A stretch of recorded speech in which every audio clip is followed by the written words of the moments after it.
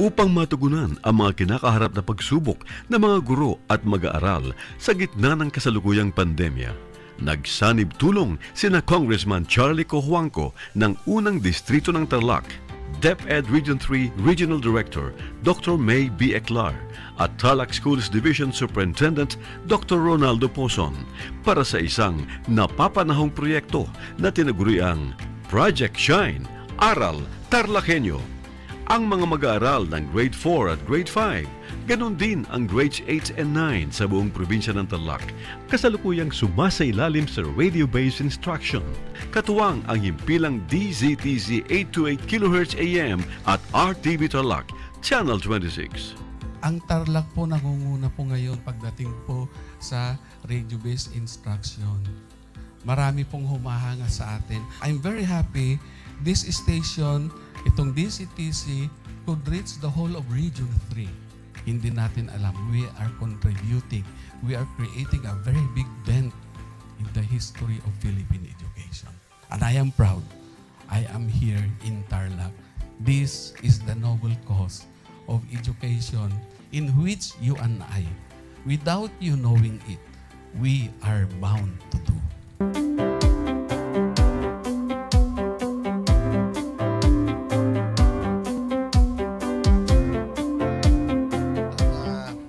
Project natin na Project Shine is a natural consequence dahil sa nangyari sa buong mundo. Let's continue to work together. I think it's very Filipino to practice bayanihan in anything or most of the things that we do. And this is a manifestation of that. No? We have private sector, we have DEPED, we have local government, all working together. And I hope the parents of some of these children, especially the parents that did not graduate from school or hindi nakapag-aral nung sila ay bata, sana naman gamitin na nila itong opportunity na mag-schooling na rin sila kasama ng mga anak nila para mag-bonding pati ang mga magulang sa mga bata. I look at this as doing God's work. Diba? So if you do God's work, it feels right. It's righteous. It's for good, not for evil. Good morning and happy learning, grade 4. Welcome to Aral TarlakHenyo here on RTV Tarlac, Channel 26. Simulcast over DZTZ 828. Radyo Pilipino Tarlac. I am Teacher Mercy Pacheco Bognot. This is Alistair Aidatu. I am Marie Josephine B. Andrade. I am Teacher Princess Marie M. Dueñas, and I will be your teacher broadcaster for today.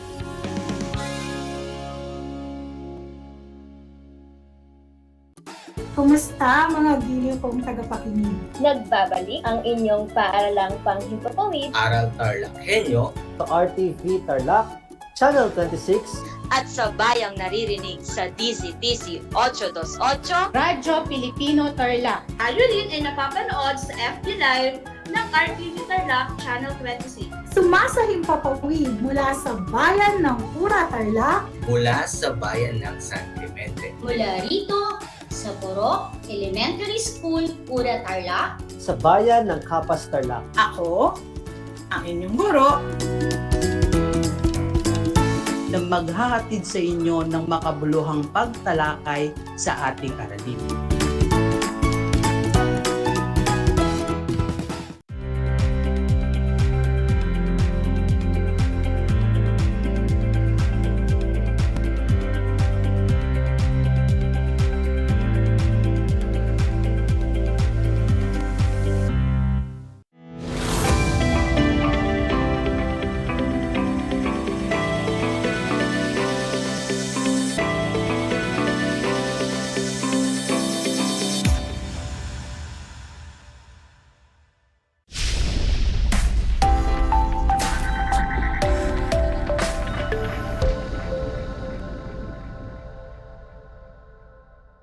welcome sa ating Project Shine, Aral TarlakHenyo ng SDO Tarlac Province na kasalukuyang napapanood dito sa RTV Tarlac, Channel 26 at Converge Air Cable 100 at sabayang napapakinggan sa 8 to 8 a.m. DZTC Radio Pilipino Tarlac.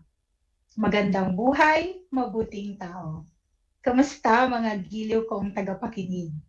Ang aking pagbati at paghanga sa inyong pagpapahalaga sa edukasyon at pagpupursiging matapos ito nang nagtatagumpay sa kabila ng hamon ng pandemya. Ako ang inyong guro sa edukasyon sa pagpapakatao, Baitang 8, Ginang Maylin Tagata, sumasahing papawid dito sa bayan ng Pura, lalawigan ng Tarlac, na sasamahan at gagabayan ka sa Most Essential Learning Competency na nakikilala ang kahalagahan ng katapatan, mga paraan ng pagpapakita ng katapatan, at bunga ng hindi pagpapamalas ng katapatan. Natitiyak kong kayo'y handang-handa ng mga anak sa ating bagong aralin sa araw na ito. Maging alerto at listo sa anumang impormasyong magbibigay sa atin ng inspirasyon, pag-asa at aral sa buhay na makatutulong sa pagiging mabuting tao. Makikita sa inyong screen mga bata ang larawan na learners materials na ating gagamitin sa ating talakayan sa edukasyon sa pagpapakatao Baitang 8.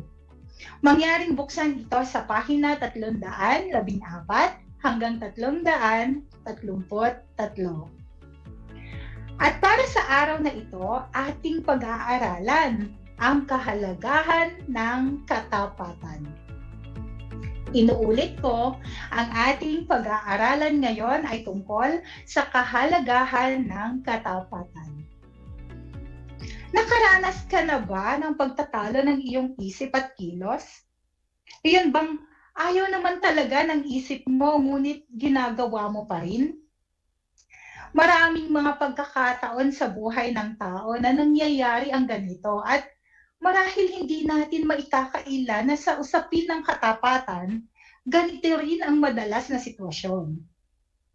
Alam natin na dapat lamang maging matapat tayo sa salita at gawa, ngunit para bang hindi sumusunod ang ating katawan at ang ating bibig. Sa puntong ito, atin munang bibigyang pansin ang kahulugan ng katapatan. Ano nga ba ang katapatan? Ang katapatan ay kalagayan ng pagiging matapat o matuwid. Ito ay ang pagiging tapat at totoo sa lahat ng oras. Ang taong matapat ay kinikilala batay sa kanyang mga kilos, salita o pag-uugali. Ito ay isang birtud na nangangailangan ng kolektibong pagkilos upang mapanatiling buhay at nag-aalab. Ang pagkakaroon ng malawak na kaalaman at sapat na kakayahan ang magiging sandata upang maging kaisa sa pagpapanatili ng buhay at kinang nito. Marahil mula nang ikaw ay nasa elementarya hanggang sa kasalukuyan, naririnig mo na ang mga katagang honesty is the best policy. Mula pa sa simula ay itinanim na ito sa isipan ng isang bata upang kanyang isabuhay. Ngunit sa kabila nito, parami pa rin ng parami ang bilang ng mga kabataan na parabang napakadaling paglaruan ng isip at damdamin ng kanilang kapwa sa kanilang mga kasinungalingan. Sabi nga ng marami, sa panahong ito, napakahirap malaman kung ano at sino ang paniniwalaan, kung sino ang may kredibilidad at katiwa-tiwala. Minsan tuloy, hindi maiiwasang maitanong, mahirap nga ba ang pagyakap sa tama at totoo? Ngayon ay pag-aralan ang slogan mula sa isang social networking site sa internet na may temang Teachers call it cheating, we call it teamwork. Ano ang masasabi nyo ukol dito? Kung ang sagot ninyo ay, ito ay isang gawain na nagpapakita ng kawalan ng katapatan, ay tama kayo. Ang pangungopya sa klase sa oras ng pagsusulit o ng mga takdang aralin ay isa sa lumalalang suliranin, hindi lamang sa bansa, kundi sa buong mundo. Ito ay nakakaapekto hindi lamang sa taong nangungopya, kundi mas higit sa mga taong napipilitang makibahagi sa maling gawain ito. Sa labis na pagiging laganap ng gawain ito, hindi na kinikilala ng mga mag-aaral na mali ito. Labis na nakakagulat at nakakalungkot kung paano binibigyang katwiran ng mga kabataan sa kasalukuyan ang kanilang mga pagkakamali. Ginagawa nilang tama ang mali at ang mali ay ginagawa nilang tama. Ang mga gawaing mali ay mananatiling mali kahit na marami ang mga gumagawa nito. Ang tama ay mananatiling tama kahit pa konti ang gumagawa nito. Tulad sa slogan, ang mga mag-aaral, gaano man karami ang bilang na nakikisangkot sa mga maling gawain katulad ng pangungopya, ay mananatiling mali sa tingin ng tao. Dahil ito ay isang kilos na nagpapakita ng kawalan ng katapatan. Samantalang ang isang mag-aaral na pinili na gumawa ng para sa sarili at hindi nakisama sa maling gawain ay nagpapatunay lamang na gumagawa pa rin siya ng isang kilos na kahanga-hanga sapagkat pumanig siya sa tama. Naunawaan ba mga bata? Okay. Napakahalaga na maisabuhay ang katapatan. Isa ito sa mga magagandang ugali na dapat makasanayan ang pagiging matapat sa sarili at sa kapwa. Sa puntong ito ay ating talakayin ang kahalagahan ng katapatan. Ang mga sumusunod ay mga kahalagahan ng katapatan. Una, nagkakaroon ng isang matibay na relasyon sa kapwa. Nakukuha ang tiwala ng kapwa. Pagiging totoo sa sarili at kapwa. Nagkakaroon ng kapayapaan ng isip. Nakagagawa ng makatarungang kilos. Ito ay nagpapakita ng kabutihang asal na tutularan ng iyong kapwa at napaninindigan ang pagsasabi ng katotohanan. Ngayon ay ating pag-usapan ang unang kahalagahan ng katapatan. Nagkakaroon ng isang matibay na relasyon sa kapwa. Ang katapatan ay isa sa mga bertud na dapat isabuhay. Kung napaninindigan ang pagsasabi at paggawa ng totoo, ay naipapakita ang pagpapahalaga sa katapatan. Ang pagiging matapat ay siya ring nagpapakita na ikay maaasahan sa oras ng pangangailangan.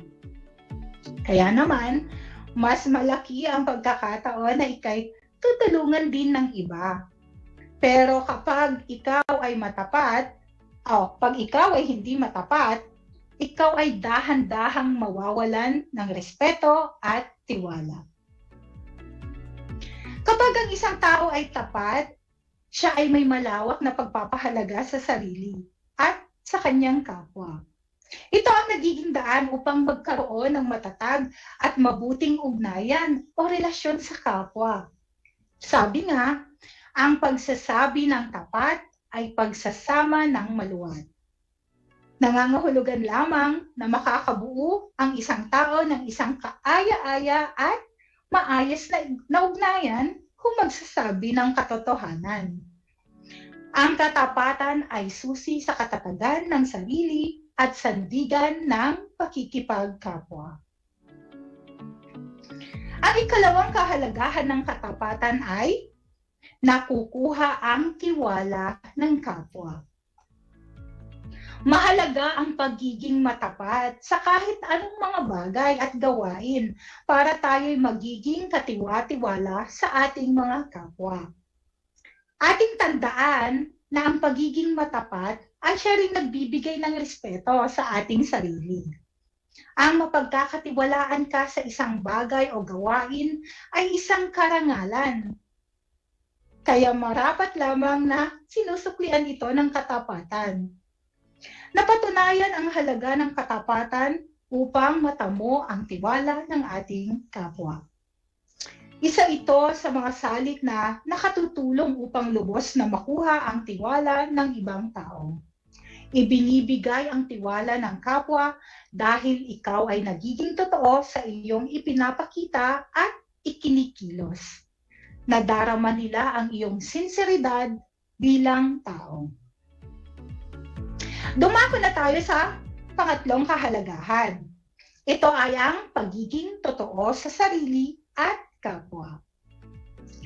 Ang pagiging matapat ang isa sa mga bertud na dapat matutunan at isabuhay ng tao. Tinuturuan ka kung paano maging tapat at totoo sa sarili at sa mga taong nakapaligid sa iyo. Dahil sa pagpapamalas mo ng katapatan ay nalalayo ka sa kapahamakan.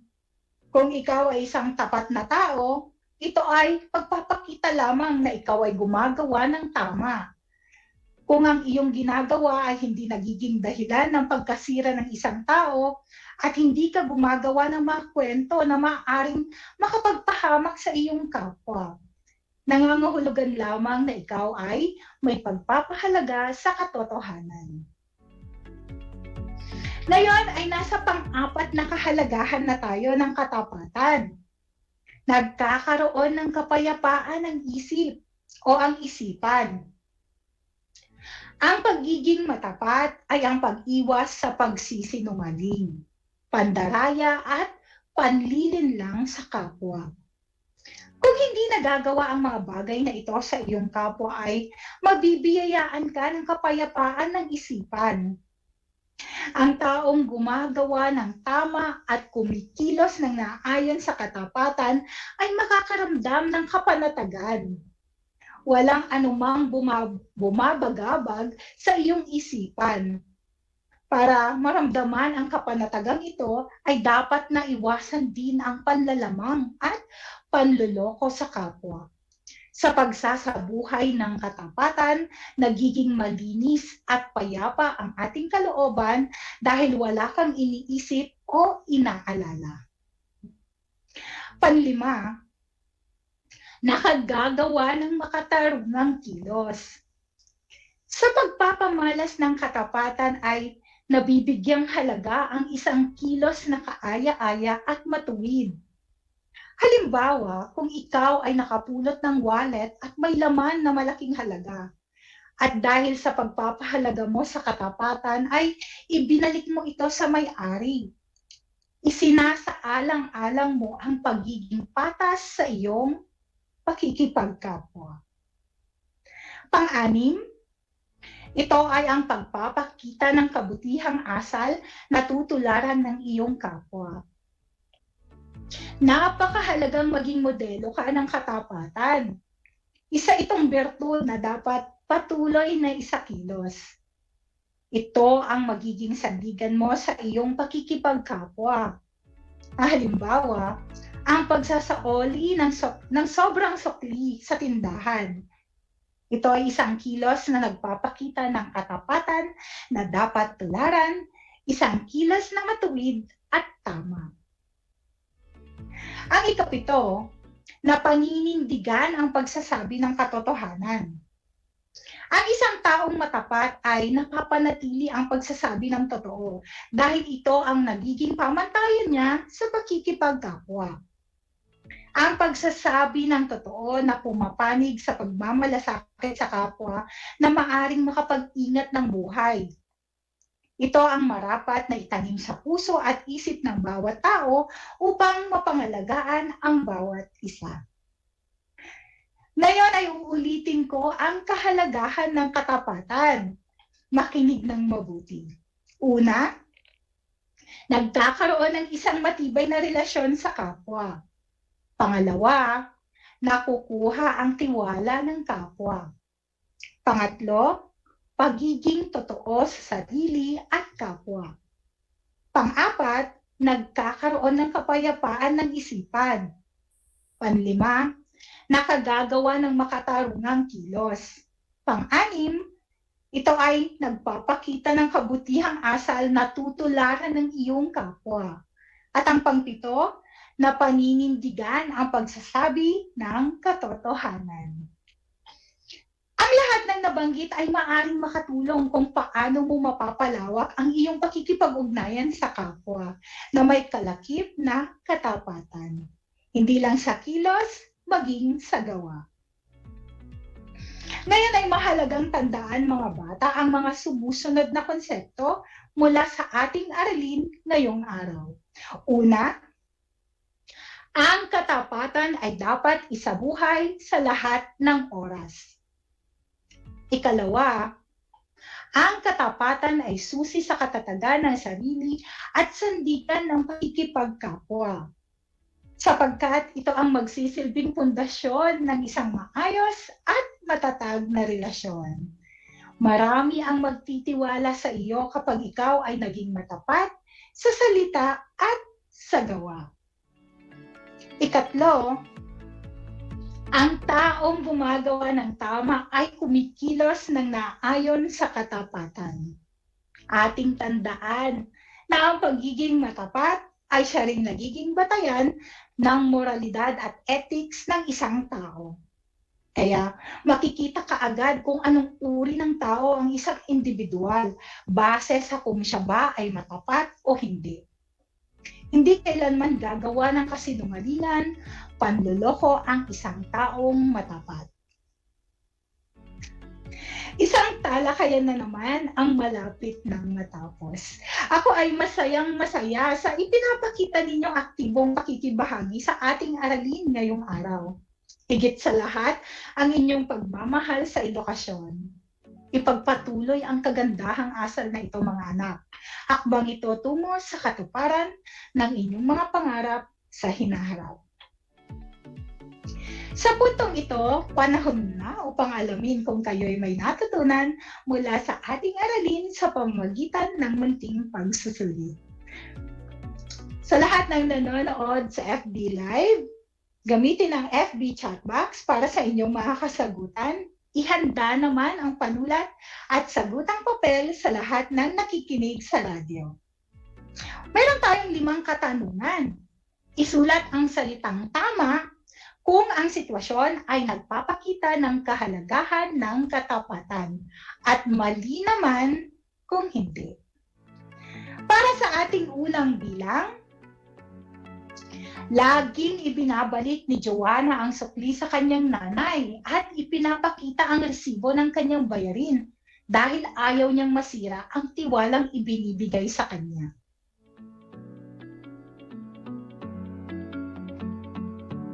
Dito, ang ating tamang sagot ay tama. Para sa ating ikalawang bilang, nagiging matapat si Aral ang mga kaibigan sa salita man o sa gawa dahil ayaw niyang masira ang kanilang pagkakaibigan.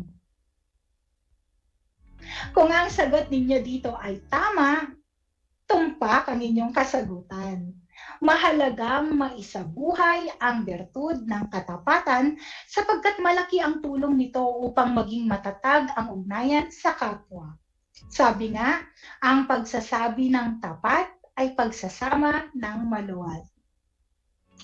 Para sa ating ikatlong bilang, naging malayo ang loob ni Denver sa kanyang pinsang si Jenny dahil sa madalas niyang pagsisinungaling. Ano ang inyong sagot? Dito ang sagot natin ay mali. Ang pagsisinungaling ay kalaban ng katapatan. Kahit kailan, hindi gagawin ng taong matapat ang kasinungalingan. At dahil dyan, madalas nilalayuan ang mga taong hindi matapat sa kanilang kapwa. Sa ika-4 na bilang, dahil sa ipinamalas na katapatan ni Brent sa maraming pagkakataon, kaya't iniluklok siya ng kanyang mga kababayan upang mamuno sa kanilang pamayanan. Dito ang sagot natin ay tama. Madalas na ang taong nagpapakita ng katapatan ay kinagigiliwan at pinagkakatiwalaan ng kanyang kapwa. Sa ikalawang bilang, laging isinasaalang-alang ni Kim ang tama at matuwid dahil ayaw niyang makagawa ng mga maling desisyon sa kanyang buhay. Ang sagot dito ay tama. Kalulugdan ng Diyos at ng kanyang kapwa ang isang taong tama at matuwid. Dahil sa paggawa ng tama, kailanman ay hindi ka magkakamali. Ngayon ay binabati ko kayong lahat mga anak, sapagkat natitiyak kong nakuha ninyong lahat ang tamang sagot sa ating pagsusulit. Mula sa akin, tanggapin ninyo ang mga salitang magaling at mahusay, mabuting tao. Mga bata, ako ay naghanda ng mga gawain at refleksyon sa inyong learning activity sheets. Inaasahan ko na ito ay inyong sasagutan ng buong sigasig at sa abot ng inyong makakaya. Sakali man na kailanganin ninyo ang patnubay ng inyong kapamilya at guro, huwag kayong mag-atubiling sila ay tawagan upang kayo ay magabayan ng tama. Panalangin ko na anumang konsepto higit lalo ang mga aral sa buhay na inyong natutunan sa araw na ito ay inyong maisa sa buhay sa araw-araw. Muli, ako ang inyong guro sa edukasyon sa pagpapakatao, Baitang 8, Ginang Maylin Tagata, nagpapaalala sa inyo na piliing maging mabuting tao sa lahat ng panahon at pagkakataon.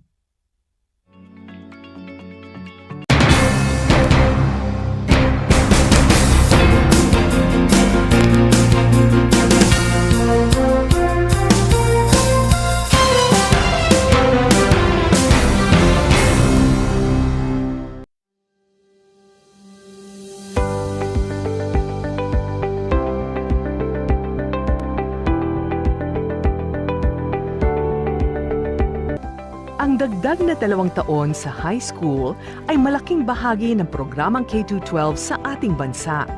Pinag-aralan ng mabuti ng Kagawaran ng Edukasyon o DEPED ang nilalaman at paraan ng pagkatuto sa 2 taong ito na tinatawag ngayong senior high school.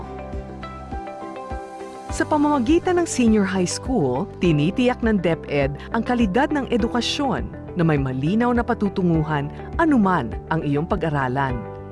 May 15 core, 7 applied at 9 na specialized subjects ang senior high school. Sa kabuuan, may 31 subjects ang senior high school. Katumbas ito ng 4 na semestre na may 2 quarter bawat semestre.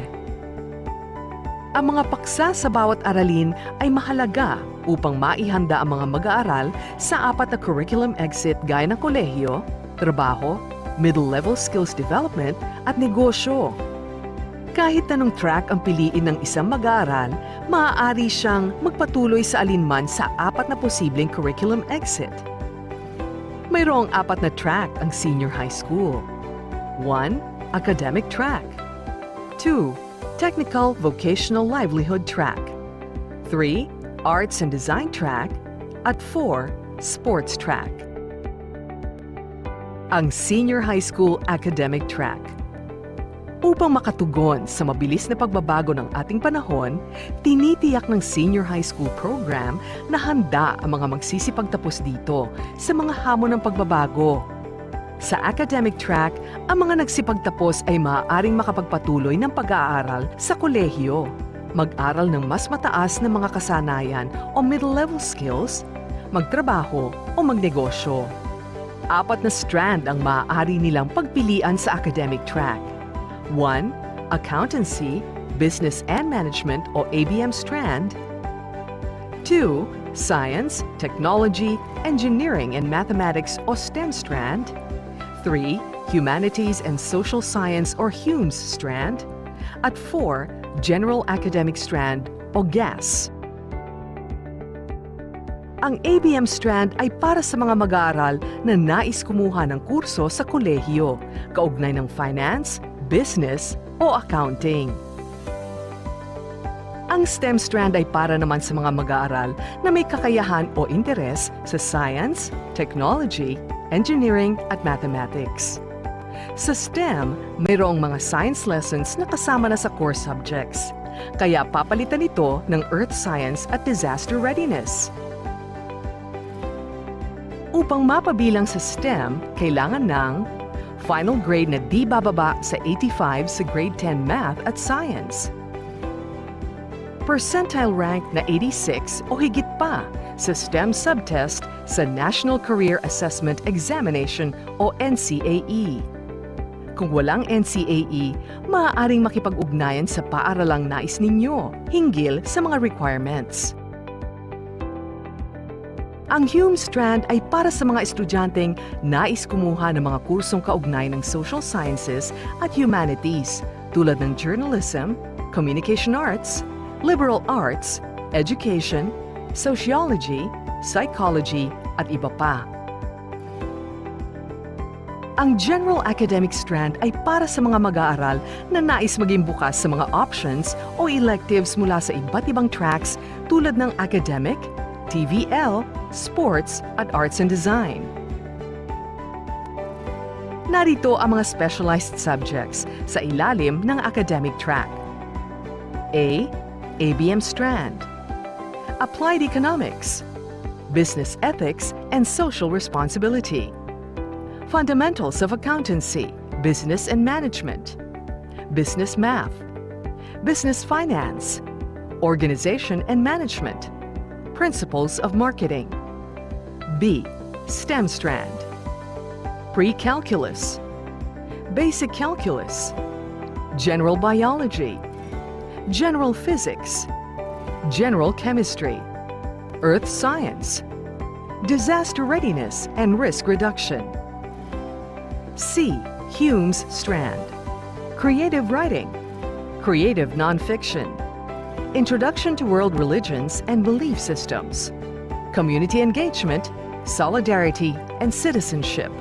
Philippine Politics and Governance. Trends, Networks, and Critical Thinking in the 21st Century.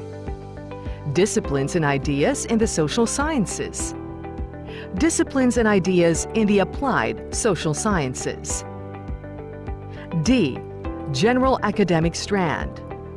Humanities, Social Science, Applied Economics, Organization and Management, Disaster Readiness and Reduction, Electives.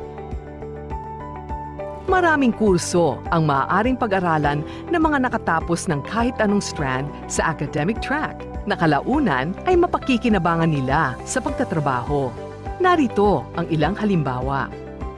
Ang mga mag-aaral na nakapagtapos ng ABM Strand ay maaaring pumili ng kurso sa kolehiyo na kaugnay sa trabaho ng isang accountant, bookkeeper, market analyst, entrepreneur, financial advisor, business agent, manager, product and service innovator, portfolio manager, advertiser, o bank teller. Ang mga mag-aaral na nakatapos ng STEM Strand ay maaaring pumili ng kurso sa kolehiyo na kaugnay sa trabaho ng isang engineer, medical professional, professor, instructor o teacher, architect, product designer, scientist, veterinarian, dentist, chemist, physicist, pharmacist, graphic designer, at automobile designer.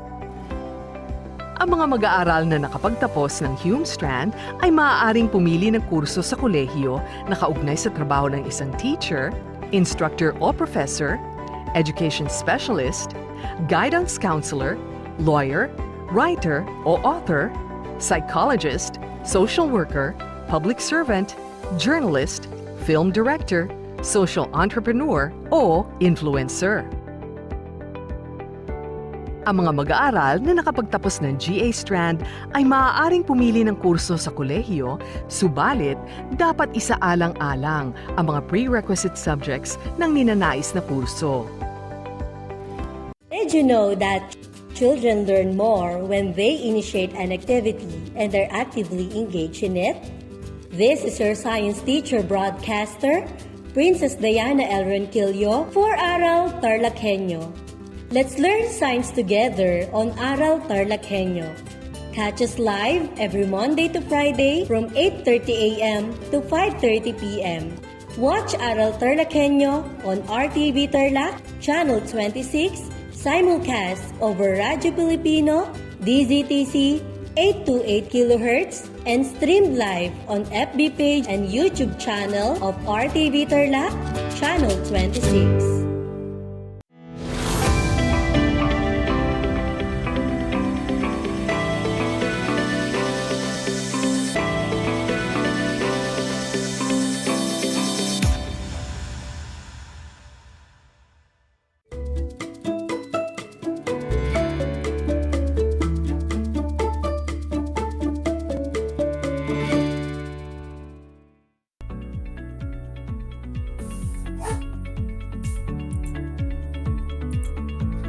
Afternoon, grade 8 learners.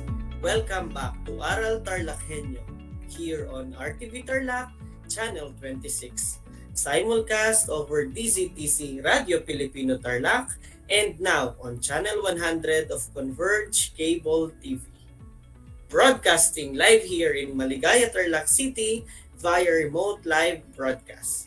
I am teacher Christian Aris Silansangan, your teacher broadcaster for Science Grade 8 for today. Together, let us unfold another amazing concept in Science 8. In the past 3 quarters, you had so much fun and excitement as you journey to the different chapters of Science 8 as you tuned in to this station. I am very glad that you have successfully reached the 4th quarter. On behalf of my fellow science broadcasters, I welcome you to another fun-filled journey to the 4th quarter. Indeed, discovering new lessons and unfolding new concepts are the things which make you a young scientist.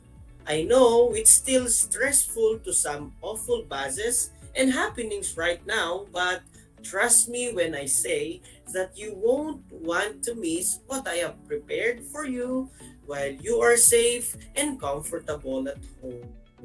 So, without further ado, I want you to prepare your self-learning module number 1 in Science 8, Quarter 4, Week 1, and bring out your paper and pen and let this fun-filled experience begin. If you have questions or clarifications, you may contact me at 0909-157-9796. Or for those who are watching in the live streaming, you may use our chat box in our comment section. Our MELC or Most Essential Learning Competency for this week aims to help you explain ingestion, absorption, assimilation, and excretion. And at the end of this session, you are expected to, letter A, explain the process of ingestion and absorption. Letter B, observe and identify situations that show the importance of proper way of taking care of our digestive system. And letter C, identify some parts and functions of the digestive system. Before we begin our new lesson for today, let us play a simple game first. It is called Riddle Me This. I want you to answer the following riddles by giving me the correct answers. Please use the comment section to answer the questions. Are you all ready? All right, let us start. Riddle me this. What is a 5-letter word that serves as a door to your intestines? It is just placed right below your nose. What is the answer? I repeat, what is a 5-letter word that serves as a door to your intestines? It is just placed right below your nose. What is the answer? Do you have a guess? If you think the answer to the riddle is your mouth, then well done, my dear learners, you are correct. Alright, Let us have the next riddle.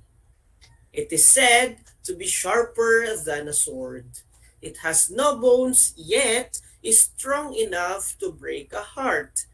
It can taste bitter, sour, salty, sweet, and even umami. What is the answer? I repeat, it is said to be sharper than a sword.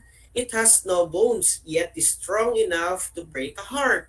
It can taste bitter, sour, salty, sweet, and even umami. What is the answer? Well done, my dear learners. The answer is your tongue. As you have learned, tongue can differentiate the different flavors we eat, be it salty, sweet, sour, or bitter taste. However, it is also said that with the wrong choice of word, following your anger and short temper, it can also break a heart. So, slow down, my dear students. Always stay calm and kind all the time. Let's have the third riddle. I am white, perfect for cutting and grinding. For most animals, I am a useful tool. What am I? I'm white, perfect for cutting and grinding. For most animals, I am a useful tool. What am I? All right, the correct answer is your teeth. As you all know, our teeth play an important role in our digestion. So, we must always take care of them. Finally, let us have the last riddle. Riddle me this. What do you call the body system responsible for your food's ingestion, absorption, assimilation, and excretion? What do you call the body system responsible for your food's ingestion, absorption, assimilation, and excretion?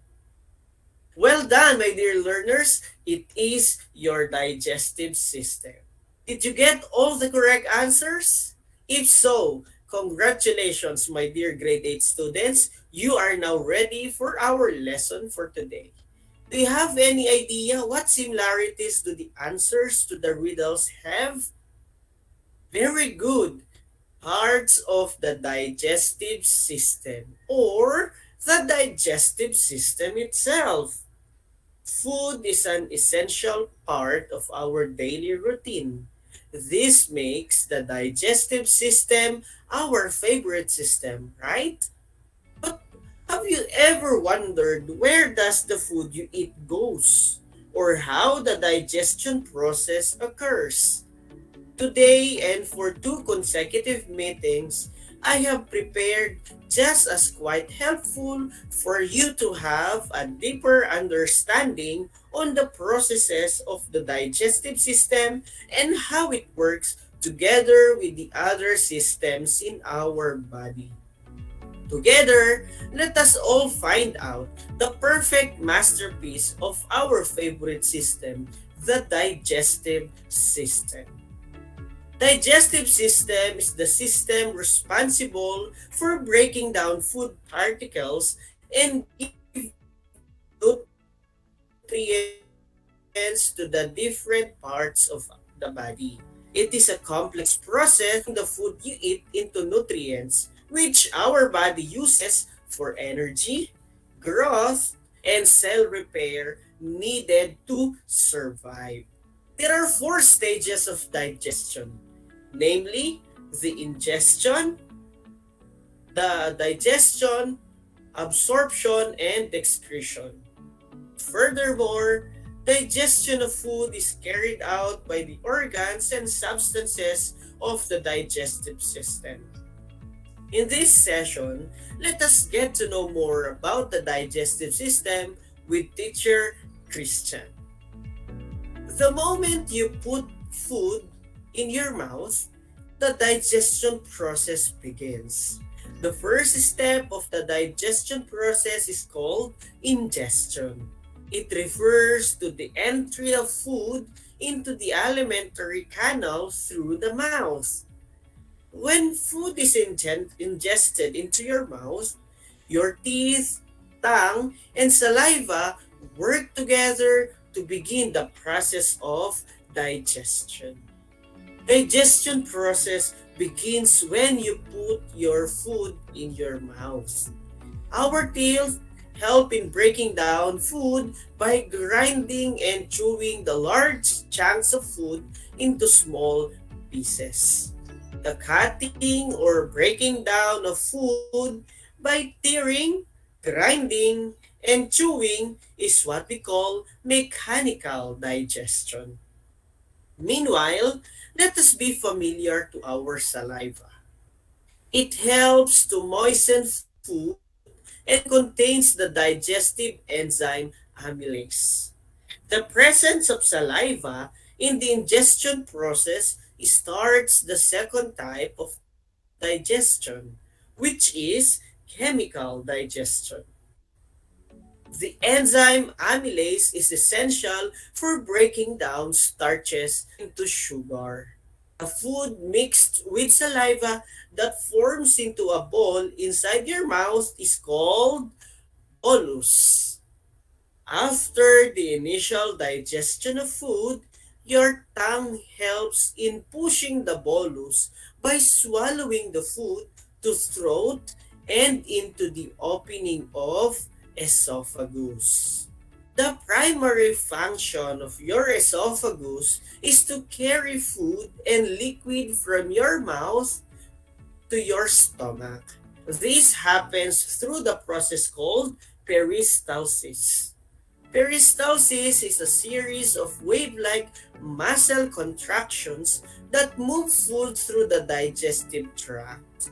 It starts in the esophagus where strong wave-like motions of the smooth muscle move balls of swallowed food to the stomach. Do you think it is very important that you chew the food that you take well before it? If your answer is yes, then you are correct, my dear learners. That is why ingestion is very important to our digestion.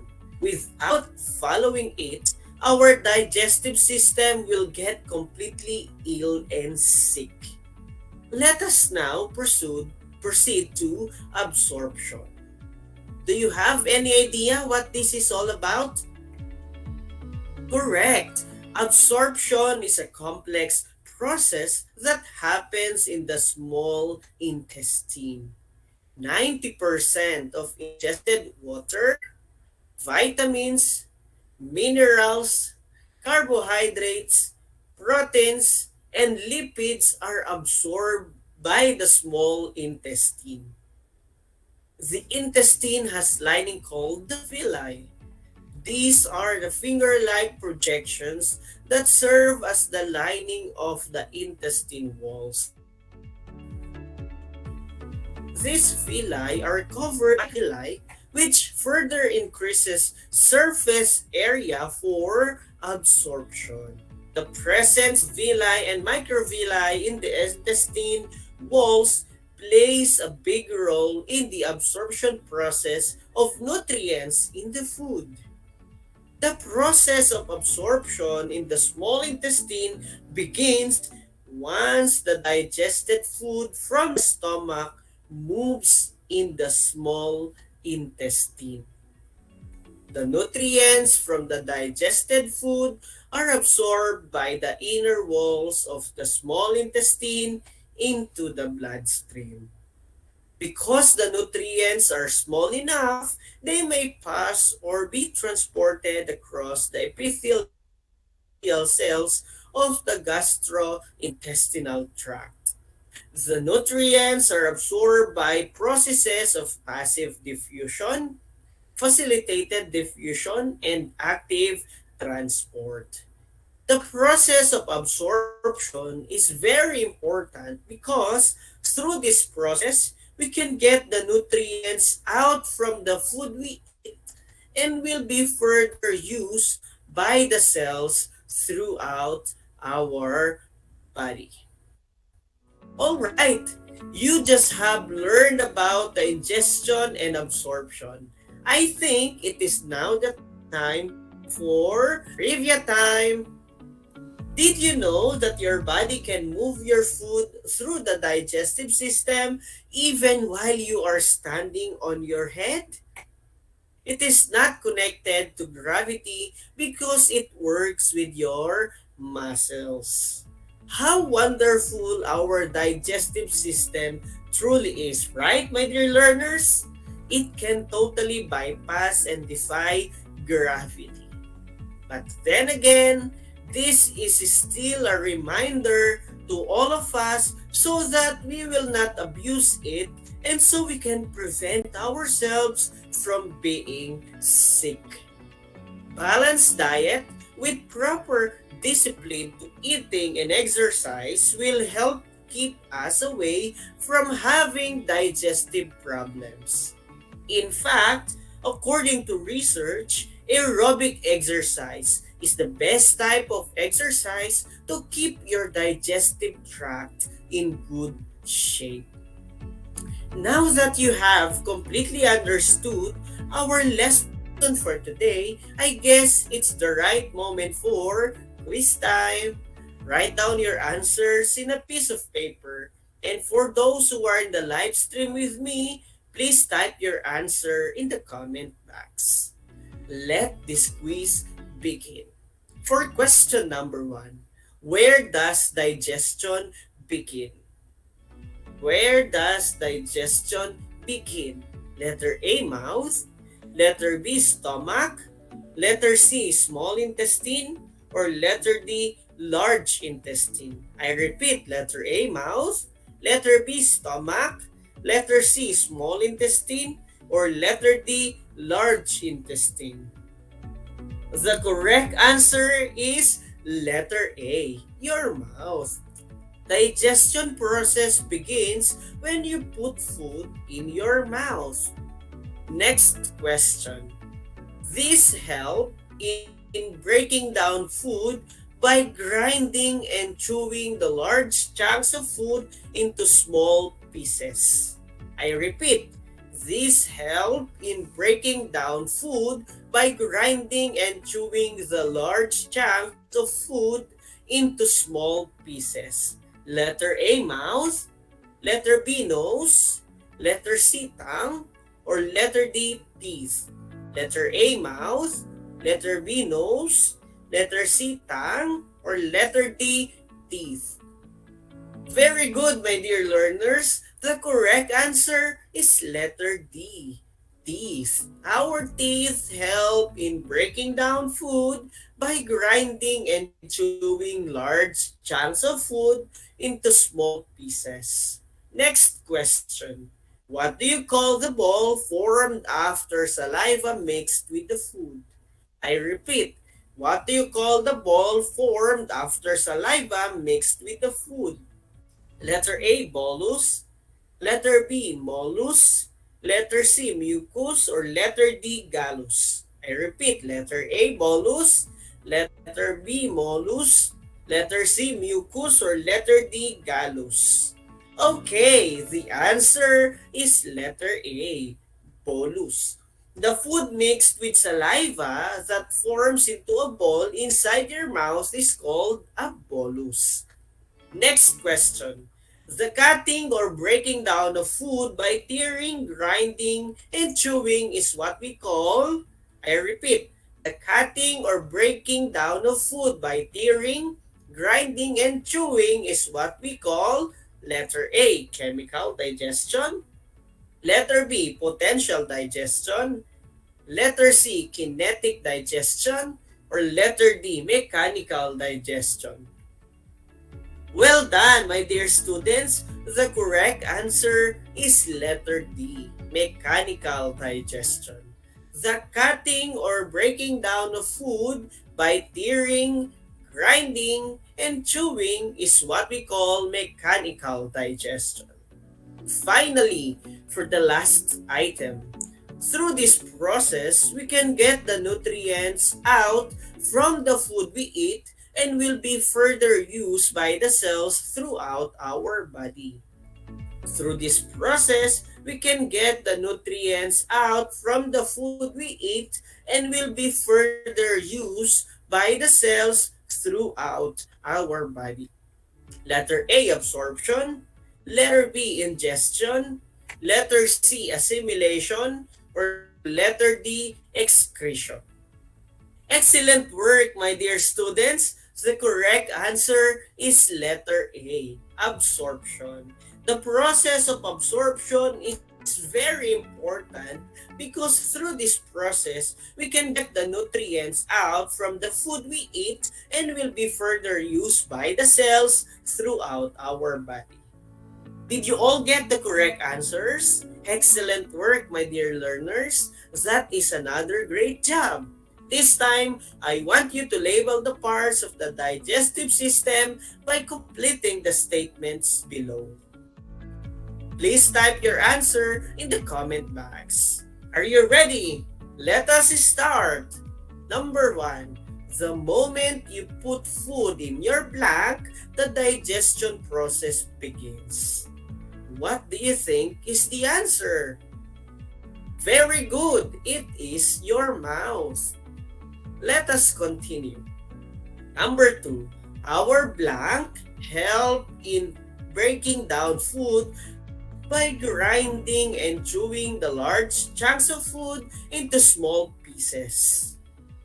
The correct answer is teeth. Next, after the initial digestion of food, your blank helps in pushing the bolus by swallowing the food.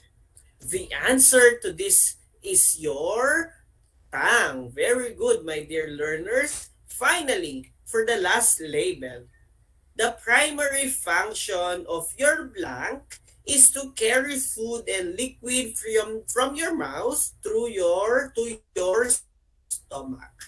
What is the answer? Well done. It is your esophagus. Did you all get the correct answers? If yes, good job, my dear young scientists. You made me proud. Let us now wrap up today's lesson. The digestive system consists of different phases or processes such as the ingestion, absorption, assimilation, and excretion. Ingestion is the first process of digestion and it refers to the entry of food into the alimentary canal through the mouth. Mouth, tongue, teeth, and saliva work together to perform the ingestion process. In the mouth, the presence of the enzyme amylase in our saliva helps in digesting the food we eat. The presence of different enzymes in our stomach also helps in the chemical digestion of the food. The second phase of digestion is the process of absorption. It is the process in which the nutrients from the digested food are being absorbed and distributed into the bloodstream. Most of the absorption process happens in the small intestine. The lining of the small intestine has finger-like projections called the villi and the microvilli, which increases the surface area for absorption. The nutrients are absorbed by processes of passive diffusion, facilitated diffusion, and active transport. Finally, 90% of ingested water, vitamins, minerals, carbohydrates, proteins, and lipids are absorbed by the small intestine. Time flies really fast. I'm afraid our discussion has reached its end. Just keep on tuning to our radio station, DZTC Radio Filipino Tarlac, and keep watching on RTV Tarlac Channel 26.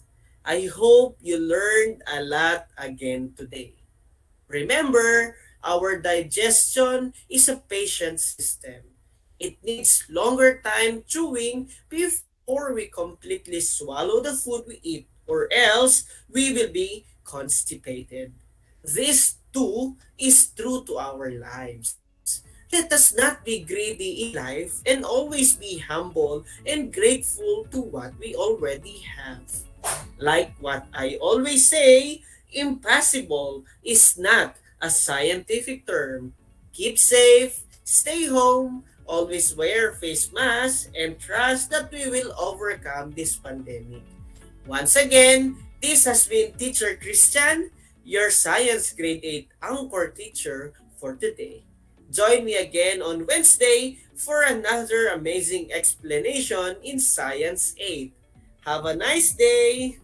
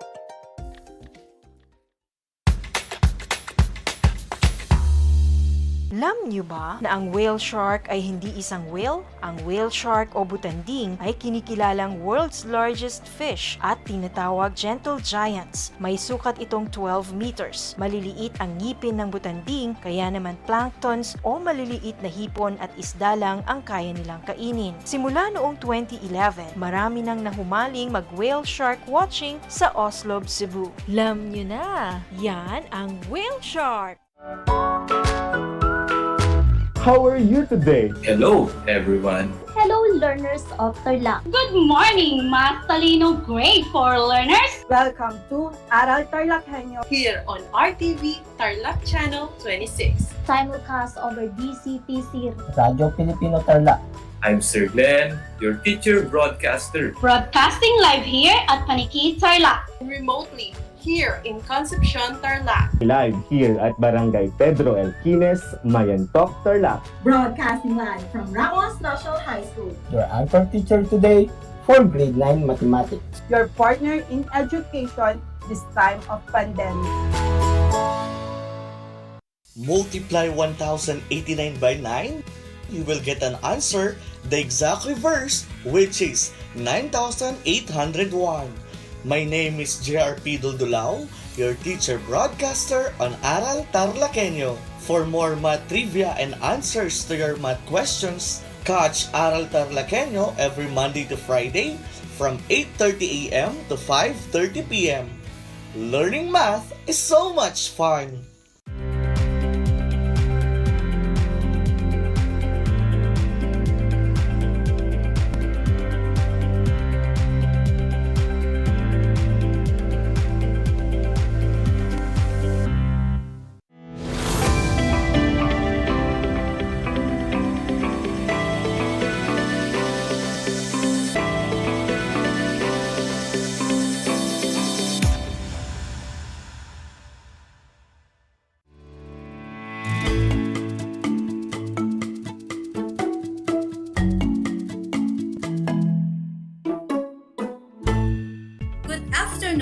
grade 8 learners. Welcome to Aral TarlakHenyo here on RTV Tarlac Channel 26. Simulcast over DZTZ 828 Radyo Pilipino Tarlac and also live in Converge Cable TV Channel 100 and Facebook Live. I am Luwalhati A. Vihiga, your teacher broadcaster for Mathematics Grade 8, is streaming live from Marawi National High School, Kamiling, Tarlac. How are you feeling today?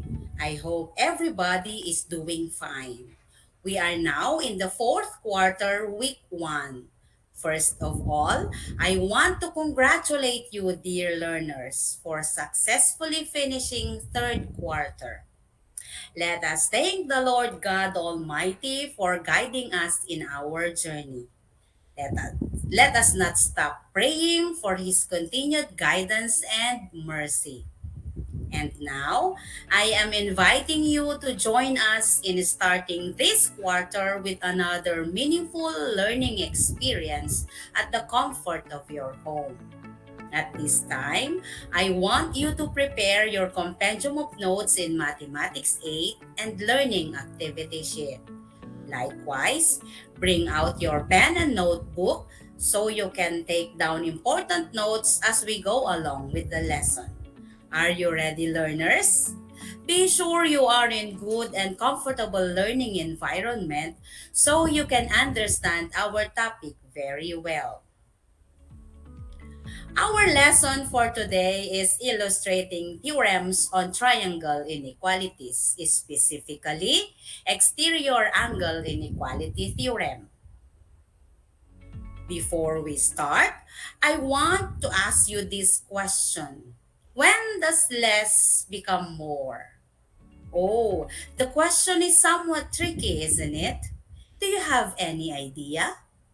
Okay, dear learners, just brace yourself because you will know the answer to this question at the end of this session. For today's lesson, you are expected to 1. Define and identify interior angle, remote interior angle, and exterior angle of a triangle. And 2. Illustrate exterior angle inequality theorem. To better understand our lesson, let us first familiarize ourselves with the concept of inequality, adjacent, and linear pair. Inequality. This word has prefix in, which means not. It has suffix ity, which means the state of being. Therefore, inequality means the state of being not equal. One entity is greater or lesser than the other. In mathematics, we use the symbols less than, greater than, or not equal to express inequality. Next is adjacent. It means adjoining something else. When we say adjacent angles, angle 1, we refer to angles having a common vertex and side. In the given figure, angle 1 and angle 2 are adjacent since they are joined by ray AC. Then we have linear pair. Linear pair is a pair of adjacent angles whose sum of the measure is equal to 180 degrees. In the given figure, angle 1 and angle 2 form a linear pair. At this time, you are now ready to tackle our lesson. Let us examine figure number 1.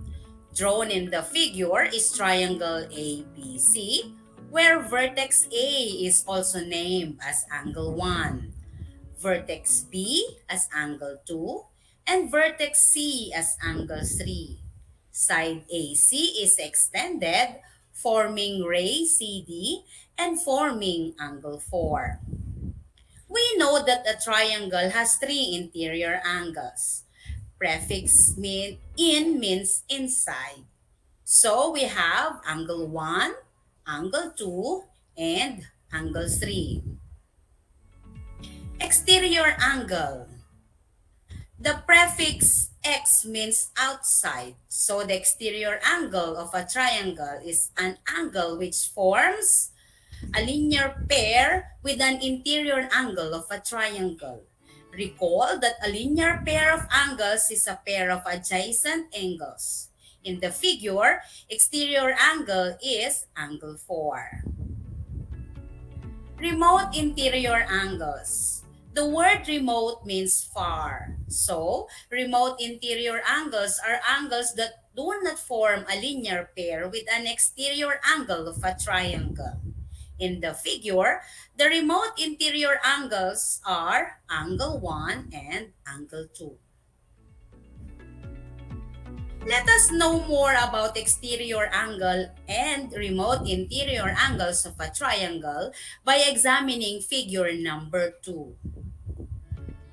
Drawn in the figure is triangle ABC, where all the sides are extended. Vertex A is also named as angle 1, and the extended sides form angle 8 and angle 9. Vertex B, also named as angle 2, and the extended sides form angle 6 and angle 7. Vertex C, also named as angle 3, and the extended sides formed angle 4 and angle 5. Let us identify the exterior angles and the remote interior angles. Exterior angle 4. The remote interior angles are angle 1 and angle 2. Exterior angle 5. The remote interior angles are angle 1 and angle 2. Exterior angle 6. The remote interior angles are angle 1 and angle 3. Exterior angle 7. The remote interior angles are angle 1 and angle 3. Exterior angle 8. The remote interior angles are angle 2 and angle 3. Exterior angle 9. The remote interior angles are angle 2 and angle 3. This time, we will discuss the first theorem on inequalities in triangle, the exterior angle inequality theorem.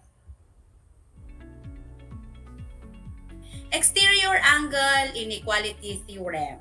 This theorem states that the measure of an exterior angle of a triangle is greater than the measure of either of its two remote interior angles. Looking at the given figure, angle 4 is the exterior angle and angles 1 and 2 are the remote interior angles. Therefore, measure of angle 4 is greater than the measure of angle 1, and measure of angle 4 is also greater than the measure of angle 2. And we also have exterior angle theorem. This theorem states that for any triangle, the measure of an exterior angle is equal to the sum of the measures of its two remote interior angles.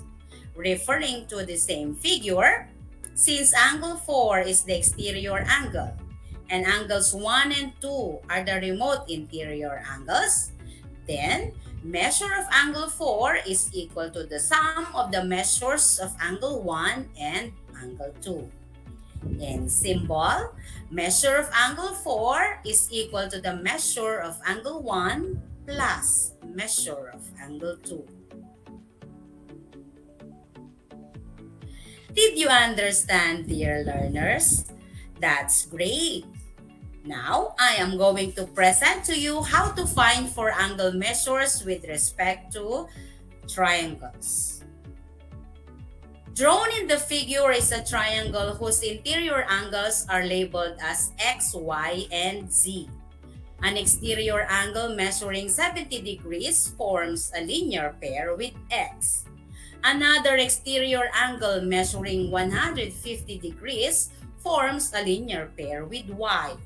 Find the measure of x, y, and z in the figure. I repeat. Drawn in the figure is a triangle whose interior angles are labeled as X, Y, and Z. An exterior angle measuring 70 degrees forms a linear pair with X. Another exterior angle measuring 150 degrees forms a linear pair with Y. Find the measure of X, Y, and Z in the figure. Here is the solution. To find the value of X, we will use the equation X plus 70 is equal to 180 degrees, since the angles form a linear pair. Hence, X is equal to 180 minus 70, then X measures 110 degrees. Also, to find for Y, we will use the equation Y plus 150 is equal to 180. Since the angles again form a linear pair. Simplifying it further, it becomes Y is equal to 180 minus 150. Therefore, Y is equal to 30 degrees. To find the value of Z, we will use the equation Z plus X is equal to 150. Since the sum of the remote interior angles is equal to the exterior angle. Substituting the value of X, it becomes Z plus 110 is equal to 150. Simplifying it further, it becomes C is equal to 150 minus 110. Therefore, Z is equal to 40 degrees. Were you able to follow the solution, class? Here is another example for better understanding. On the figure is a triangle whose interior angles are X, Y, and 50 degrees. An exterior angle forming a linear pair with Y measures 92 degrees. Find the values of X and Y in the triangle. And here is the solution. To find for X, we will use the equation X plus 50 is equal to 92 degrees. Why? That is by the exterior angle theorem. Simplifying it further, it becomes X is equal to 92 minus 50. Then X is equal to 42 degrees. To find for the measure of Y, we will use the equation Y plus 92 is equal to 180 degrees since the angle form a linear pair.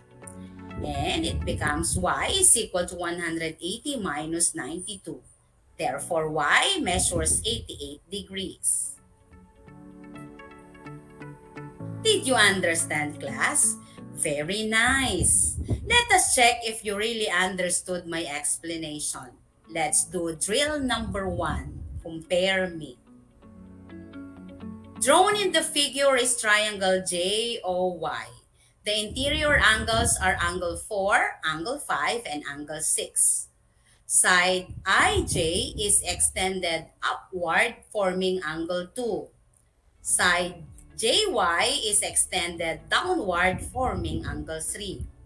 Side YI is extended on the left forming angle 1. You are to compare the given measures by supplying greater than, less than, or equal to. I repeat. Drawn in the figure is triangle JOY. The interior angles are angle 4, angle 5, and angle 6. Side IJ is extended upward, forming angle 2. Side JY is extended downward, forming angle 3. Side YI is extended on the left, forming angle 1. You are to compare the given measures by supplying greater than, less than, or equal to. Number 1. Measure of angle 2 is blank measure of angle 5. Number 2. Measure of angle 1 is blank measure of angle 4 plus measure of angle 5. Number 3. Measure of angle 4 is blank measure of angle 3. Number 4. Measure of angle 1 plus measure of angle 6 is blank 180 degrees. And the last one, Measure of angle 6 is blank. Measure of angle 2. I am going to give you 10 seconds to do it. Your time starts now.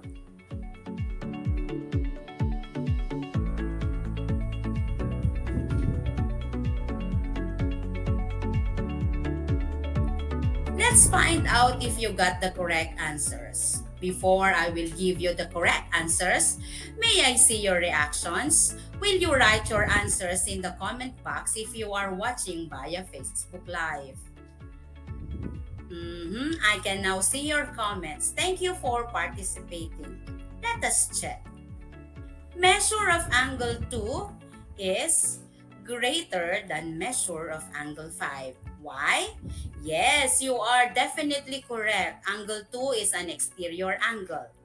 Next, measure of angle 1 is equal to measure of angle 4 plus measure of angle 5. Why? Yes, you got it right, dear learners. Angle 1 is an exterior angle. Then the next one, measure of angle 4 is less than measure of angle 3. What is the reason? Angle 4 is a remote interior angle. Measure of angle 1 plus measure of angle 6 is equal to 180 degrees. Why? Yes, you really understood our lesson. They form a linear pair. And the last one, measure of angle 6 is less than measure of angle 2. Why? Yes, you are really great. Angle 6 is a remote interior angle. Do you want more? Wow, I can feel that you are really enjoying. Let's do drill number 2. Find me. Given in the figure is triangle DAY, where the interior angles are angle 4, angle 5, and angle 6. Angle 6 measures 28 degrees. Angle 2 is an exterior angle forming a linear pair with angle 4. It measures 130 degrees. Angle 3 is an exterior angle forming a linear pair with angle 6. Angle 1 is an exterior angle forming a linear pair with angle 5. You are to answer what is being asked. Number 1. Name 3 exterior angles. Number 2. Name the remote interior angles of angle 2. Number 3. Measure of angle 3 is equal to. Number 4. Measure of angle 4 is equal to. Number 5, measure of angle 5 is equal to. And the last one, measure of angle 1 is equal to blank. I am going to give you another 10 seconds to do it. Your time starts now.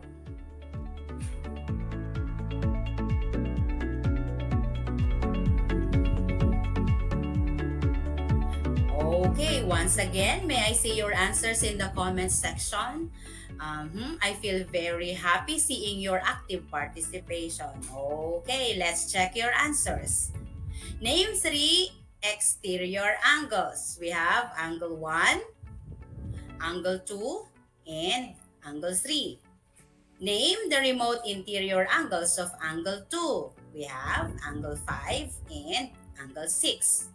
Then the next one, measure of angle 3 is equal to 152 degrees. Why? Yes, it forms a linear pair with angle 6. And the next one, measure of angle 4 is equal to 50 degrees. Why? It forms a linear pair with angle 2.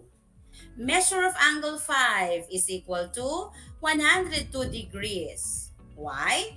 By exterior angle theorem, angle 5 and 6 must be equal to 130 degrees. Since angle 6 is 28 degrees, then angle 5 must be 102 degrees. And the last one, measure of angle 1 is 78 degrees. Why? Angle 1 and 5 forms a linear pair. Since angle 5 is 102 degrees, then angle 1 is 78 degrees.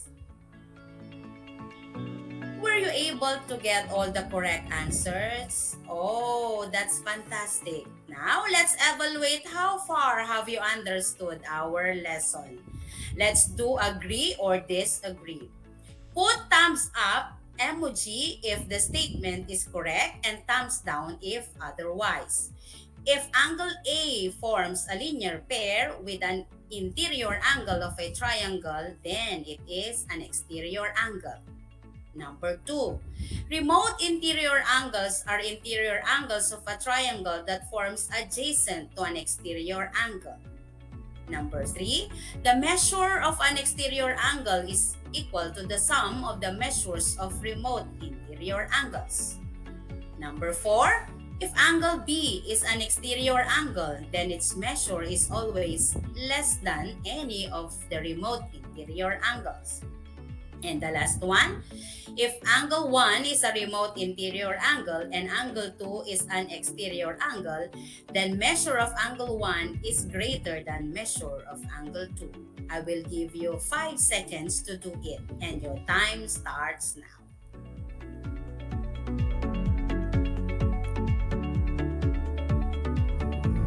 Okay, let's check your answers. Number 1, the answer is thumbs up. Number 2, thumbs down. Why? What makes it false? Yes, very good. Adjacent. It should be non-adjacent. Number 3, it is thumbs up. Number 4, thumbs down. Why? What makes it false? Yes, good job, dear learners. Less than. It should be greater than. And the last one, thumbs down again. Why? What is the reason? Yes, very nice. Greater than. It should be less than. Did you get a high score? Oh, that's great. Congratulations. If you got a low score, don't worry too much. You still have time to make up. For deeper understanding of our lesson, you do drill number 4, exercises 1 to 10, pages 4 to 5 in your learning activity sheet as your assignment. Before we end, let us go back to the question I posted at the beginning of our lesson. When does less become more? When our life is less of worries because it is great of God's abundance and provision, we should be more of sharing our blessings to others. When our life is less of good health, we should be more hopeful that God will grant us total healing. When our life is less of sadness, because everything is on its right track, we should be more prayerful. When our life is less of a family or friend because of envy, jealousy, or betrayal, we should be more compassionate and forgiving. Let us be less of earthly doings and become more closer to God, our Almighty Father. That was a great learning experience with you, dear learners. I hope you enjoyed and learned from our lesson for today. Thank you for your active participation. That's all for today. Tune in again every Mondays and Wednesdays at 2 to 2:25 in the afternoon for more grade 8 mathematics lessons. Only here at RTV Tarlac Channel 26 Aral TarlakHenyo. Again, this is Luwalhati A. Vihiga, your teacher broadcaster for today. Stay safe and God bless everyone. Till next time.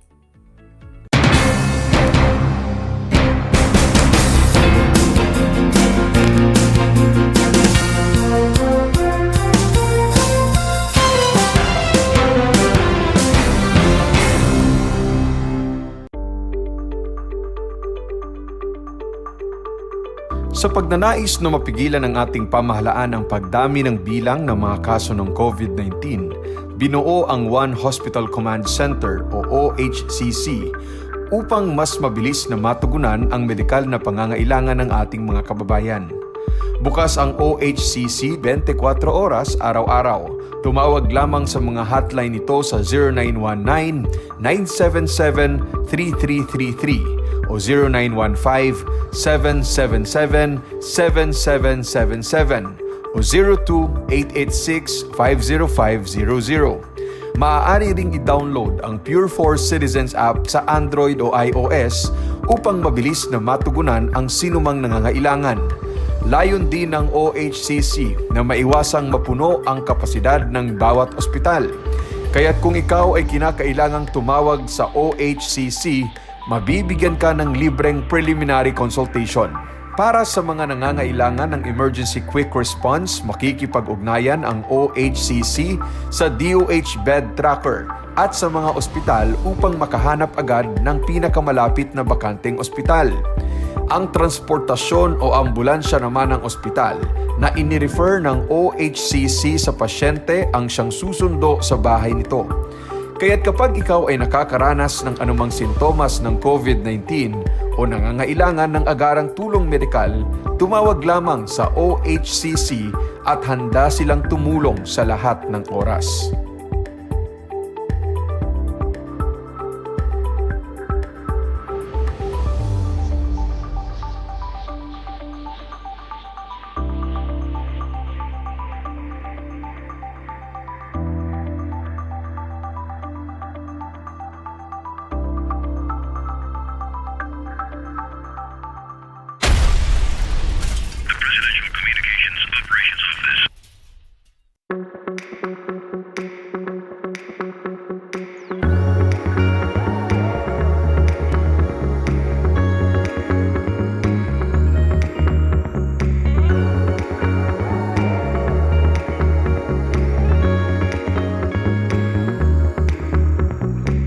Travel to Herona and see how big North Shine has grown.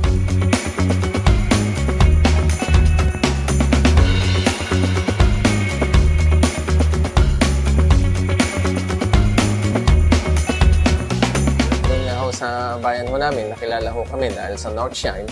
Nakita man yun, dati ho, parol capital ho kami dati ng Tarlac.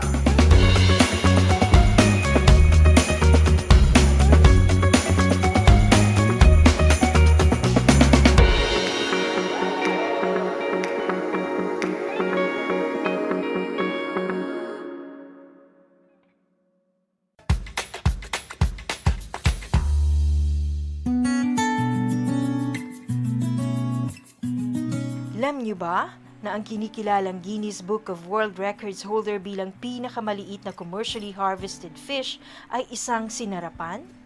Ito ay matatagpuan lamang sa Pilipinas, sa Lake Buhi sa Bicol River. Isa itong uri ng goby na may transparent na katawan na may sukat na 12.5 mm. Alam mo na, yan ang sinarapan. Kumusta mga giliw kong tagapakinig? Nagbabalik ang inyong paaralang panghimpapawid. Aral TarlakHenyo sa RTV Tarlac, Channel 26 at sa bayang naririnig sa DZTC 828 Radyo Pilipino Tarlac. Tayo rin ay napapanood sa FB Live ng RTV Tarlac Channel 26. Sumasahimpapawid mula sa bayan ng Pura Tarlac, mula sa bayan ng San Clemente, mula rito sa Puro Elementary School, Pura Tarlac, sa bayan ng Kapas Tarlac. Ako, ang inyong guro, na maghahatid sa inyo ng makabuluhang pagtalakay sa ating aralin. Ang Tagalog ay ang wika ng mga taga-Quezon, Batangas, Bulacan at ng iba pang katutubong nagsasalita nito. Ang Filipino ay ang pambansang wika batay sa tanathana ng 1987 Constitution. Tara na at matuto ng salitang Filipino. Manood at makinig ng Aral TarlakHenyo sa RTV Tarlac, Channel 26 at sa bayang naririnig sa Radyo Pilipino, DZTZ 828 at napapanood din live sa FB page at YouTube channel ng RTV Tarlac, Channel 26. Manood at matuto ng ating mga aralin sa Filipino. Dito lang yan sa Aral TarlakHenyo. Ako si Ma'am Crystal May Aquino, ang inyong teacher broadcaster sa Filipino.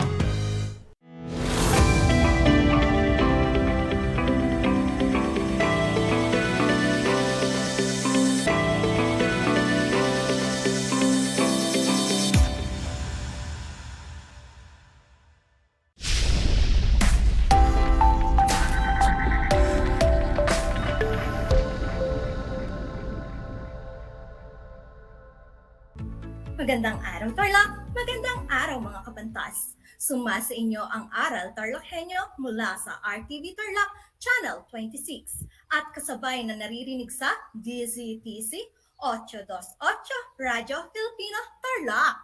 Ito rin ay mapapanood sa Channel 100 kung kayo ay may converged cable, YouTube at Facebook Live. Ako si Ma'am Joffe, ang teacher broadcaster ninyo para sa Filipino Ikawalong Baitang. Kayo ay kasalukuyang nakikinig sa remote live broadcast mula sa San Rafael, Tarlac City. Handa na ba kayo sa panibagong araw na ito?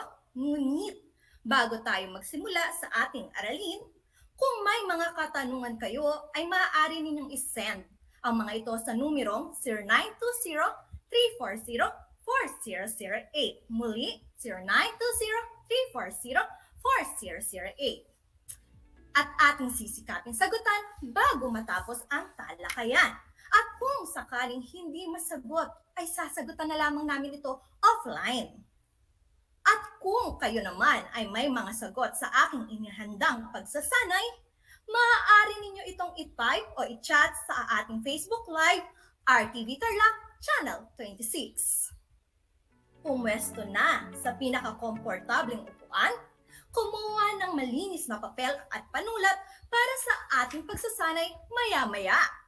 At maaari rin ninyong itala ang mga mahalagang detalye mula sa ating aralin ngayon. Kunin din ang inyong mga compendium upang makasunod sa ating talakayan. Ito ay mula sa pahina 2 hanggang 9. Alam kong handa na kayo, kaya atin nang simulan ang ating talakayan. Tatandaan, makinig upang matuto, tumutok upang maunawaan, mag-isip upang magbigay ng opinyon o saloobin.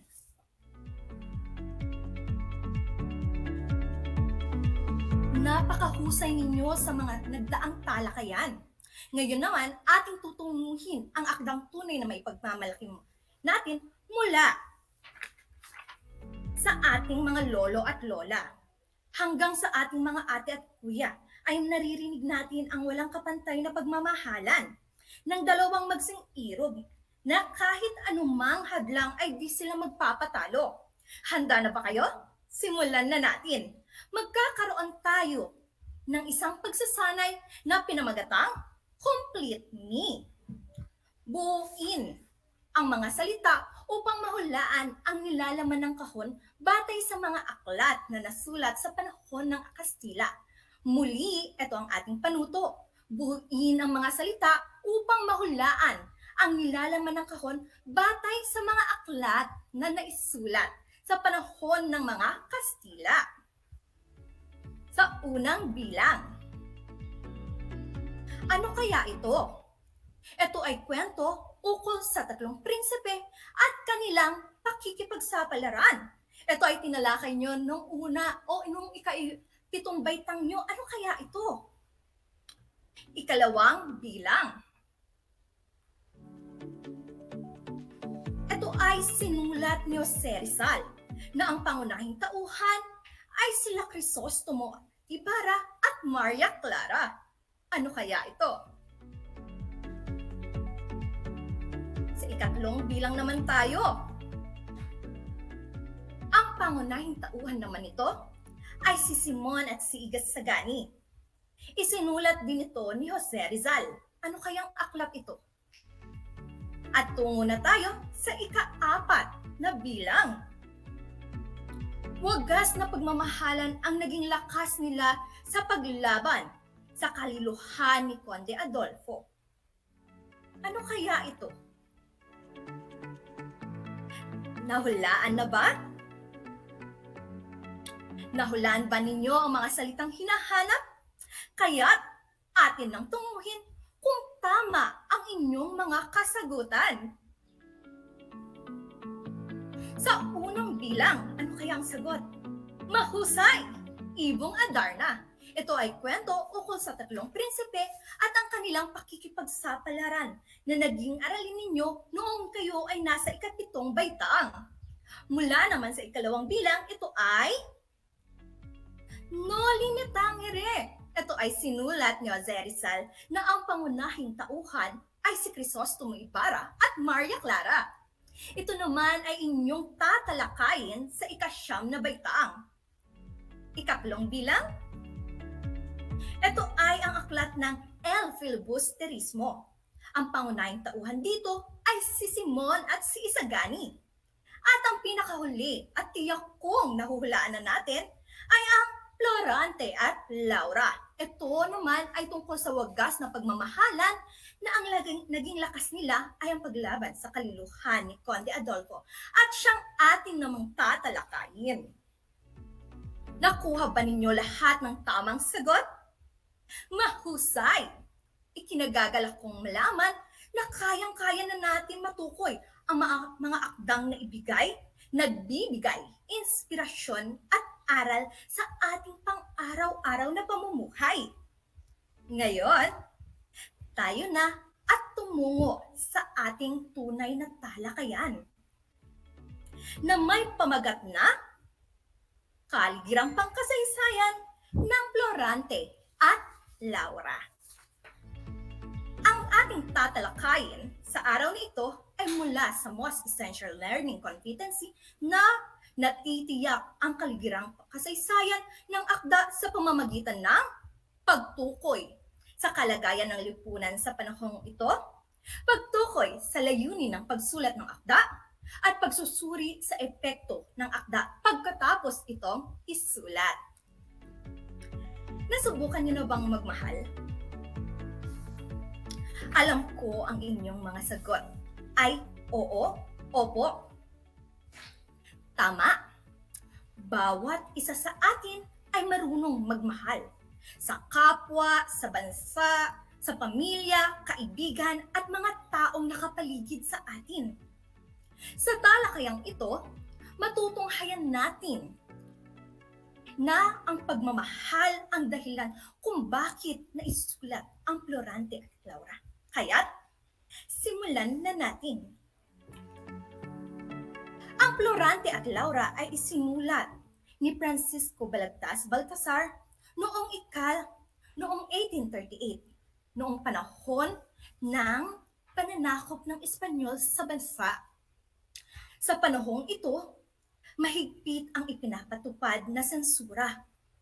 Kaya't ipinagbawal ang mga babasahin at palabas na tumutuligsa sa pagmamalabis at kalupitan ng mga Espanyol.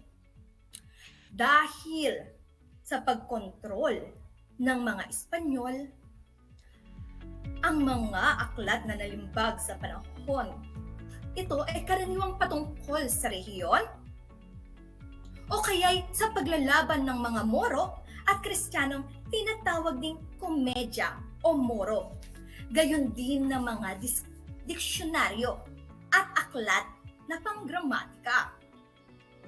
Sa kabila ng mahigpit na sensura ng mga Espanyol, ay naging matagumpay si Balagtas na mailusot ang kanyang awit dahil sa rehiyon at paglalaban ng mga Moro at Kristiyano rin na ang tema. Ginamit niya rito, bagamat naiugnay niya ito sa pag-iibigan nina Florante at Laura. Naitago niya sa pamamagitan ng paggamit ng alegorya ang mensaheng tumutuligsa at pagtutol sa kalupitan at pagmamalabis ng mga Espanyol. Gumamit din siya ng simbolismong kakikitaan ng pailalim na diwa ng nasyonalismo. Ang mga tauhan at mga pangyayaring nagbulot ng kaawa-awang kalagayan ng kaharian ng Albania ay kasasalaminan ng mga naganap na kaliluan, kalupitan, kawalang katarungan sa Pilipinas sa pamamahalang ng mga Espanyol. Masasalamin din sa akda ang tinutukoy ni Lope K. Santos na 4 na himagsik na naghari sa puso at isipan ni Balagtas. Ito ang mga una, ang himagsik laban sa malapit na pamahalaan. Ikalawa, ang himagsik laban sa higwaang pananampalataya. Ikatlo, ang himagsik laban sa mga maling kaugalian.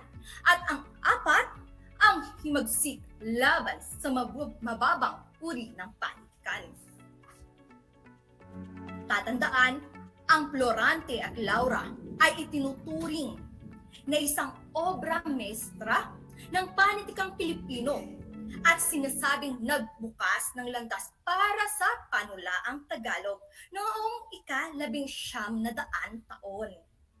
Isinulat niya kasi ang kanyang akda sa wikang Tagalog sa panahong ang karamihan sa mga Pilipinong manunulat ay nagsusulat sa wikang Espanyol. Ang awit ay inialay niya o inialay ni Balagtas kay Celia o mas kilala na Maria Asuncion Rivera, ang babaeng minahal niya ng labis at pinagmulan ng kanyang pinakamalaking kabiguan. Sinasabing isinulat niya ito sa loob ng selda kung saan siya ay nakakulong dahil na rin sa maling paratang ni Nanong Kapuli. Ang malabis na kasakit, kabiguan, kaapihan, himagsik, kawalang katarungang naranasan ni Kiko sa lipunan kanyang ginagalawan ay siyang nagtulak sa kanya upang likhain ang walang kamatayang Florante at Laura. Ang awit na ito ay nagsilbing gabay at nagturo sa mga Pilipino ng maraming bagay. Ito ay naglalaman ng mahalagang aral sa buhay tulad ng wastong pagpapalaki sa anak, pagiging mabuting magulang, pagmamahal, pagmamalasakit sa bayan, pag-iingat laban sa mga taong mapagpanggap o mapagkunwari at makasarili, ang pagpapaalala sa madla na maging maingat sa pagpili ng pinuno sapagkat napakalaki ng panganib na dulot sa bayan ng pinunong sakim at mapaghangad sa yaman. At ang huli, ipinakita rin sa akda ang kahalagahan ng pagtulong sa kapwa maging doon sa may magkakaibang reliyon tulad ng Muslim at Kristiyano. At sa panahon naman ng mga kababaihan ay mailalarawang mahinhin, hindi makabasag pinggan at mahina, binigyang diin sa akda ang taglay na lakas ng kababaihan sa katauhan ni Plerida, isang babaeng Muslim. Sa halip na maging sunod-sunuran lang sa makapangyarihang kalalakihan sa kanyang paligid tulad ng nakagawian ng mga kababaihan noon, pinili niyang tumakas mula sa mapaniil na sultan at harapin ng mag-isa ang mapanganib sa labas ng palasyo at mga kagubatan upang hanapin ang kanyang nawalay na kasintahan. Siya rin ang pumutol sa kasamaan ng buhong na si Rodolfo sa pamamagitan ng kanyang palaso. Ito'y mga katangiang taliwas sa mga katangiang madalas gamitin sa paglalarawan sa mga kababaihan, lalo na noon. Sa halip na siya ay hinanap at iniligtas, siya ang naghanap at nakapagligtas sa buhay ng kapwa niya babae. Ang akda rin ay gumabay hindi lamang sa mga pangkaraniwang tao, kundi gayon din sa mga bayaning nagmulat sa diwang makabayan ng Pilipino. Ito ay sina Dr. Jose Rizal, na sinasabing si Dr. Jose Rizal ay nagdala ng kopya ng Florante at Laura habang siya'y naglalakbay sa Europa at naging inspirasyon niya sa pagsulat ng Noli Me Tangere. Samantalang kasama rin dito ay si Apolinario Mabini. Siya ang sumipi sa pamamagitan ng sarili niyang sukat kamay ng kopya ng awit habang siya ay nasa Guam noong 1901. Ngayon, alam na natin ang kaligirang pangkasaysayan ng Florante at Laura. Tatandaang mabuti. Bagamat napakatagal ng panahon mula nang isinulat ni Balagtas ang awit, ay hindi mapasusubaliang ang mga aral na taglay nitong gumabay sa ating mga ninuno at mga bayani ay nananatiling makabuluhan, angkop, makagagabay pa rin sa mga Pilipino hanggang sa kasalukuyang panahon. Ngayon, tumungo naman tayo sa maikling pagsasanay. Batay sa inyong napakinggan na aralin, ang inyong mga kasagutan ay maaari ninyong i-chat sa ating Facebook Live. Ang panuto natin, basahin at suriin ang mga pangungusap. Pagkatapos ay ibigay ang mga letra ng 3 pahayag na maaaring mahinuha o matukoy ang may kaugnayan sa unang bilang natin. Ulitin ko ha, pipili lang kayo ng 3. Sa kalagayan sa lipunan ng akdang na isulat. A. Karamihan sa naisulat noon ay nasa wikang Espanyol. B. Malayang nakasusulat ang mga Filipino sa wikang Ingles. C. Makatarungan ang mga namumuong Kastila, kaya't malayang naisusulat ang mga Pilipino ang kanilang saloobin. D. Nangingibabaw na sa mga naisulat sa panahong ito ang tema ukol sa relihiyon. At E. Mahigpit ang sensura. Ipinagbabawal ang pagtuliksa sa kalupitan ng mga Kastila sa mga Pilipino. Ulitin ko, pipili kayo ng 3 dyan. Sa ikalawang bilang, muli pipili rin kayo ng 3. Ayon naman sa layunin, sa pagsulat ng akda, mailarawan ang sumulat ang kabiguan, kaapihan, kawalang katarungan sa lipunang ginagalawan. B. May pagyabang ang akdang naisulat. C. Makabuo ng isang akdang inaalay sa nagpatibok sa kanyang puso. D. Maipahayag ang nagaharing saloobin sa puso batay sa pamahala ng mga Kastila. O E. Makabenta ng marami ang kanyang akda. So, 3 ulit ang pipiliin nyo. Tungo naman tayo sa 3 bilang. Batay sa mga naging hinuha mo sa titik A at titik B, alin sa mga ito ang maaaring epekto sa mambabasa?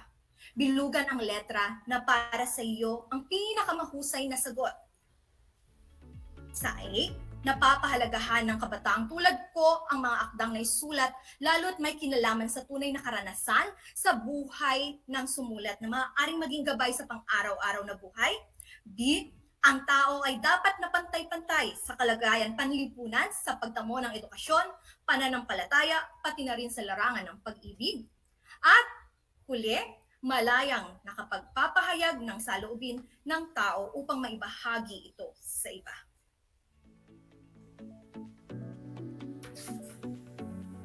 Alam kong handa na kayo at may sagot na kayo. Kaya't atin nang isa-isain ang inyong mga kasagutan. Sa unang bilang,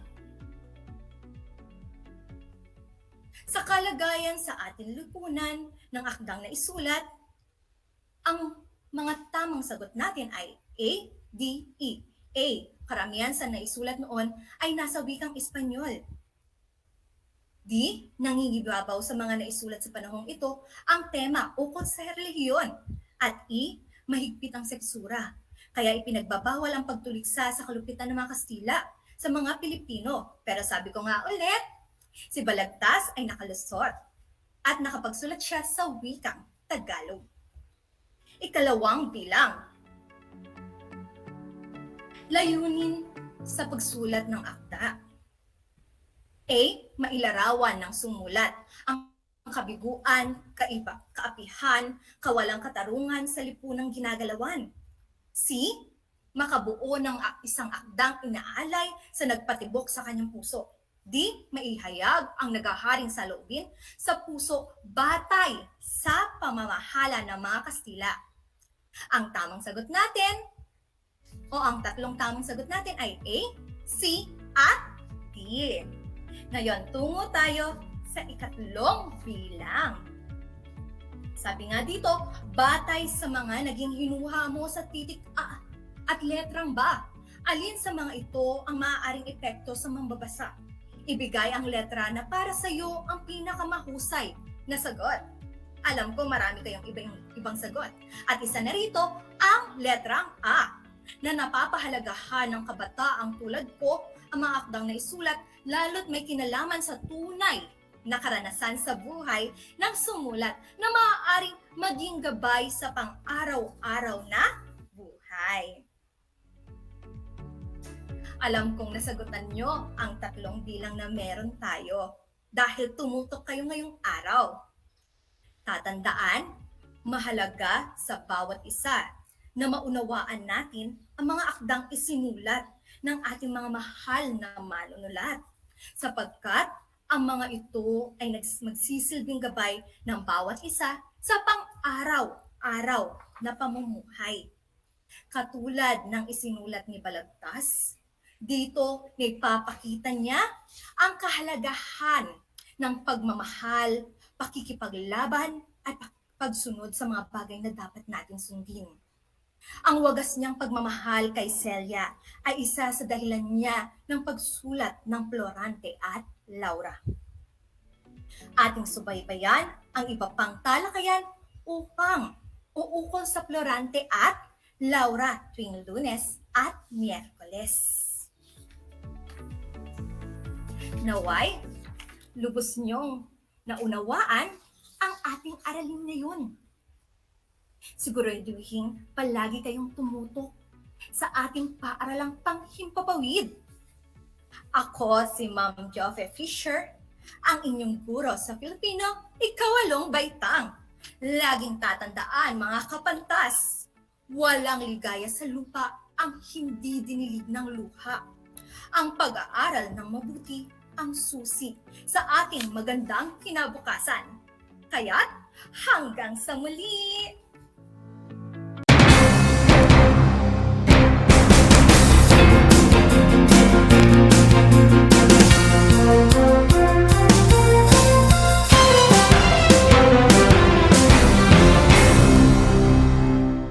Bahagi mo Radyo Pilipino saan mang bahagi ng Pilipinas, saan mang bahagi ng mundo, anumang uri ng pamumuhay, kabahagi mo Radyo Pilipino. Radyo Pilipino sumasahimpapawid sa DWPR 1296 Dagupan, DZTC 828 Tarlac, DZLT 1188 Lucena, DZYM 1539 Mindoro, DWRL 1080 Legazpi, DWRN 657 Naga, DYRB 540 Cebu, DYRL 1035 Bacolod, DYRN 1134 Dumaguete, DXCO 1044 Cagayan de Oro, DXGS 765 General Santos, DXOC 1494 Ozamis, DXOW 981 Davao at Radio Filipino Podcast Center Manila. Ito ang kabahagi mo Radyo Pilipino, napapakinggan on air and online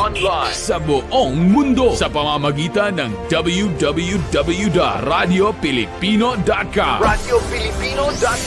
Impormasyong may kalidad at serbisyong may halaga. Kasama, katuwang, kapinoy, kabahagi mo, Radyo Pilipino. Radyo Pilipino. Gutom ka ba sa impormasyon? May namiss ka bang subject at leksyon? Gusto mo bang alalahanin ang nakaraan o dagdagan ang iyong kaalaman? Lahat yan alamin natin because the professor is in. Professor on air and online. Kasama si Professor Willie Perez. Isang oras na kaalaman, isang oras na makabuluhan. Professor on air. Mamangha at tumawa sa mga tips at trivia. Sa gabay at tanong, sagot ka rin niya. Professor on air and online. Kasama si Professor Willie Perez. Tuwing Sabado, alas 10 hanggang alas 11 ng umaga. Mapapakinggan sa Radyo Pilipino at mapapanood sa RTV Tarlac Channel 26. Professor on air.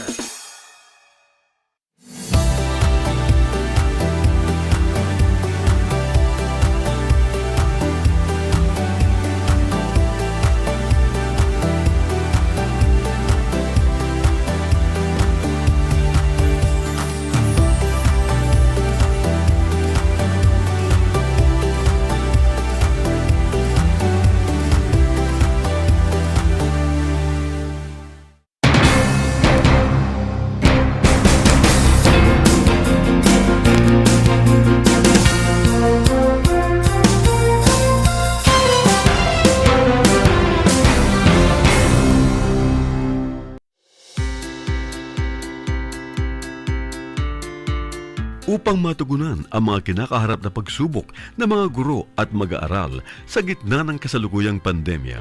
Nagsanib tulong sina Congressman Charlie Cojuangco ng unang distrito ng Tarlac, DEPED Region 3 Regional Director Dr. May B. Eclar at Tarlac Schools Division Superintendent Dr. Ronaldo Pozon para sa isang napapanahong proyekto na tinaguriang Project Shine, Aral TarlakHenyo. Ang mga mag-aaral ng Grade 4 at Grade 5, ganon din ang Grades 8 and 9 sa buong probinsya ng Tarlac, kasalukuyang sumasailalim sa radio-based instruction. Katuwang ang himpilang DZTZ 828 kHz AM at RTV Tarlac, Channel 26. Ang Tarlac po nangunguna po ngayon pagdating po sa radio-based instruction. Marami pong humahanga sa atin. I'm very happy this station, itong DCTC, could reach the whole of Region 3. Hindi natin alam, we are contributing, we are creating a very big dent in the history of Philippine education. And I am proud, I am here in Tarlac. This is the noble cause of education in which you and I, without you knowing it, we are bound to do.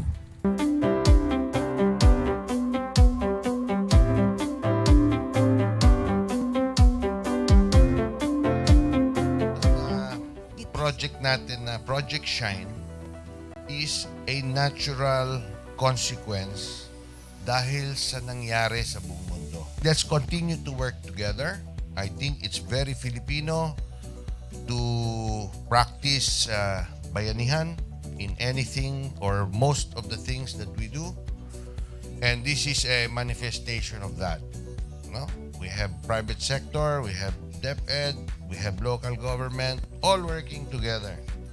And I hope the parents of some of these children, especially the parents that did not graduate from school or hindi nakapag-aral nung sila ay bata, sana naman gamitin na nila itong opportunity na mag-schooling na rin sila kasama ng mga anak nila para mag-bonding pati ang mga magulang sa mga bata. I look at this as doing God's work. Diba? So if you do God's work, it feels right. It's righteous. It's for good, not for evil. Good morning and happy learning, grade 4. Welcome to Aral TarlakHenyo here on RTV Tarlac, Channel 26. Simulcast over DZTZ 828. Radio Filipino Tarlac. I am Teacher Mercy Pacheco Bognot. This is Alistair Aidatu. I am Marie Josephine B. Andrade. I am Teacher Princess Marie M. Dueñas, and I will be your teacher broadcaster for today.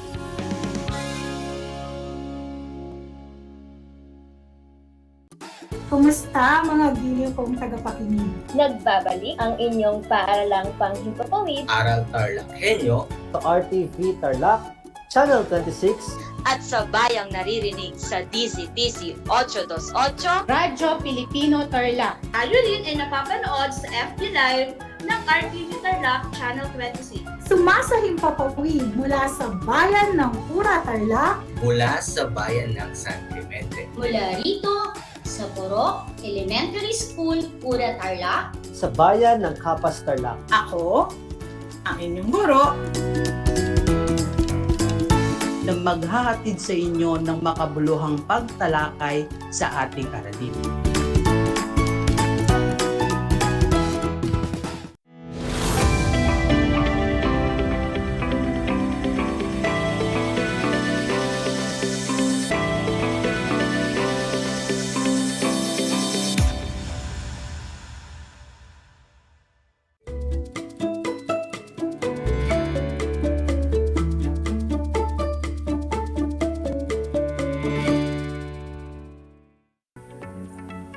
Welcome sa ating Project Shine, Aral TarlakHenyo ng SDO Tarlac Province na kasalukuyang napapanood dito sa RTV Tarlac Channel 26 at Converge Cable Channel 100 at sa bayang napapakinggan sa 828 AM DZTC Radyo Pilipino Tarlac. Magandang buhay, mabuting tao. Kumusta na kayo, mga ginigiliw naming tagapakinig? Ang aking pagbati at paghanga sa inyong pagpapahalaga sa edukasyon at ang pagpupursiging matapos ito na nagtatagumpay sa kabila man ng hamon ng pandemya. Ako, ang inyong guro sa edukasyon sa ay siyam na baitang Ginang Catherine H. de Chavez, sumasahimpapawid mula sa bayan ng Kapas, lalawigan ng Tarlac. Sasamahan at gagabayan kayo sa inyong pampagkatuto sa Most Essential Learning Competency na nakikilala ang mga pagbabago sa kanyang talento, kakayahan, at hilig at naiuugnay ang mga ito sa pipiliing kursong akademiko, technical vocational, sining at palakasan o negosyo. Natitiyak kong kayo ay handang-handa na mga anak sa ating bagong aralin sa araw na ito. Maging alerto at listo sa anumang impormasyong magbibigay sa atin ng inspirasyon, pag-asa at aral sa buhay na makatutulong sa pagiging mabuting tao.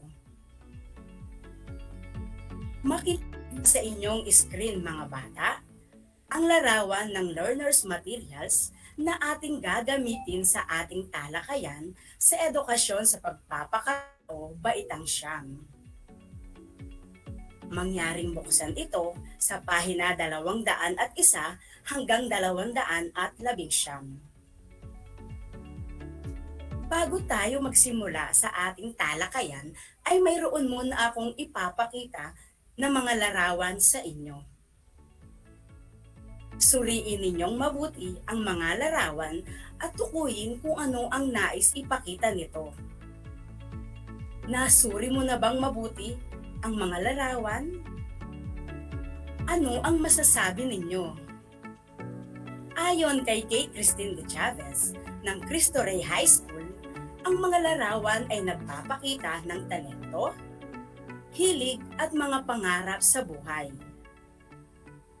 Ayon naman kay Mac Peter Tan mula sa Kapas National High School, ang mga larawan ay nagpapakita ng mga taong maiba-ibang propesyon o trabaho. Mahusay, mga anak! Ang mga larawan ay nagpapakita ng mga talento, hilig, mga pangarap at trabaho o hanap buhay sa mundo ng paggawa. At malaki ang kinalaman o kaugnayan ng mga ito sa ating aralin ngayon. Sa episode natin ngayon, tatalakayin natin ang mga pansariling salik sa pagpili ng track o kursong academic, technical vocational, sining at disenyo, at sports. Handa ka na ba? Ang malimit na tanong ng taong hinihintay ang iyong paghahanda sa isang gawain. Madalas ito rin ang linya na iyong guro bago ang pagsusulit o di kaya naman ito ay nasasambit ng isang game master sa kanyang contest bago magsimula ang kompetisyon o laro. Kawili-wiling tanong, ngunit nakakagulat kung paano ito sasagutin ng mabilisan. Ikaw, handa ka na rin bang pumili ng nais mong kurso sa pagtuntong mo sa senior high school? Ito na ang huling markahan bago matapos ang iyong taon sa baitang siyam. Ngunit bago ito mangyari, kailangan mo munang magpasya at pumili para sa iyong sarili kung ano ang nais mong kuning kurso. Nais mo bang masagot ang mga tanong na iyan nang sigurado ka at nang walang alinlangan? May mga dapat bang pagpatayan sa mga pagpili mong ito? O sapat na bang makinig na lamang at umasa sa mga taong nakapaligid sa iyo? Ang mga tanong na iyan ay malinaw na sasagutin at ipaliliwanag sa iyo ng module na ito kasama na ang susunod na 3 pang bahagi ng markahang ito.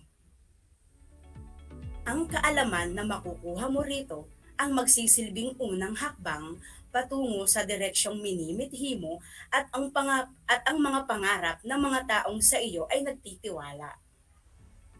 Anak, mag-aral kang mabuti para sa iyong kinabukasan at para sa ating pamilya.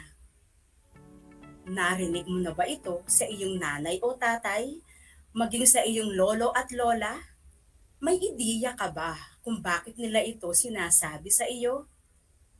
Bunga ng kanilang mga karanasan at karanasan ng iba nilang kakilala, ibinabahagi sa iyo ang ganitong payo. Matapos mong tuparin ang kanilang payo, may mga paghahanda ka bang ginawa para sa papasukin mong mundo pagkatapos ng pag-aaral? Ang mundo ng paggawa?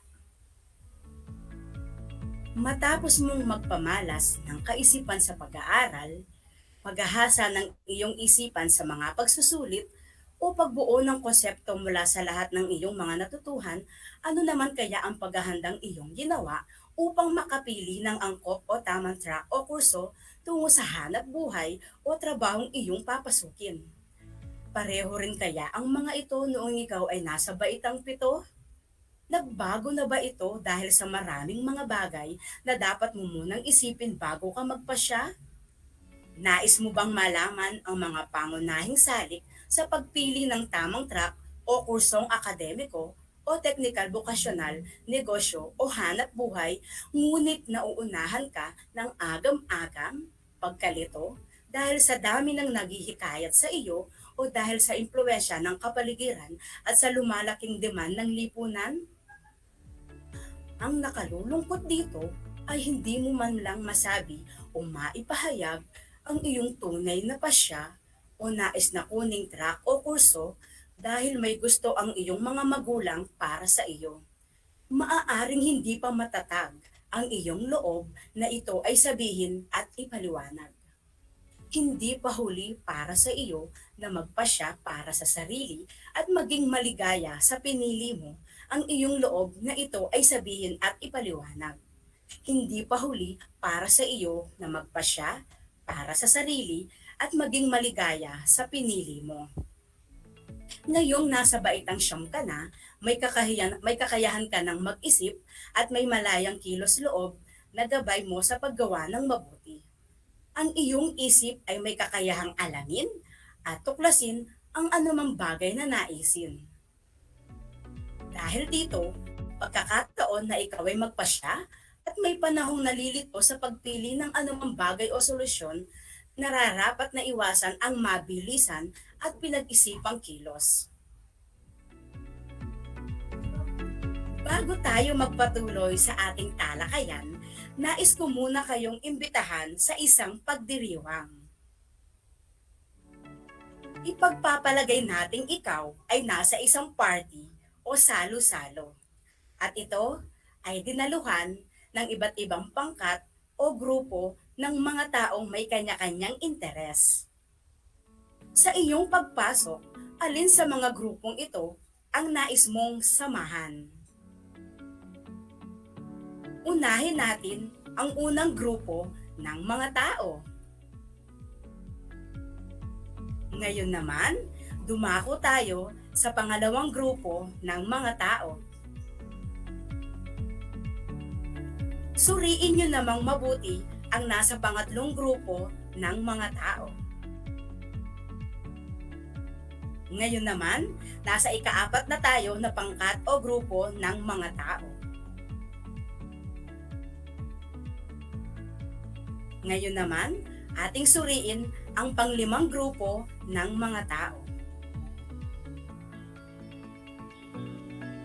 At sa panghuli, ating siyasatin at suriing mabuti ang pang-6 na grupo ng mga tao. Nakapili na ba kayo ng grupo ang inyong sasamahan?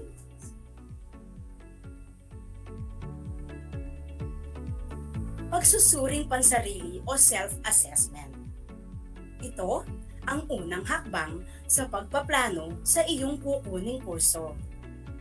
Binubuo ito ng pagtingin at pag-unawa sa iyong sarili.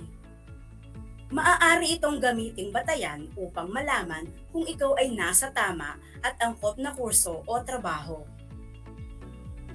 Mahalagang maglaan ng oras sa pag-iisip bago mamili dahil ito ang tutulong sa iyong makita ang kabuuan at ang iba't ibang anggulo ng sitwasyon. Mas maraming kaalaman sa mga bagay at sitwasyon, mas malinaw itong makikita. Mas malaki ang panahon at oras sa pag-iisip ng solusyon, mas malaki rin ang pagkakataon na maging angkop ito sa mga bagay na pinili o ninais. Malaya kang lumapit sa mga taong pinagkakatiwalaan at makapagbibigay sa iyo ng mabuting payo. Hindi ito maiaalis sa iyo dahil sila ang taong matatakbuhan natin sa oras na kailangan natin ng ating tulong. Sila ang may malaking impluwensya sa ating pagkatao. Bagaman ikaw ay may malayang isip at kilos, hindi pa rin ito sa lahat ng oras ay maaaring pagbatayan. Kailangan natin ang mga taong nakapaligid sa atin upang matulungan tayong magtimbang, magsuri ng mga bagay-bagay, at maggabay tungo sa tamang pagpapasya. Ayon kay Georgian Habermas, isang Alemang philosopher, tayo ay nilikha upang makipagkapwa at makibahagi sa buhay sa mundo, at ito ay nabubuo sa pagkomunikasyon ng kanyang mga kasapi. Ayon din sa kanya, nahuhubog lamang ng tao ang kanyang pagkakakilanlan sa pakikibahagi sa kanyang pagkikipag-ugnayan sa kapwa. Ito ay pananaw na etikal sapagkat may kinalaman ito sa magandang buhay para sa akin, para sa atin at sa ating lipunan. At moral dahil ibinibigay nito kung ano ang mabuti para sa lahat. Napakahalaga ng iyong bahagi sa iyong sarili, kapwa at sa lipunan dahil ikaw ang bumubuo sa pangkalahatan. Gamit ang kilos loob, nakapipili tayo sa mga pagpipilian, mabuti man ito o masama. Kaya nga, ang kalayaan ay hindi lamang para gawin ang sariling gusto dahil nagiging daan din ito upang ikaw ay magkamali sa pasya o pagpili. Maipapayo na suriing mabuti ang mga plano sa buhay upang maging batayan sa maayos na tatahaking karera. Ang isang kabataan na nais ng kalayaan na maging malaya ay kailangan na maikintal sa isip ang kanyang kapangyarihan na gamitin sa tama at mabuti ang kanyang pagpili. Sa yugtong kinalalagyan mo ngayon, mainam na matutuhan mo na ang buhay ay binubuo ng maraming pagpipilian. Lahat ng bagay sa mundo ay dapat na pag-isipang mabuti. Kahit ang taong ayaw pumili o magpasya, makialam sa isang bagay o sitwasyon ay pumipili pa rin sa isang aksyon o kilos, ang hindi pagpili o ang hindi pakikialam. Dahil ang tao ay malaya at may kakayahang pumili, siya ay inaasahang maging mapanagutan sa piniling pasya at maging masaya para dito. Kung babalikan mo ang baitang pito, pareho pa rin kaya ang kursong pinili mo noon sa ngayon? Kung iyon pa rin, ano ang naging batayan mo sa pagpili? Kung nagbago naman, ano naman ang mga dahilan ng pagbabago ng iyong isip? May mga pansariling salik sa pagpili ng tamang kurso o track o kursong academic, technical vocational, sining at disenyo at sports ayon sa iyong talento, kasanayan o skills, hilig, pagpapahalaga, mithiin at katayuang pinansyal. Mahalaga na alam mo at tukoy mo ang iyong pansariling salik kung pipili ka ng track, kurso at hanap buhay upang mas maging agresibo ka na makamit ang tagumpay na nais mo. Kung alam mo ang iyong pansariling salik, mas abot kamay mo ang iyong tagumpay dahil hindi ka nagaanong mahihirapan sa pagharap mo sa mga balakid na kakaharapin mo dahil alam mo na kung ano ang iyong mga hakbang na gagawin. Bukod doon, kung gusto mo rin lahat ng ginagawa mo ay mas nagiging masaya ka, hindi mo kailangang piliin ang isang bagay na gawin dahil nag-e-enjoy ka nga sa track, kurso, o hanap buhay na pinili mo. Mahalagang tandaan mga anak ang mga sumusunod na konsepto mula sa ating aralin ngayong araw. Una, ang mga pansariling salik sa pagpili ng track o kurso ay daan sa pagkakaroon ng maayos at maunlad na hinaharap. Pangalawa, mahalagang maglaan ng oras sa pag-iisip dahil ito ang tutulong sa iyong makita ang kabuuan at ang iba't ibang anggulo ng sitwasyon. Pangatlo, ang isang kabataan na nais ng kalayaan ay kailangan na maikintal sa isip ang kanyang kapangyarihan na gamitin sa tama at mabuti ang kanyang pagpili. Pang-apat, ang pagsusuri sa epekto ng pansariling salik ay makapagbibigay ng tamang pasya upang maging produktibong mamamayan. At panlima, mahalaga sa kukunin mong track o kurso, hanap buhay o negosyo, sa hinaharap ay maibabalik mo sa Diyos kung anuman ang meron ka bilang tao. Isang talakayan na naman ang malapit ng matapos. Ako ay masayang-masaya sa ipinakita ninyong aktibong pakikibahagi sa ating aralin ngayong araw. Higit sa lahat, ang inyong pagmamahal sa edukasyon. Ipagpatuloy ang kagandahang asal na ito mga anak, hakbang tungo sa katuparan ng inyong mga pangarap sa hinaharap. Sa puntong ito, panahon na upang alamin kung kayo ay may natutunan mula sa ating aralin sa pamamagitan ng munting pagsusulit. Sa lahat ng nanonood sa FB Live, gamitin ang FB chat box para sa inyong mga kasagutan. Ihanda naman ang panulat at sagutang papel sa lahat ng mga nanonood sa telebisyon at nakikinig sa radyo. Para sa panuto, isulat ang salitang tama kung wasto ang isinasaad ng pahayag at mali kung ito ay hindi wasto. Para sa unang bilang, sinusunod ni Jan ang desisyon ng kanyang mga magulang sa pipiliin niyang kurso sa kolehiyo kahit hindi ito akma sa kanyang interes. Uulitin ko, sinusunod ni Jan ang desisyon ng kanyang mga magulang sa pipiliin niyang kurso sa kolehiyo kahit hindi ito akma sa kanyang interes. Kung ang inyong sagot ay mali, binabati ko kayo mga anak dahil sa pagpili ng kurso sa kolehiyo, higit na mainam kung ito ay akma at naaayon sa inyong hilig o interes.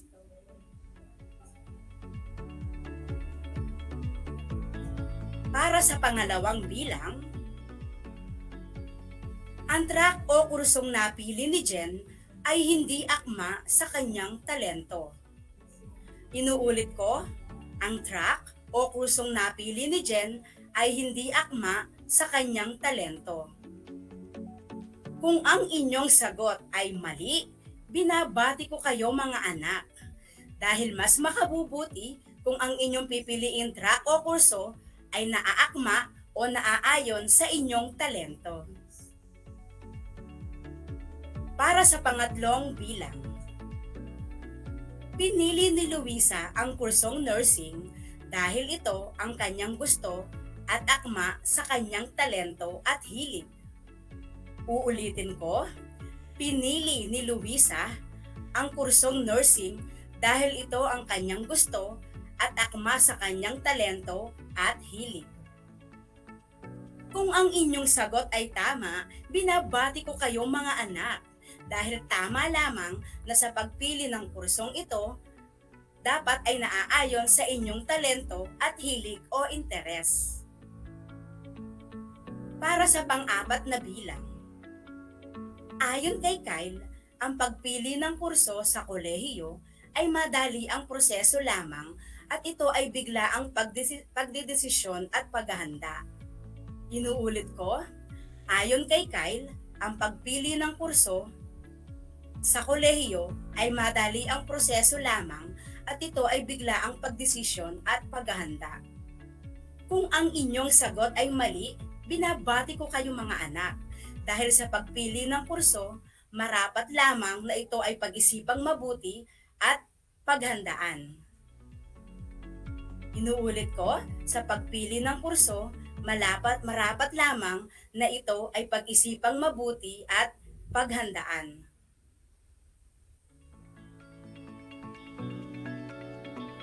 Para sa panlima at panghuling bilang, kinawiwilihan ni Carlo ang pagre-repair ng mga sasakyan kaya naisip niyang bagay sa kanya ang maging isang mekaniko.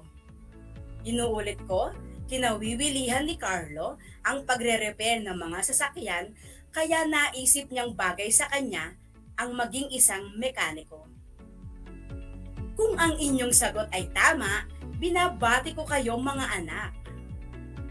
Binabati ko kayong lahat mga anak sapagkat natitiyak kong nakuha ninyong lahat ang tamang sagot ng ating pagsusulit. Mula sa akin, tanggapin ninyo ang mga salitang magaling at mahusay, mabuting tao. Mga bata, ako ay naghanda ng mga gawain at refleksyon sa inyong learning activity sheets. Inaasahan ko na ito ay inyong sasagutan ng buong sigasig at sa abot ng inyong makakaya.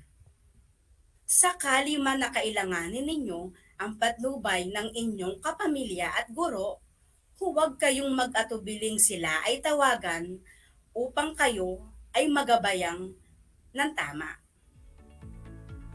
Panalangin ko na anumang konseptong inyong natutunan sa araw na ito ay inyong maisabuhay sa araw-araw.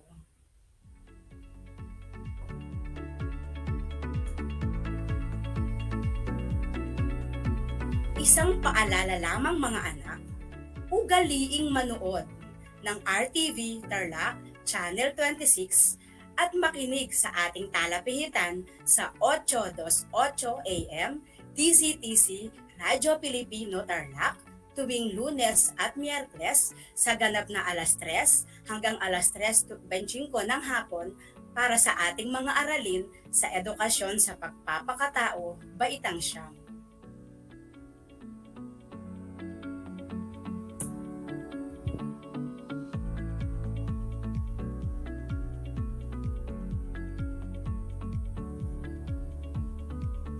Panalangin ko na anumang konseptong inyong natutunan sa araw na ito ay inyong maisabuhay sa araw-araw. Muli, ako ang inyong guro sa edukasyon sa pagpapakatao sa ikasyam na baitang, Ginang Catherine H. de Chavez, sumasahim papawid mula sa bayan ng Kapas, lalawigan ng Tarlac. Nagpapaalala na piliing maging mabuting tao sa lahat ng panahon at pagkakataon.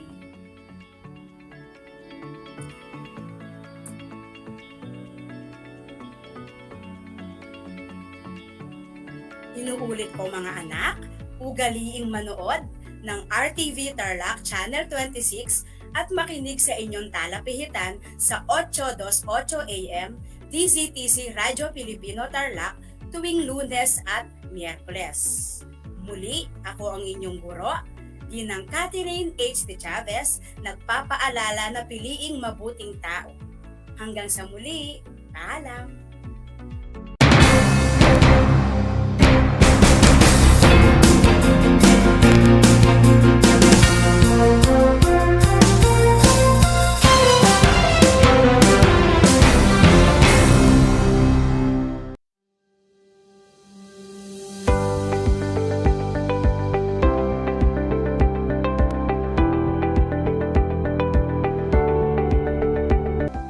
Ang dagdag na 2 taon sa high school ay malaking bahagi ng programang K-12 sa ating bansa.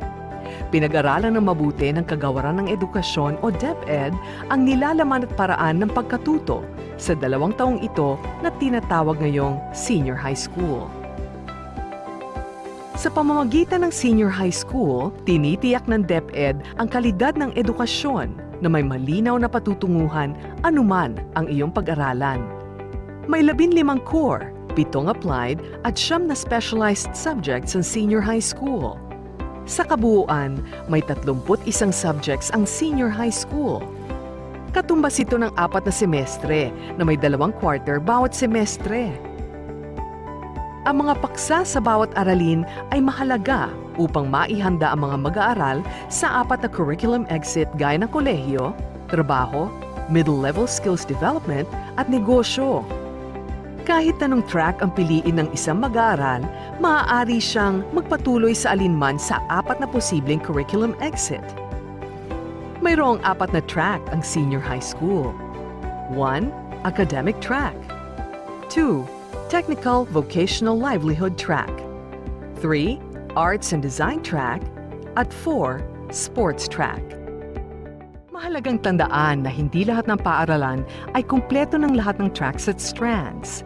Kailangang suriing mabuti ng mga magulang at mag-aaral kung anong track o strand ang mayroon sa kanilang lugar na naaayon sa iba't ibang konsiderasyon gaya ng hilig, interes, kakayahan ng mag-aaral at marami pang iba. Makipag-ugnayan sa pinakamalapit na senior high school sa inyong lugar upang malaman ang kanilang ino-offer na tracks at strands. Upang matulungan ng mga mag-aaral na maunawaan ang pagpaplano sa kanilang hinaharap, ang Department of Education ay naglunsad ng Homeroom Guidance, kung saan nakapaloob ang Career Development Domain. Tumutulong itong mahubog ang mga mahalagang kaalaman, kasanayan, pag-uugali at pagbubuo ng mga plano at desisyon para sa kanilang buhay. Kung kayo ay may mga katanungan o paglilinaw tungkol sa senior high school tracks and strands, maaari kayong makipag-ugnayan sa inyong career guidance advocate o guidance counselor. Hangad namin ang inyong tagumpay!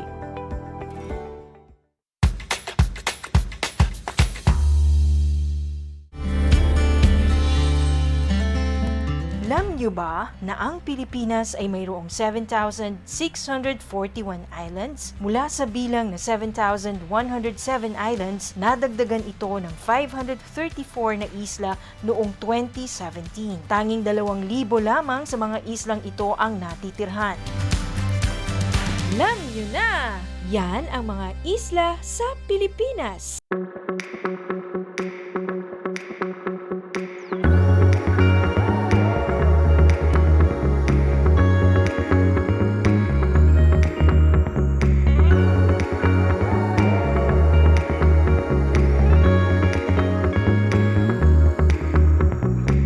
Travel to Herona and see how big North Shine has grown.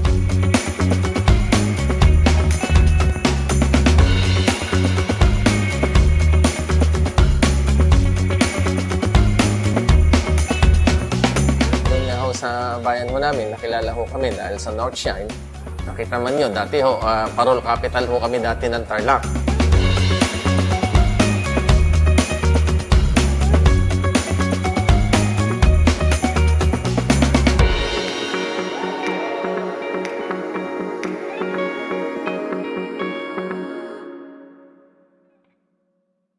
Did you know that children learn more when they initiate an activity and are actively engaged in it? This is your science teacher broadcaster, Princess Diana L. Ronquillo for Aral TarlakHenyo. Let's learn science together on Aral TarlakHenyo. Catch us live every Monday to Friday from 8:30 a.m. to 5:30 p.m. Watch Aral TarlakHenyo on RTV Tarlac, Channel 26, simulcast over Radyo Pilipino, DZTC 828 kHz, and streamed live on FB page and YouTube channel of RTV Tarlac, Channel 26.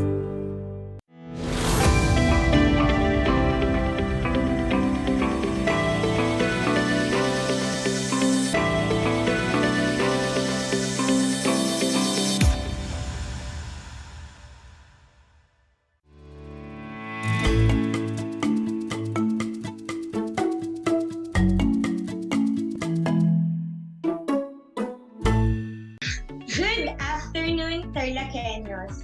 Welcome to Aral TarlakHenyo, here on RTV Tarlac, Channel 26, simulcast over DZTC, Radyo Pilipino Tarlac, and now on Channel 100 of Converge Cable TV, live here at La Paz Tarlac via remote live broadcast. I am Teacher Joy Ashley Hamig, your teacher broadcaster for Science Grade 9. Join me this afternoon as I share my voice that teaches, touches, and transforms students' lives. It's a wonderful day. Come and join me as we discover the amazing world of science. But before we start, I want you to find a comfortable place to study away from noise and distraction. Then, check your headsets or speakers if they are functioning well, so you could hear our discussions clearly. And lastly, prepare your science learning modules, your compendium of notes, your learning activity sheets, and your 2Ps, pen and paper. If you need to take some time to refresh yourselves, please do so, because in a couple of minutes, we will be discussing our new lesson for today. If you have any question regarding to our lesson, you can leave your question in the comment section of our Facebook Live. Are you now excited to learn? Great! Before we start with our new lesson, let me first check if you still remember these words. What is the difference between speed and velocity? Yes, you are right. Speed is the distance traveled per unit time. The symbol we use for speed is the italicized letter small v. On the other hand, velocity is the speed of an object in one direction, and the symbol we use for it is the small letter v in boldface. How about motion and acceleration? How do they differ? Very good. The term motion refers to the change of the position of an object with time. On the other hand, acceleration is the rate of change of the velocity of an object with time. The symbol used for acceleration is small letter a. I believe that you are already equipped with some basic ideas from your previous lessons in grade 7 and 8. You were able to describe motion and the forces that affect it and explained why objects move the way they do. Now, you are going to do physics in a more mathematical way. This will allow you to unlock ideas about your physical environment.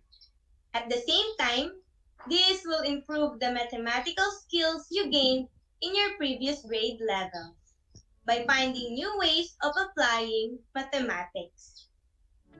This afternoon, we will talk about the vertical and horizontal motion of a projectile.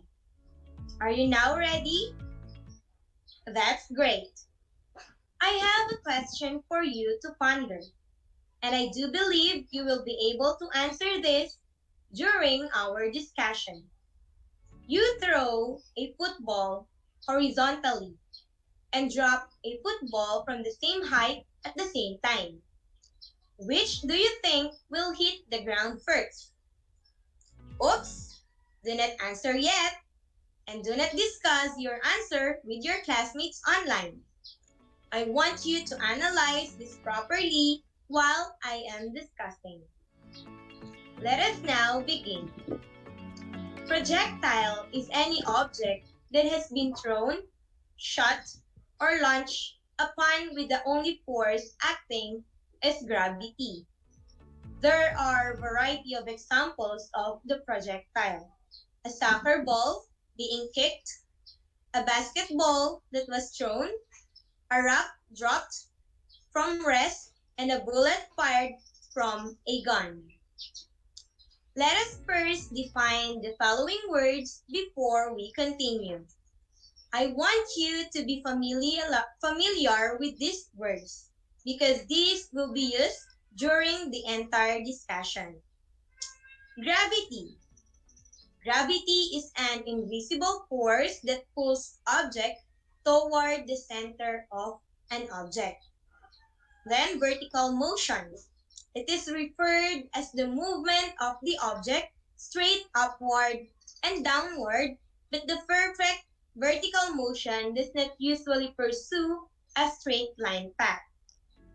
Then horizontal motion is the result of the tendency of any object in motion to remain in motion at constant velocity. Let us now define what a projectile motion is. At the screen, you have there a picture of a projectile in motion. Projectile motion is the motion of any object launched into the air, and it is acted only upon by the force of gravity. The object that is thrown is called a projectile, and its path is called trajectory. The trajectory follows a curved path which is parabolic. Projectile motion can be seen and applies to many sports. Every projectile motion has two components, vertical and horizontal motion. What do you think happens when projectile motion combines with horizontal motion and vertical motion? Okay, the vertical motion of a projectile is not affected by its horizontal motion. This means that the vertical motion of a projectile is identical to an object in free fall. Now, do you still remember what a free fall is? Okay, an object in free fall is only acted upon by gravity. The value of acceleration due to gravity is 9.8 meter per second squared. Remember that. During free fall, the distance covered increases with each second. The downward velocity increases uniformly due to gravity as shown by the vector arrows of increasing length. The presence of gravity does not affect the horizontal motion of the projectile. And the acceleration of vertical motion is equivalent to acceleration due to gravity, which is constant at 9.8 meter per second squared. On the other hand, the horizontal motion of a projectile is not affected by its vertical motion. This means that the projectile will travel the same horizontal distance as it would if it were simply rolling on a flat surface in the absence of friction. A projectile launched horizontally has no initial vertical velocity. As for acceleration, horizontal motion is 0, for there is no change in velocity per second. Always remember that the vertical and horizontal motion of a projectile are independent of each other. Now, let us differentiate the two motions in a more simplified way. In vertical motion, the force that affects the motion is the Earth's gravity, while in horizontal motion, there is none. In vertical motion, the acceleration or the change in velocity per second is due to the Earth's gravity, which is 9.8 meter per second squared, while in horizontal motion, there is no acceleration. In vertical motion, the velocity is changing, while in horizontal motion, velocity is constant. Is it clear already? Very good. Let us continue. On the screen, you have there a picture of a cannonball fired. And we have here the X and Y component. Let us differentiate each. X component is the horizontal velocity component of a projectile, which velocity remains constant. Thus, the velocity of X or Vx with a value of 100 meter per second is not changing over time. Why is this so? Because gravity does not work horizontally to increase or decrease the velocity. While y component is the vertical velocity component of a projectile, which velocity changes due to gravity per second. Thus, the velocity of y or Vy changes as time changes. The object also accelerates downward. Both magnitude and direction changes. As the projectile moves up, the magnitude decreases, and its direction is upward. As it moves down, the magnitude increases, and the direction is downward. Let us now talk about the path that the projectile follows. Projectile follows a parabolic trajectory.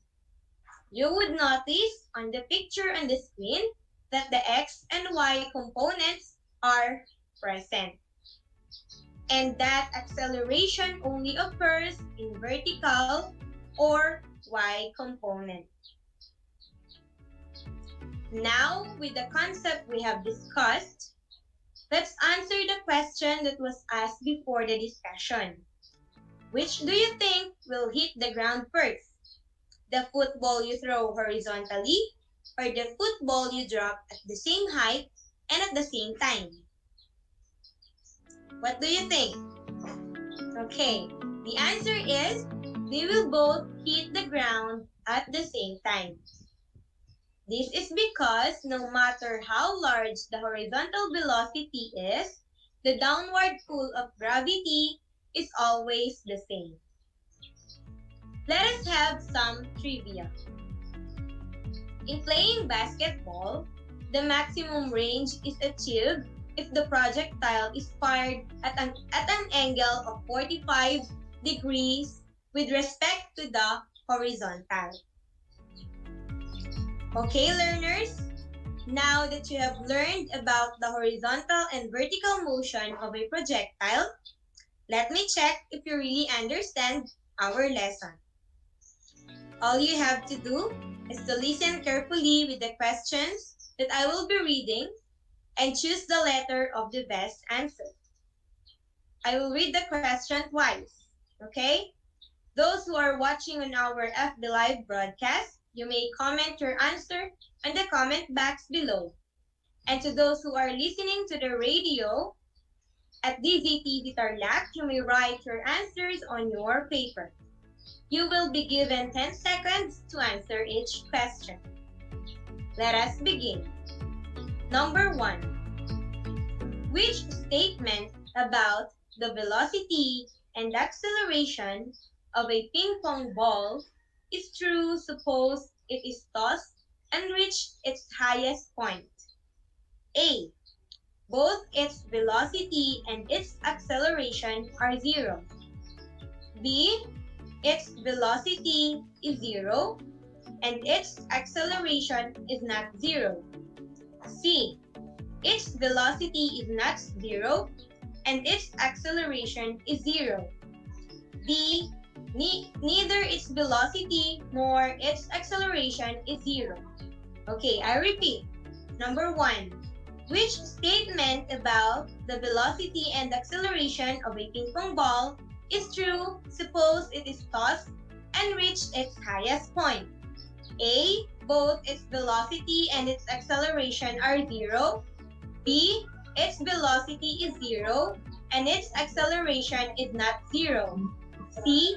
Its velocity is not zero, and its acceleration is zero. And D. Neither its velocity nor its acceleration is zero. What is your answer, number 1? Okay, the answer is letter C. Did you get the correct answer? Very good. Number 2. What do you expect about the horizontal velocity of a projectile? Neglecting air resistance. A. The horizontal velocity is zero. B. The horizontal velocity varies in time. C. The horizontal velocity is constant. Or D. The horizontal velocity varies with mass. I repeat, for number 2, what do you expect about the horizontal velocity of a projectile? Neglecting air resistance. A. The horizontal velocity is zero. B. The horizontal velocity varies with time. C. The horizontal velocity is constant. And D. The horizontal velocity varies with mass. What do you think is the correct answer for number 2? If your answer is letter C, then you are correct. Very good, learners. Let us now move to number 3. What is the horizontal location of the plane? Neglecting air resistance when the pilot drops a package and hits the ground. A. Be behind of the package. B. Be in front of the package. C. Depends on the mass of the package. D. Be directly over the package. I repeat, what is the horizontal location of the plane? Neglecting air resistance when the pilot drops a package and hits the ground. A. Be behind of the package. B. Be in the front of the package. C. Depends on the mass of the package. Or D. Be directly over the package. What do you think is the correct answer for number 3? Okay, the correct answer for number 3 is letter B. Be directly over the package. Did you get the correct answer? Very good, learners. Let us move to number 4. Where will the flare land? Neglect air resistance if a speedboat is equipped with a flare launcher that is capable of launching a spear vertically. Relate to the snowmobile. And if the snowmobile is in motion and launches the flare that maintains a constant horizontal velocity after the launch. A. In front of the speedboat. B. Behind the speedboat. C. In the speedboat. Or D. In the initial location of launch. Okay, I repeat. Number 4. Where will the flare land? Neglect air resistance if a speedboat is equipped with a flare launcher that is capable of launching a spear vertically relative to the snowmobile. And if the snowmobile is in motion and launches the flare that maintains a constant horizontal velocity after the launch. A. In front of the speedboat. B. Behind the speedboat. C. In the speedboat. Or D. In the initial location of the launch. What is your answer in number 4? If your answer is letter C, then you are right. The answer for number 4 is letter C, in the speedboat. And for the last number, number 5. What is the acceleration of a sepak takraw ball after 1 second and hit vertically upwards by a player? A. 0. B. 1 meter per second squared. C. 9.8 meter per second squared. D. Negative 9.8 meter per second squared. I repeat. For the last number, what is the acceleration of a sepak takraw ball after 1 second and hit vertically upwards by a player? A. 0. B. 1 meter per second squared. C. 9.8 meter per second squared. Or D. Negative 9.8 meter per second squared. What do you think is the correct answer? Okay, the correct answer for number 5 is letter D. Negative 9.8 meter per second squared.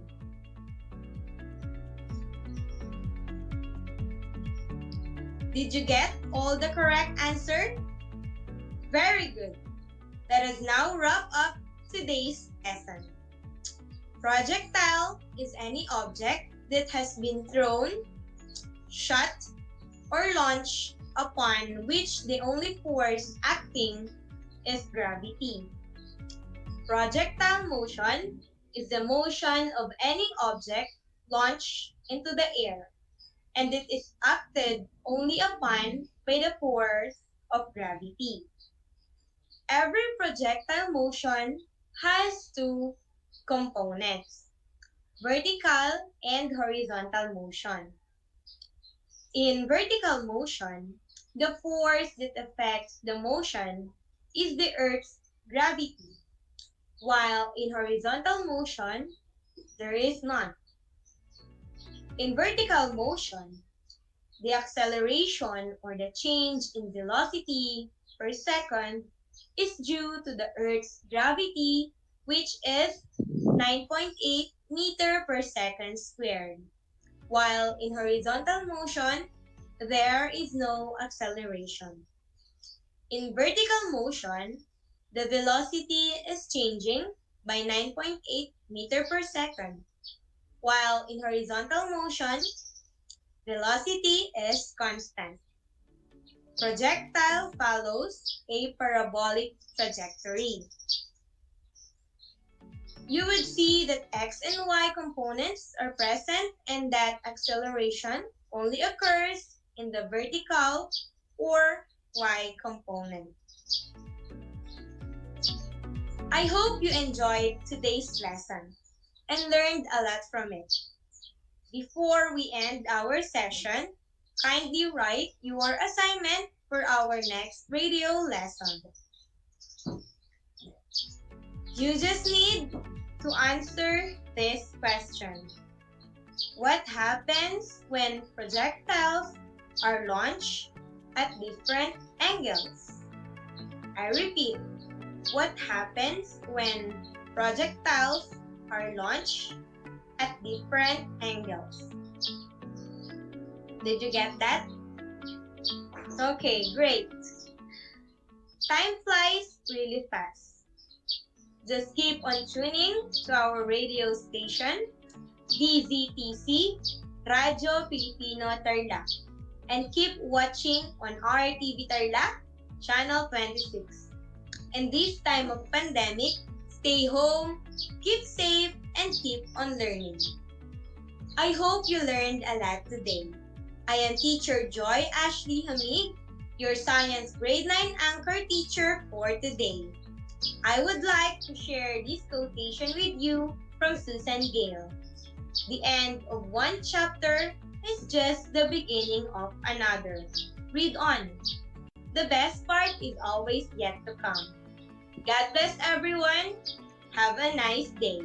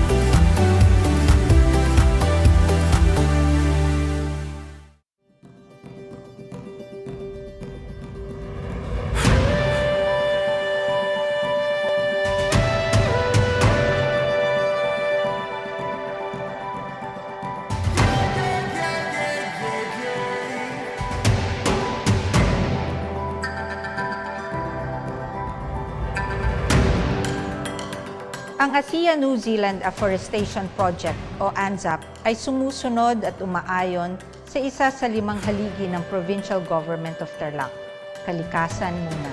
Although Tarlac is landlocked, the province is teeming with natural resources and beauty, and we TarlakHenyos are the stewards of this bounty.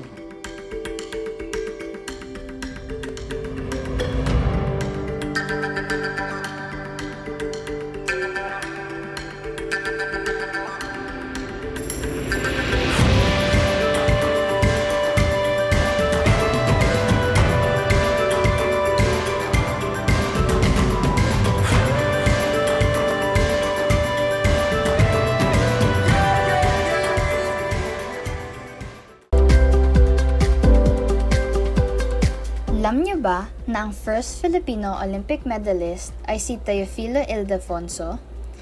Siya ang kauna-unahang Pinoy at Southeast Asian na nakasungkit ng Olympic medal sa swimming division. Tungong Pidig, Ilocos Norte, nagsimula siyang sumali sa mga paligsahan noong 1921 at nakaipon ng halos 100 medals. Noong World War II, nakipaglaban din siya sa mga Hapon at nakaligtas sa Bataan Death March. Ngunit binawian siya ng buhay sa Capas Concentration Camp at hindi na muli natagpuan ang mga labi nito. Alam nyo na, yan ang first Filipino Olympic medalist.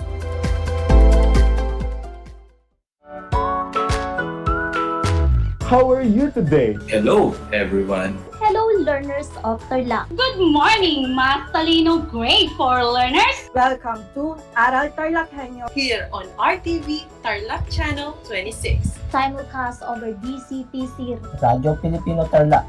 I'm Sir Glenn, your teacher broadcaster. Broadcasting live here at Paniki, Tarlac. Remotely here in Concepcion, Tarlac. Live here at Barangay Pedro Elquines, Mayantok, Tarlac. Broadcasting live from Ramos National High School. Your anchor teacher today for grade 9 mathematics. your partner in education this time of pandemic.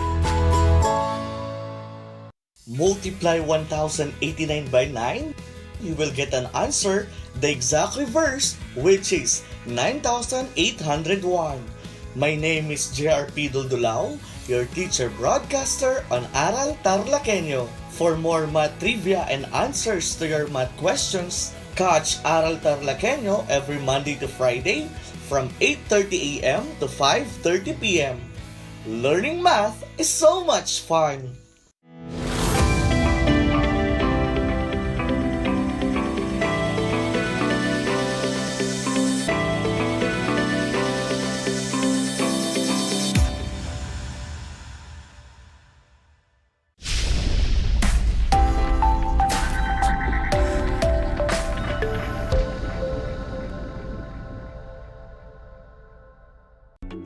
Good afternoon.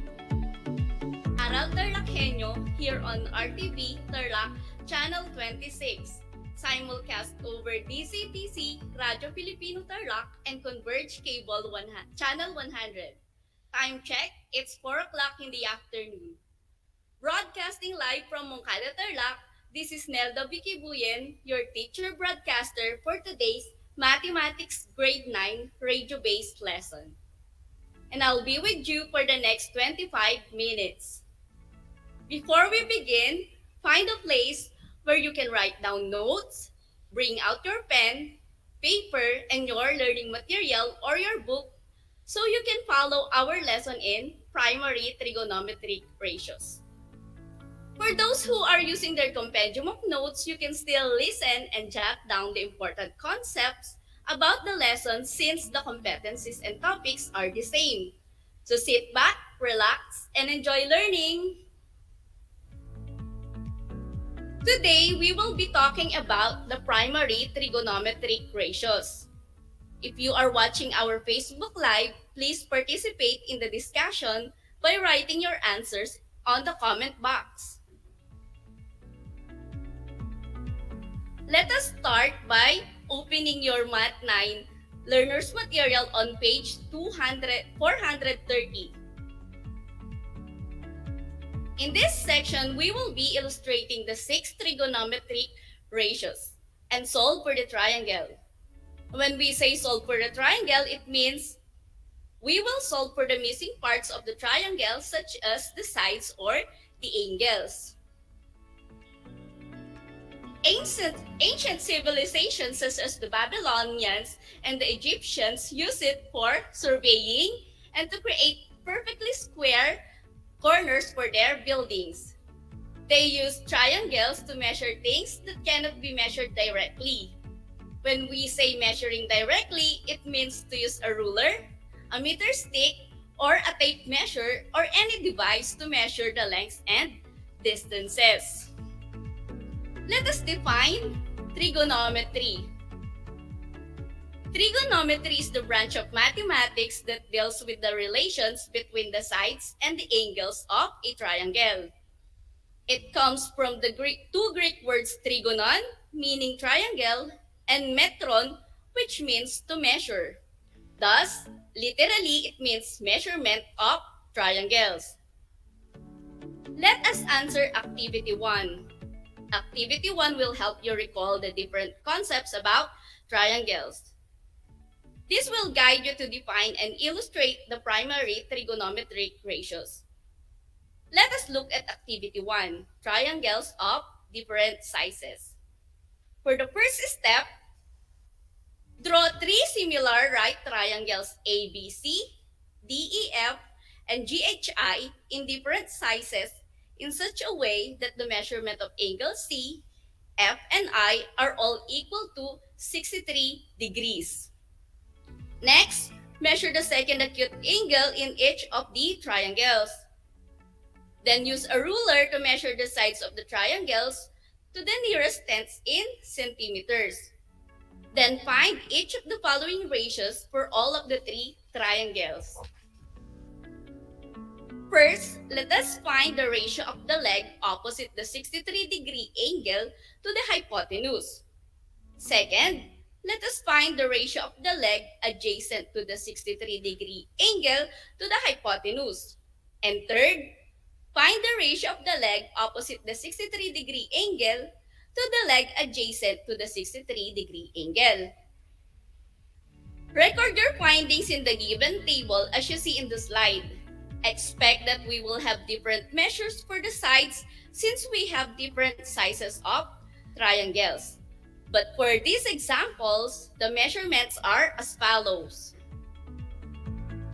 The leg opposite the 63-degree angle measures 4 units for triangle ABC, while 6 units for triangle DEF, and 3.3 units for triangle GHI. The measure of the leg adjacent to the 63-degree angle for triangle ABC is 2.3 units, 3.5 units for triangle DEF, and 1.8 units for triangle GHI. The measure of the hypotenuse, which is the longest side of the triangle, opposite to the right angle is 4.6 for triangle ABC. For triangle DEF is 6.9 and 3.8 for triangle GHI. Let us find the ratio of the leg opposite the 63-degree angle to the hypotenuse. For triangle ABC, the ratio of the leg opposite the 63-degree angle to the hypotenuse is 4 over 4.6 or 0.87 when simplified. For triangle DEF, the ratio is 6 over 6.9 or 0.87. For triangle GHI, the ratio is 3.3 over 3.8 or 0.87. Notice that the ratios of the leg opposite the 63-degree angle to the hypotenuse for the triangle ABC, for the three triangles are exactly equal. Let us find the second ratio, which is the ratio of the leg adjacent to the 63-degree angle to the hypotenuse. For triangle ABC, the ratio of the leg adjacent to the 63-degree angle to the hypotenuse is 2.3 over 4.6, which is equal to 0.5. The ratio for triangle DEF is 3.5 over 6.9 or 0.5. And for triangle GHI, the ratio is 1.8 over 3.8, which is equal to 0.47. Notice that the ratios for the three triangles are almost equal. Finally, for the ratio of the leg opposite the 63-degree angle to the leg adjacent to the 63 angle. For triangle ABC, the ratio is 4 over 2.3 or 1.74.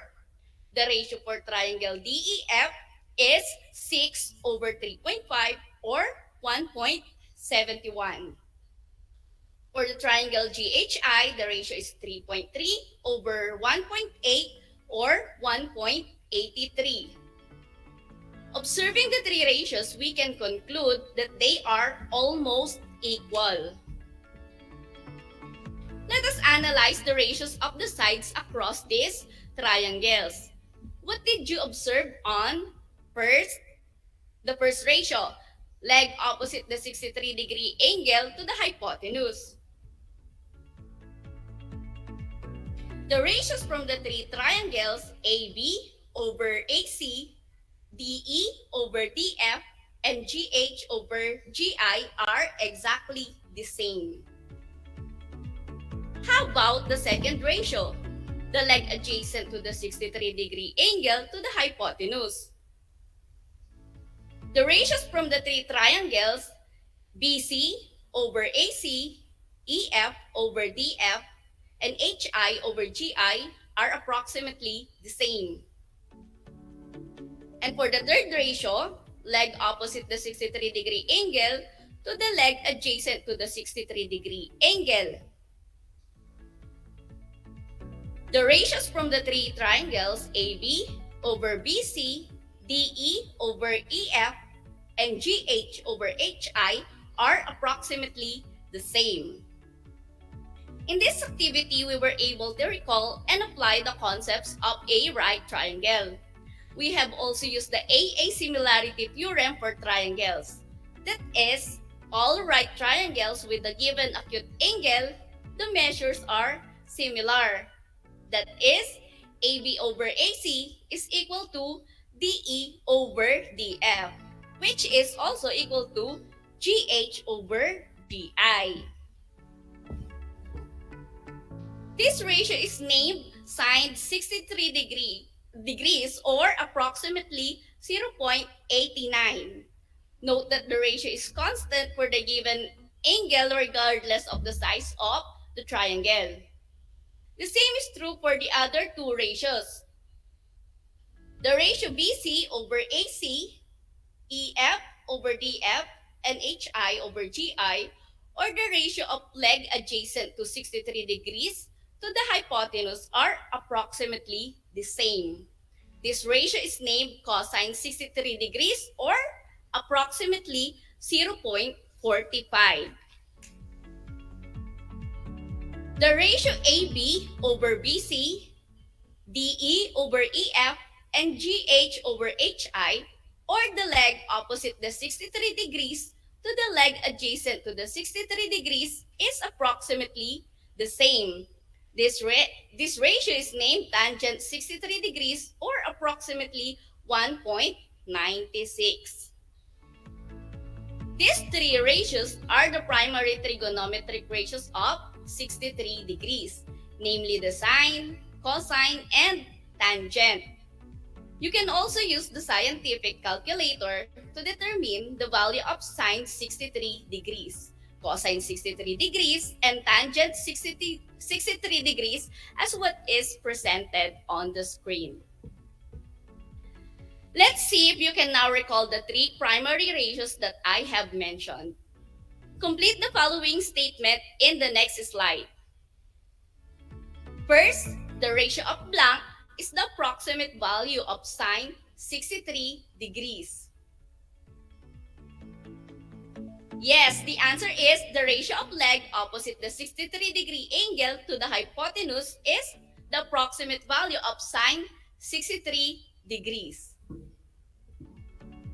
Second, the ratio of blank is the approximate value of cosine 63 degrees. That is right. The answer is the ratio of leg adjacent 63-degree angle to the hypotenuse is the approximate value of cosine 63 degrees. Lastly, the ratio of blank is the approximate value of tangent 63 degrees.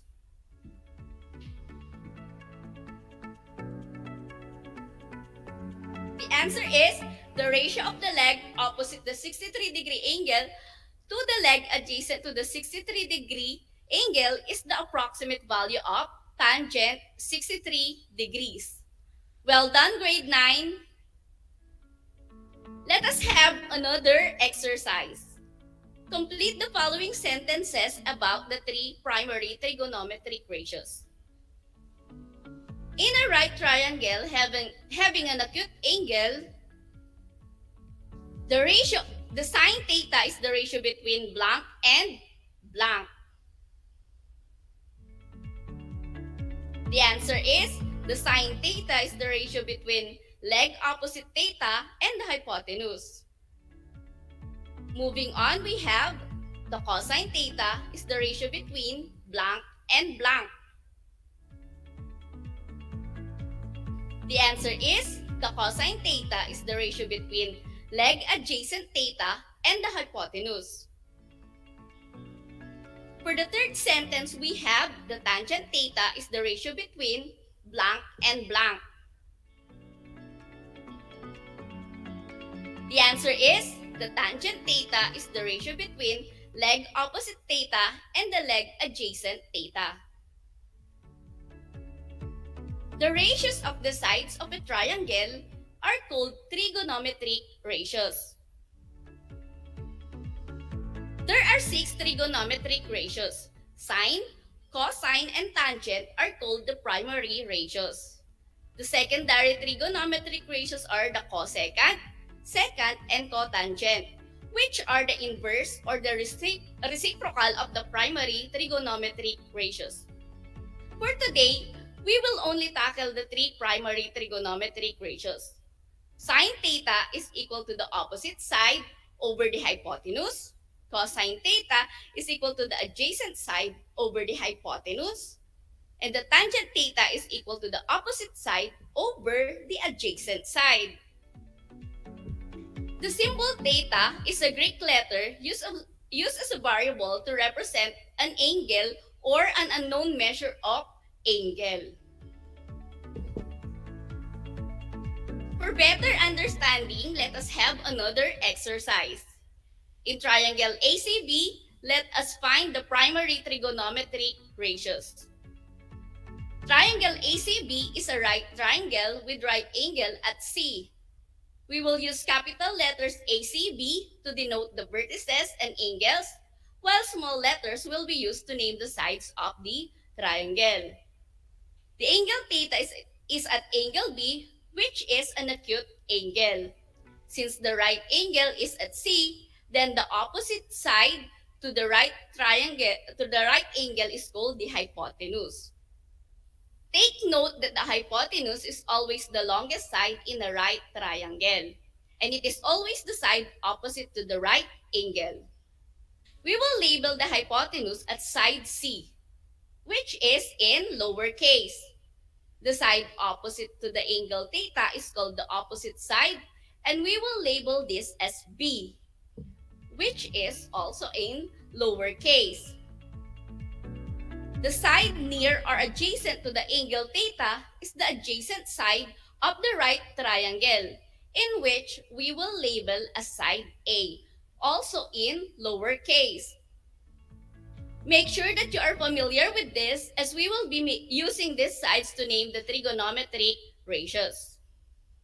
For the primary trigonometric ratios, we have sine theta or sine B is equal to the opposite over hypotenuse or side B over side C.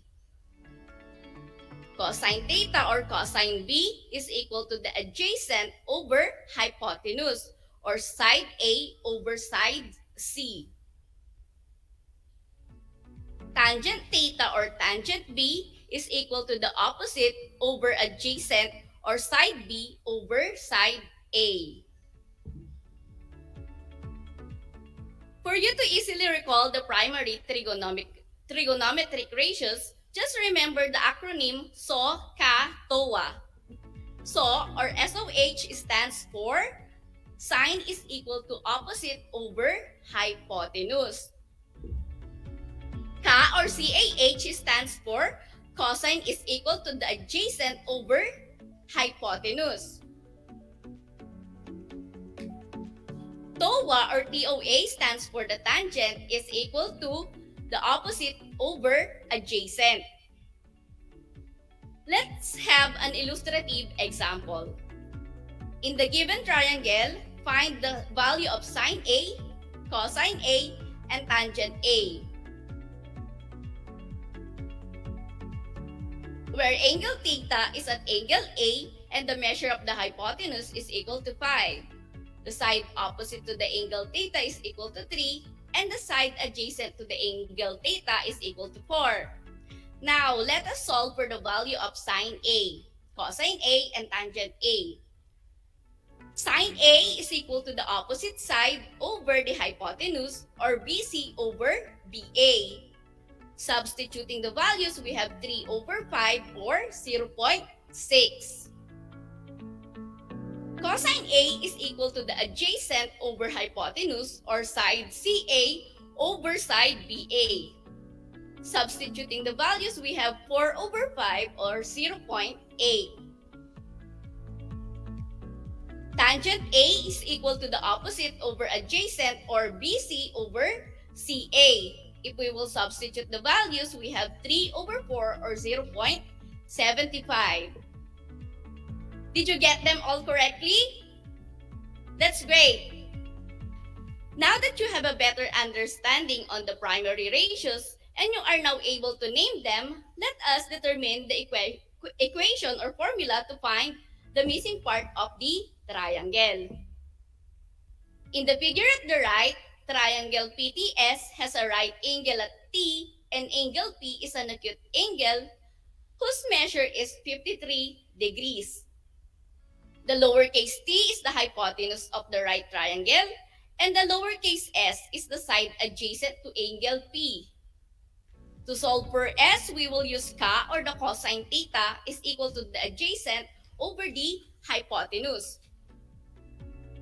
Since the measure of hypotenuse t is given and s is the side adjacent to angle P.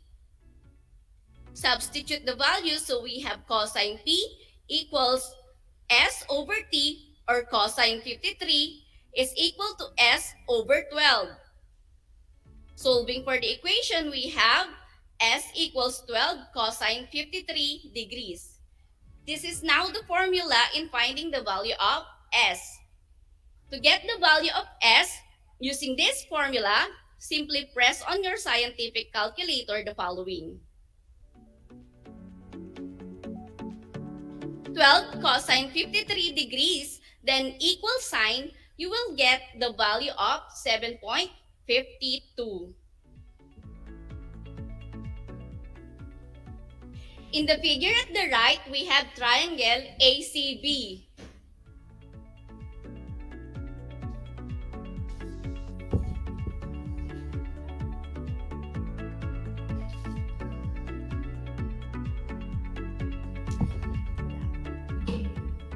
The measure of the side B is 10.6. The measure of acute angle is angle B is 67 degrees. We will use TOA or the tangent ratio to solve for A, since B is the opposite side and A is side adjacent to angle B. So we have the ratio tangent theta is equal to the opposite over adjacent, or that is tangent 67 is equal to 10.6 over A. Solving for A, we have A is equal to 10.6 over tangent 67 degrees. Now, use your calculator to get the value of A. Press 10.6 divided by tangent 67 degrees, you will get 4.499. In the same figure, we will solve for the value of C.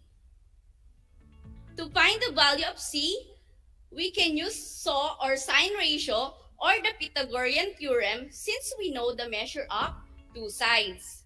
For this example, we will use sine ratio and then I will show you the other solution using the Pythagorean formula. Sine theta is equal to the opposite over hypotenuse, and that is sine B or sine 67 degrees is equal to the opposite side, which is 10.6 over the hypotenuse C, which is unknown.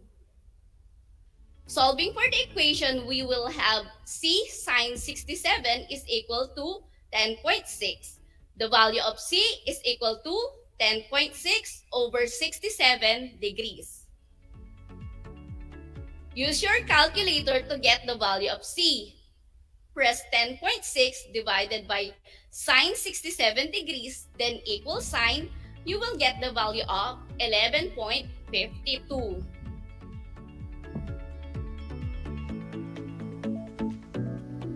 Using the Pythagorean formula, we will get the same answer as 11.52. Here is the detailed solution using the Pythagorean formula. Thank you for listening and watching earnestly. I hope you learned a lot today.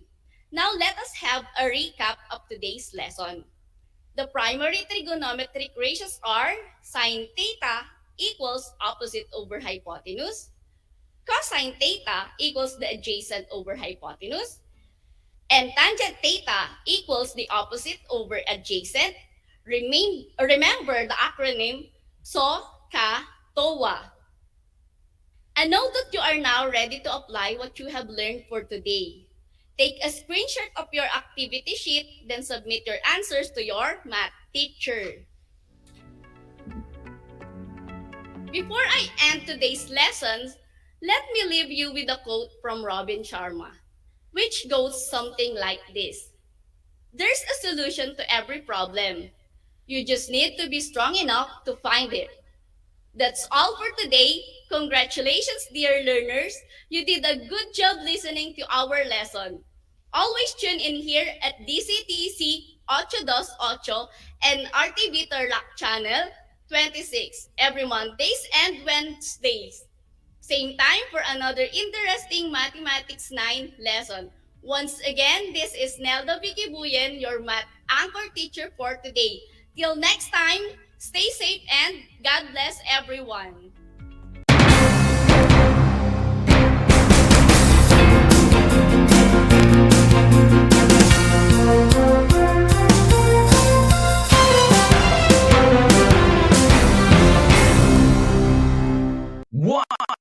One FM. This is your one. My only one. One lang yan. The only one. One FM.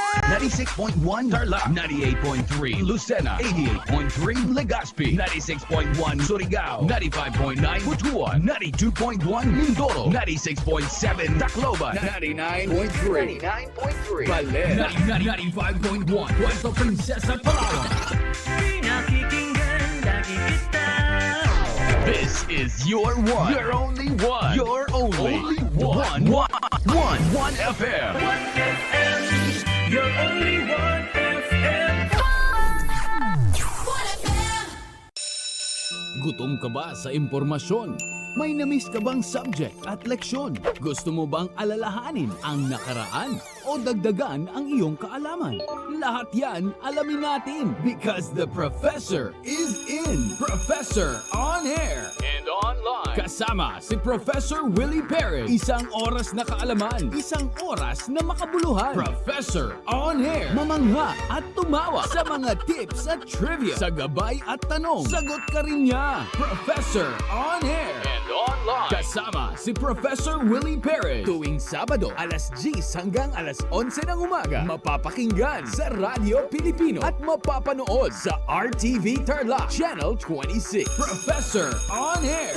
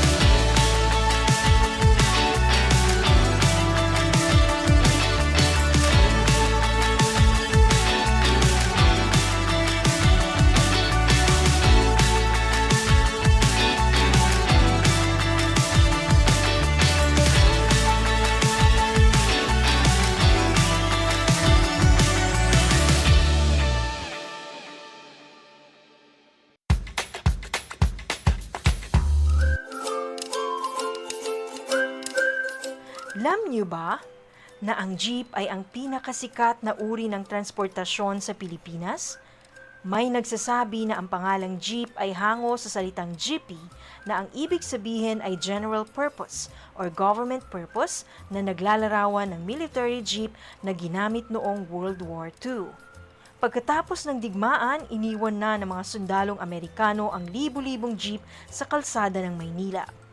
Ang matibay at makulay na jeepney nga raw ay truly mestizo dahil sa half local at half foreign na katangian nito. Alam nyo na, yan ang jeepney. Kumusta mga giliw kong tagapakinig? Nagbabalik ang inyong paaralang panghimpapawid Aral TarlakHenyo sa RTV Tarlac, Channel 26 at sa bayang naririnig sa DZTC 828 Radyo Pilipino Tarlac. Tayo rin ay napapanood sa FB Live ng RTV Tarlac Channel 26. Sumasahimpapawid mula sa bayan ng Pura Tarlac, mula sa bayan ng San Clemente, mula rito sa Purok Elementary School, Pura Tarlac, sa bayan ng Kapas Tarlac. Ako, ang inyong guro, na maghahatid sa inyo ng makabuluhang pagtalakay sa ating aralin. Ang Tagalog ay ang wika ng mga taga-Quezon, Batangas, Bulacan at ng iba pang katutubong nagsasalita nito. Ang Filipino ay ang pambansang wika batay sa tinadhana ng 1987 Constitution. Tara na at matuto ng salitang Filipino. Manood at makinig ng Aral TarlakHenyo sa RTV Tarlac, Channel 26 at sa bayang naririnig sa Radyo Pilipino, DZTZ 828 at napapanood din live sa FB page at YouTube channel ng RTV Tarlac, Channel 26. Manood at matuto ng ating mga aralin sa Filipino. Dito lang yan sa Aral TarlakHenyo. Ako si Ma'am Crystal May Aquino, ang inyong teacher broadcaster sa Filipino.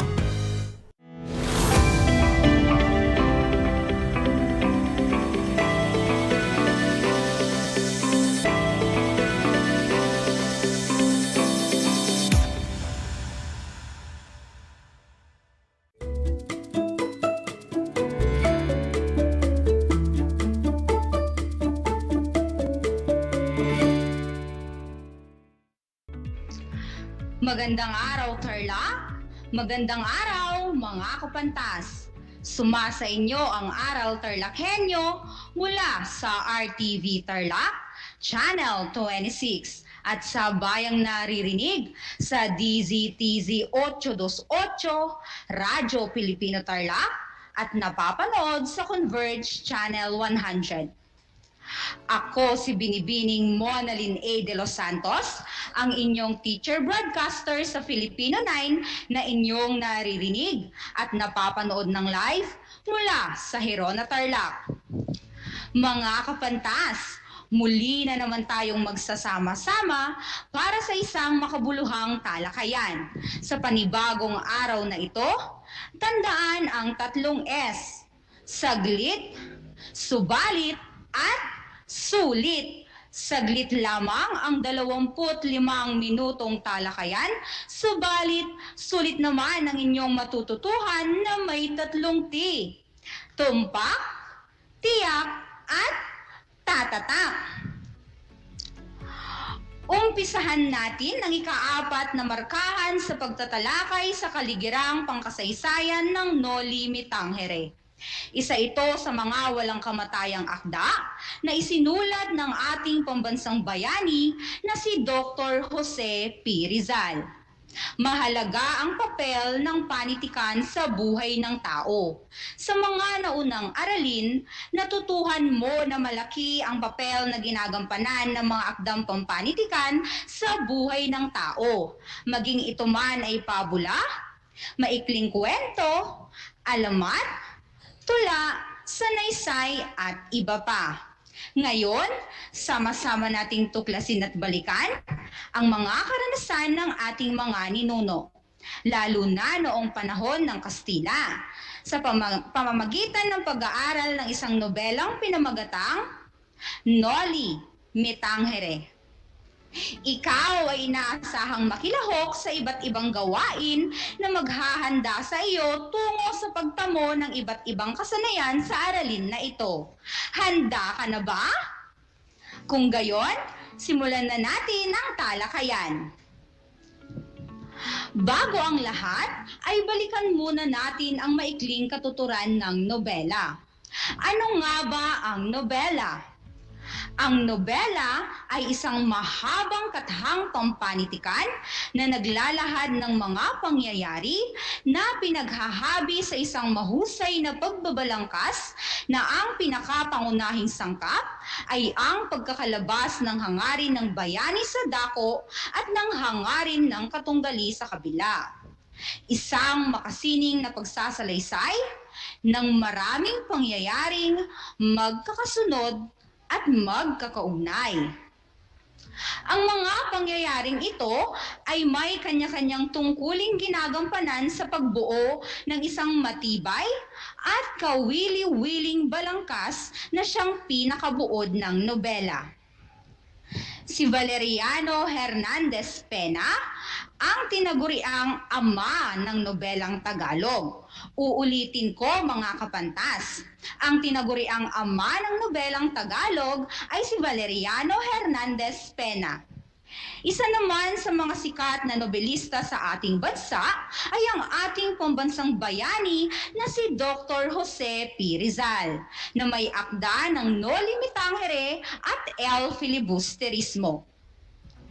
At ang pinakatatandaan natin sa nobela ay nahahati ito sa bawat kabanata. Uulitin ko mga kapantas. Tandaan na ang nobela ay nahahati sa bawat kabanata. Magkaroon muna tayo ng paghahawan ng sagabal upang maging pamilyar tayo sa kahulugan ng mga sumusunod na salita. Mga kapantas, kung alam ninyo ang kasagutan, ay maaari kayong magkomento sa ating Facebook Live comment section. Una ay ang dalubwika. Kung ang sagot mo ay dalubhasa sa pagsasalita ng maraming wika, tama ka, kapantas. Ikalawa ay ang idealismo. Kung ang sagot mo ay paniniwala, ay tama kang muli, kapantas. Ikatlo ay ang masasawata na nangangahulugang mapipigilan.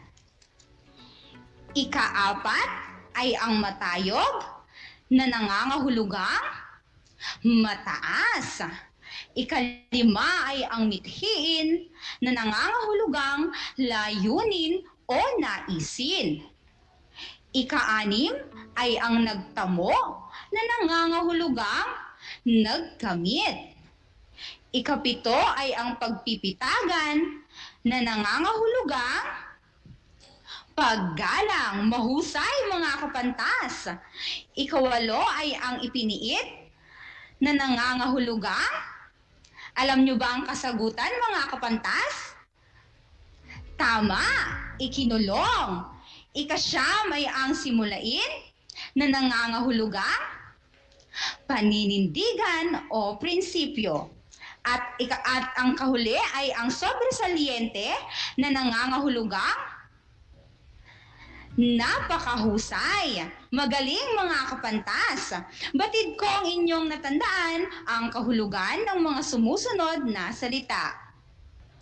Simulan na natin ang pagtatalakay sa mga tala sa buhay ni Dr. Jose P. Rizal.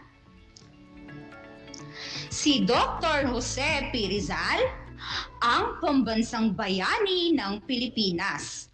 Ang taong may matayog na pagtingin sa kabutihan ng bawat nilalang, lalong-lalo na ang kanyang mga kababayan. Karapat dapat pag-ukulan ng paghanga, pagpipitagan, at higit sa lahat, ng puwang sa kaibuturan ng puso ng bawat Pilipino. Ang dakilang taong ito, bagamat patay na, ay buhay pa sa alaala ng bawat Pilipinong nagmamahal sa kanyang simulain at idealismo. Ang kanyang buong pangalan ay Jose Protasio Rizal Mercado E. Alonso Rialonda. Siya ay ipinanganak sa lalawigan ng Laguna noong 19 ng Hunyo, taong 1861. Siya ay ikapitong anak ni Francisco Engracio Rizal Mercado y Alejandro at ng asawa nitong si Teodora Morales Alonso Rialonda y Quintos. Alinsunod sa kapasyahan ni Gobernador General Claveria sa isang kautusan nito noong 21 ng Nobyembre taong 1849 ay ginamit ng pamilya ang apelyidong Rizal na nangangahulugang luntiang bukirin.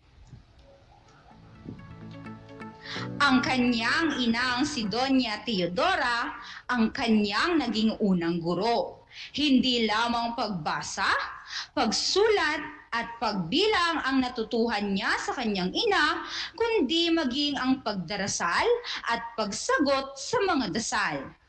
Para kay Doña Teodora, ang mga ito ang totoong mahalaga.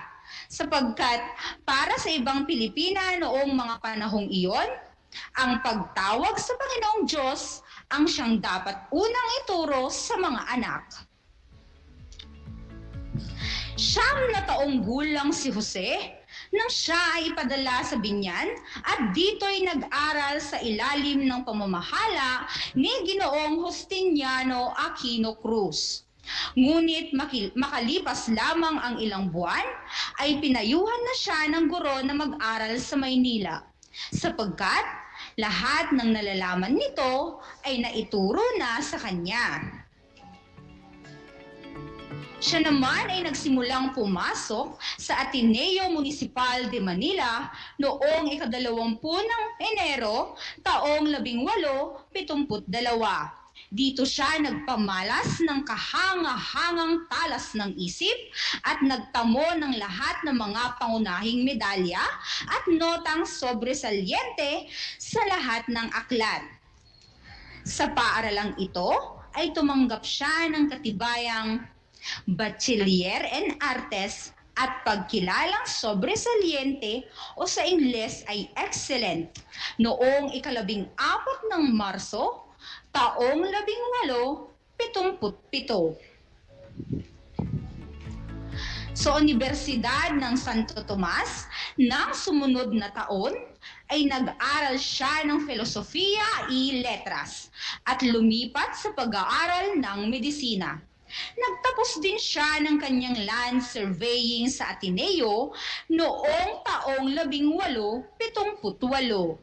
Nagtungo siya sa Europa noong 5 ng Mayo taong 1882 upang ipagpatuloy ang kanyang pag-aaral. Sa Madrid, Espanya, ay nagpatuloy siya sa pag-aaral ng medisina at filosofiya y letras. Samantalang, noong taong 1884 ay nagsimula si Rizal sa pag-aaral ng Ingles.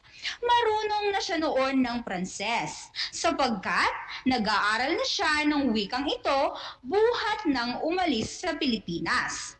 Bukod sa mga wikang ito, ay nag-aral din siya ng Italiano at Aleman, sapagkat naghahanda siyang maglakbay sa iba't ibang bansa sa Europa.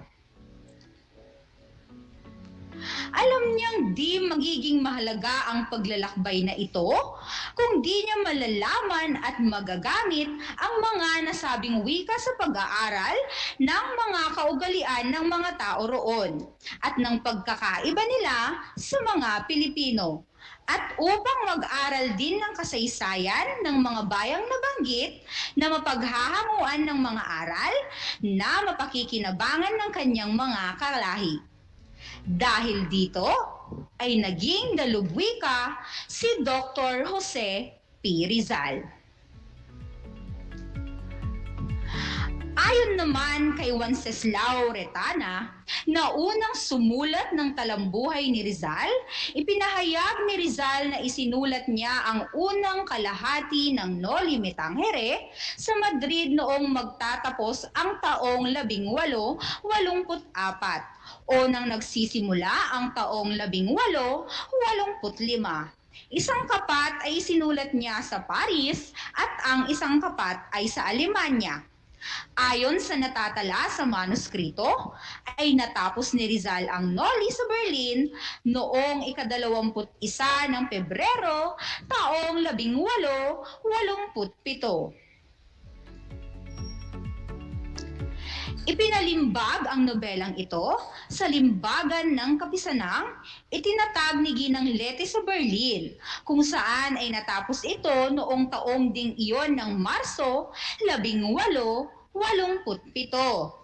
2,000 sipi lamang ang ipinalimbag at ang ibinayad sa pagpapalimbag ay hiniram niya kay Dr. Maximo Viola, taga San Miguel, Bulacan.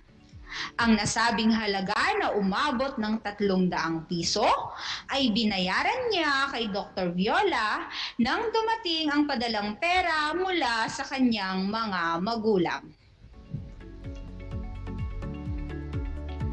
Gaya ng nasabi sa unahan, 21 taon pa lamang si Dr. Jose P. Rizal nang lisanin niya ang Pilipinas noong ika-5 ng Mayo taong 1882 upang magpatuloy ng pag-aaral sa Espanya, Pransya at Alemanya. Nagbalik siya sa Pilipinas noong ika-5 ng Agosto taong 1887.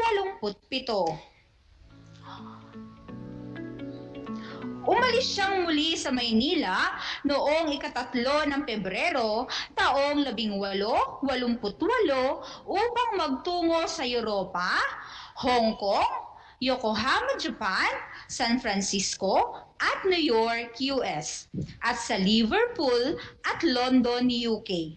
Nilisan niyang muli noon ang Pilipinas sapagkat umiiwas siya sa matinding galit sa kanya ng mga Espanyol dahil sa nobela niyang Noli Me Tangere. Muli siyang nagbalik sa Maynila noong ika-26 ng Hunyo taong 1889. Alinsunod sa kautusan ni Gobernador General Despujol noong ika-7 ng Hulyo taong 1892 ay ipinatapon si Rizal sa dapitan noong ika-15 ng Hunyo taong ding iyon dahil sa bintang na siya'y may kinalaman sa kilusang ukol sa paghihimagsik. Sa dapitan ay nagtayo si Rizal ng isang maliit na paaralan at nagturo sa mga batang lalaki roon. Samantalang, habang nakikidigma ang Espanya sa Guba, si Dr. Rizal, upang hindi madamay sa kilusang ukol sa paghihimagsik sa Pilipinas, ay humiling na makapaglingkod sa mga pagamutan sa Cuba. Siya'y binigyan ni Gobernador General Ramon Blanco ng pahintulot na makapaglayag. Ngunit habang naglalakbay si Dr. Jose Rizal patungong Espanya, nang matapos ang taong 1896, ay nahuli siya sa kanyang sinasakyang barko nang dumaong ito sa Barcelona at ibinalik siya sa Pilipinas. Ipiniit si Dr. Jose Rizal sa Maynila sa Real Fuerza de Santiago. Nang iharap siya sa hukumang militar at litisin, ay nahatulan siyang barilin sa Bagong Bayan. Isinulat ni Dr. Rizal ang Mi Ultimo Adios o sa Tagalog ay nangangahulugang huling paalam. Ito ang huling isinulat ni Dr. Jose Rizal bago siya binaril sa Bagong Bayan noong ika-30 ng Disyembre taong 1896. Kaya naman, Ang ika-30 ng Disyembre ng bawat taon ay itinuturing na dakilang araw ng paggunita ng mga Pilipino sa pinakadakilang bayani ng Pilipinas, si Dr. Jose P. Rizal. Naging araw ng pangilin ang ika-30 ng Disyembre ng bawat taon, alinsunod sa itinakda ng pamahalaang Amerikano sa Pilipinas. Bilang pagpapatuloy, dumako naman tayo sa ilang mga patotoo ng mga tanyag na tao hinggil sa kagitingan ni Dr. Jose P. Rizal.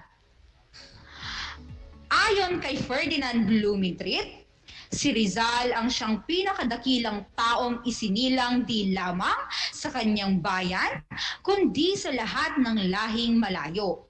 Ang alaala niya ay di mapaparam sa gunita ng kanyang inang bayan. At ang mga sumusunod na salinlahi ay buong paggalang nasasambit ng pangalang Rizal. At sasabihin nilang, siya'y di naging kaaway sa Espanya. Uulitin ko mga kapantas, ito ay ayon kay Ferdinand Blumentritt. Ayon naman kay Rafael Palma, sa bisa ng diwang nag-uugnay kay Rizal at sa akin, ay may karapatan tayong maniwalang ang bawat Pilipino ay maaaring maging isang Rizal. At ano pa mang mithiing kanyang natamo, ay matatamo rin natin, pagkat may kakayahan at lakas tayo upang maisagawa ito kapag tayo'y gumamit ng pagpapagal, pamamaraan, at kataimtimang loob sa tungkulin na kagaya ng kanyang ipinamalas sa lalong mahalagang gawain sa kanyang buhay. Uulitin ko mga kapantas, ito ay ayon kay Rafael Palma. Natunghayan natin ang maiksing tala ng buhay ni Dr. Jose P. Rizal at ilang mga nagpapatibay kung anong klaseng tao siya. Sa kabuuang pagkatuto ng panitikan, mahalagang malaman din natin ang buhay ng may akda. Dito, mas mauunawaan at masasalamin ang pinag-ugatan kung bakit niya isinulat ang kanyang akda. Kung minsan, nakatago rin ang iba't ibang kasagutan sa mga tanong natin patungkol sa isang akda at hindi natin ito makikita sa akda mismo. At may kapangyarihan ang buhay ng may akda upang ipakita sa atin ang mga kasagutang ito. Hayan! Sana'y nakapulot tayo ng inspirasyon sa buhay ni Rizal. Isang malaking hamon, lalong-lalo na sa inyong mga kabataan na ipinagsisigawan niyang kayo ang pag-asa ng bayan na maipagpatuloy ang laban niya at responsibilidad natin sa kasalukuyan na magsisilbing bayani naman sa ating bansa upang hindi masayang ang naipanalong laban ng nakaraan tungo sa pagkakaroon ng magandang Pilipinas sa kinabukasan. Ngayon, bilang inyong pangwakas na gawain, sagutin ninyo ang mga sumusunod na tanong sa inyong papel at atin itong tatalakayin sa susunod na episode.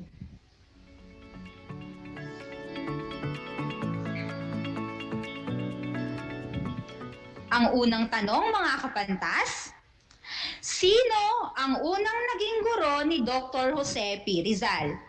Ano ang itinuring niyang pinakamahalagang bagay na dapat matutuhan ni Jose? Uulitin ko ang tanong mga kapantas. Sino ang unang naging guro ni Dr. Jose P. Rizal? Ano ang itinuturing niyang pinakamahalagang bagay na dapat matutuhan ni Jose? Ikalawang tanong mga kapantas, paano mo ilalarawan si Dr. Jose P. Rizal? Masasabi mo bang isa siyang tunay na henyo? At bakit? Uulitin ko, paano mo ilalarawan si Dr. Jose Rizal? Masasabi mo bang isa siyang tunay na henyo? At bakit? Ikatlo, mga kapantas, ano ang mga dahilan ni Dr. Jose P. Rizal bakit ninais niyang maging dalubwika?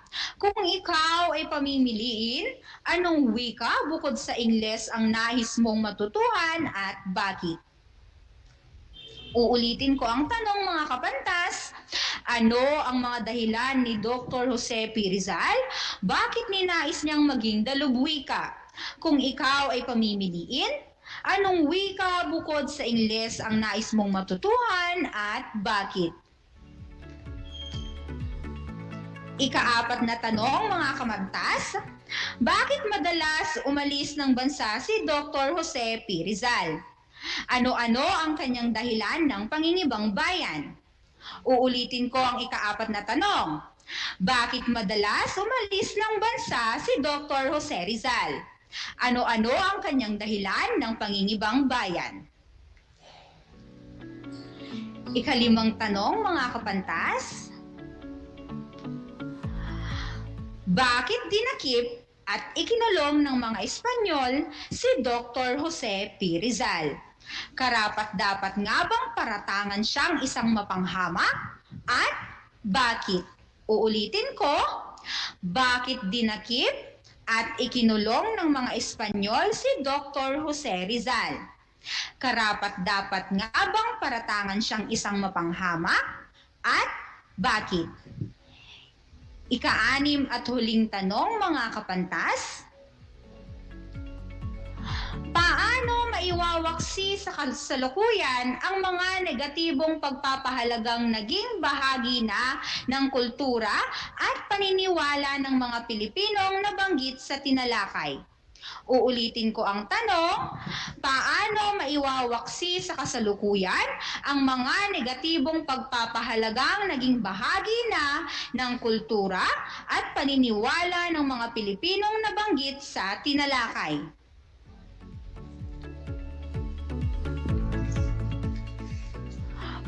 Okay, mga kapantas. Uulitin ko ha, tandaan ninyo na ang nobela ay isang mahabang katahang pampanitikan na naglalahad ng mga pangyayari na pinaghahabi sa isang mahusay na pagbabalangkas na ang pinakapangunahing sangkap ay ang pagkakalabas ng hangarin ng bayani sa dako at ng hangarin ng katunggali sa kabila.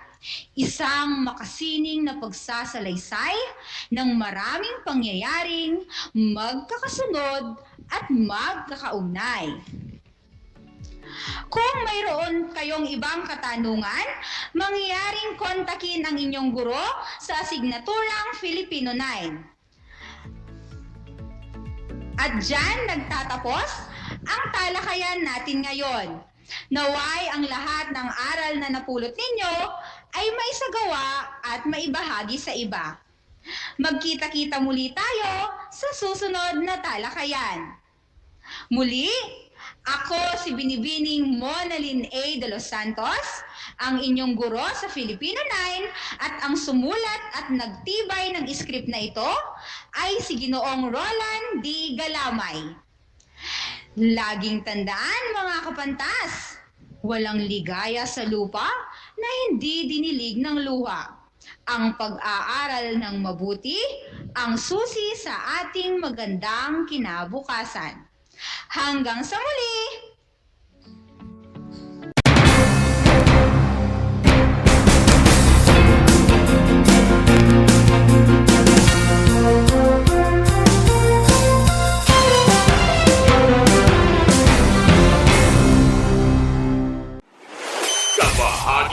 Radyo Pilipino.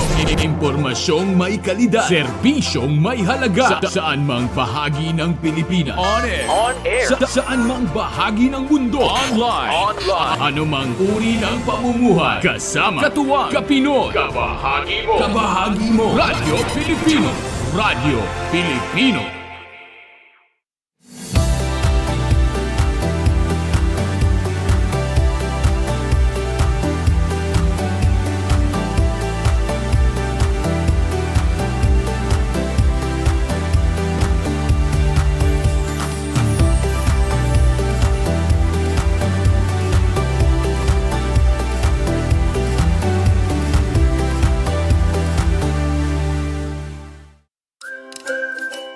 Alam niyo ba na ang Great Barrier Reef ay ang pinakamalaking living structure on Earth?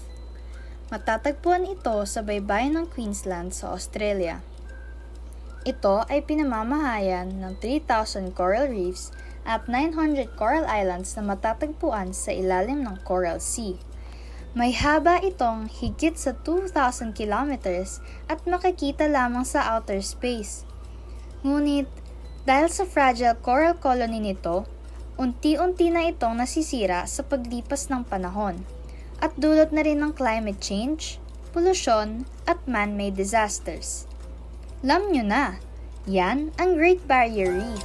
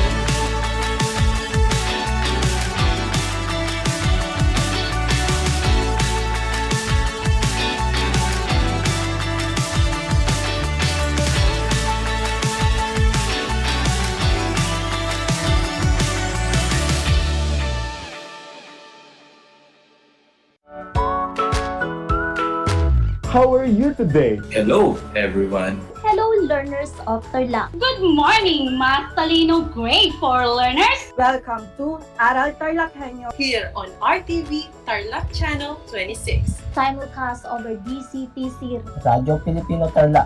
I'm Sir Glenn, your teacher broadcaster. Broadcasting live here at Paniki Tarlac. Remotely here in Concepcion, Tarlac. Live here at Barangay Pedro Elquines, Mayantok, Tarlac. Broadcasting live from Ramos National High School. Your anchor teacher today for grade 9 mathematics. your partner in education this time of pandemic.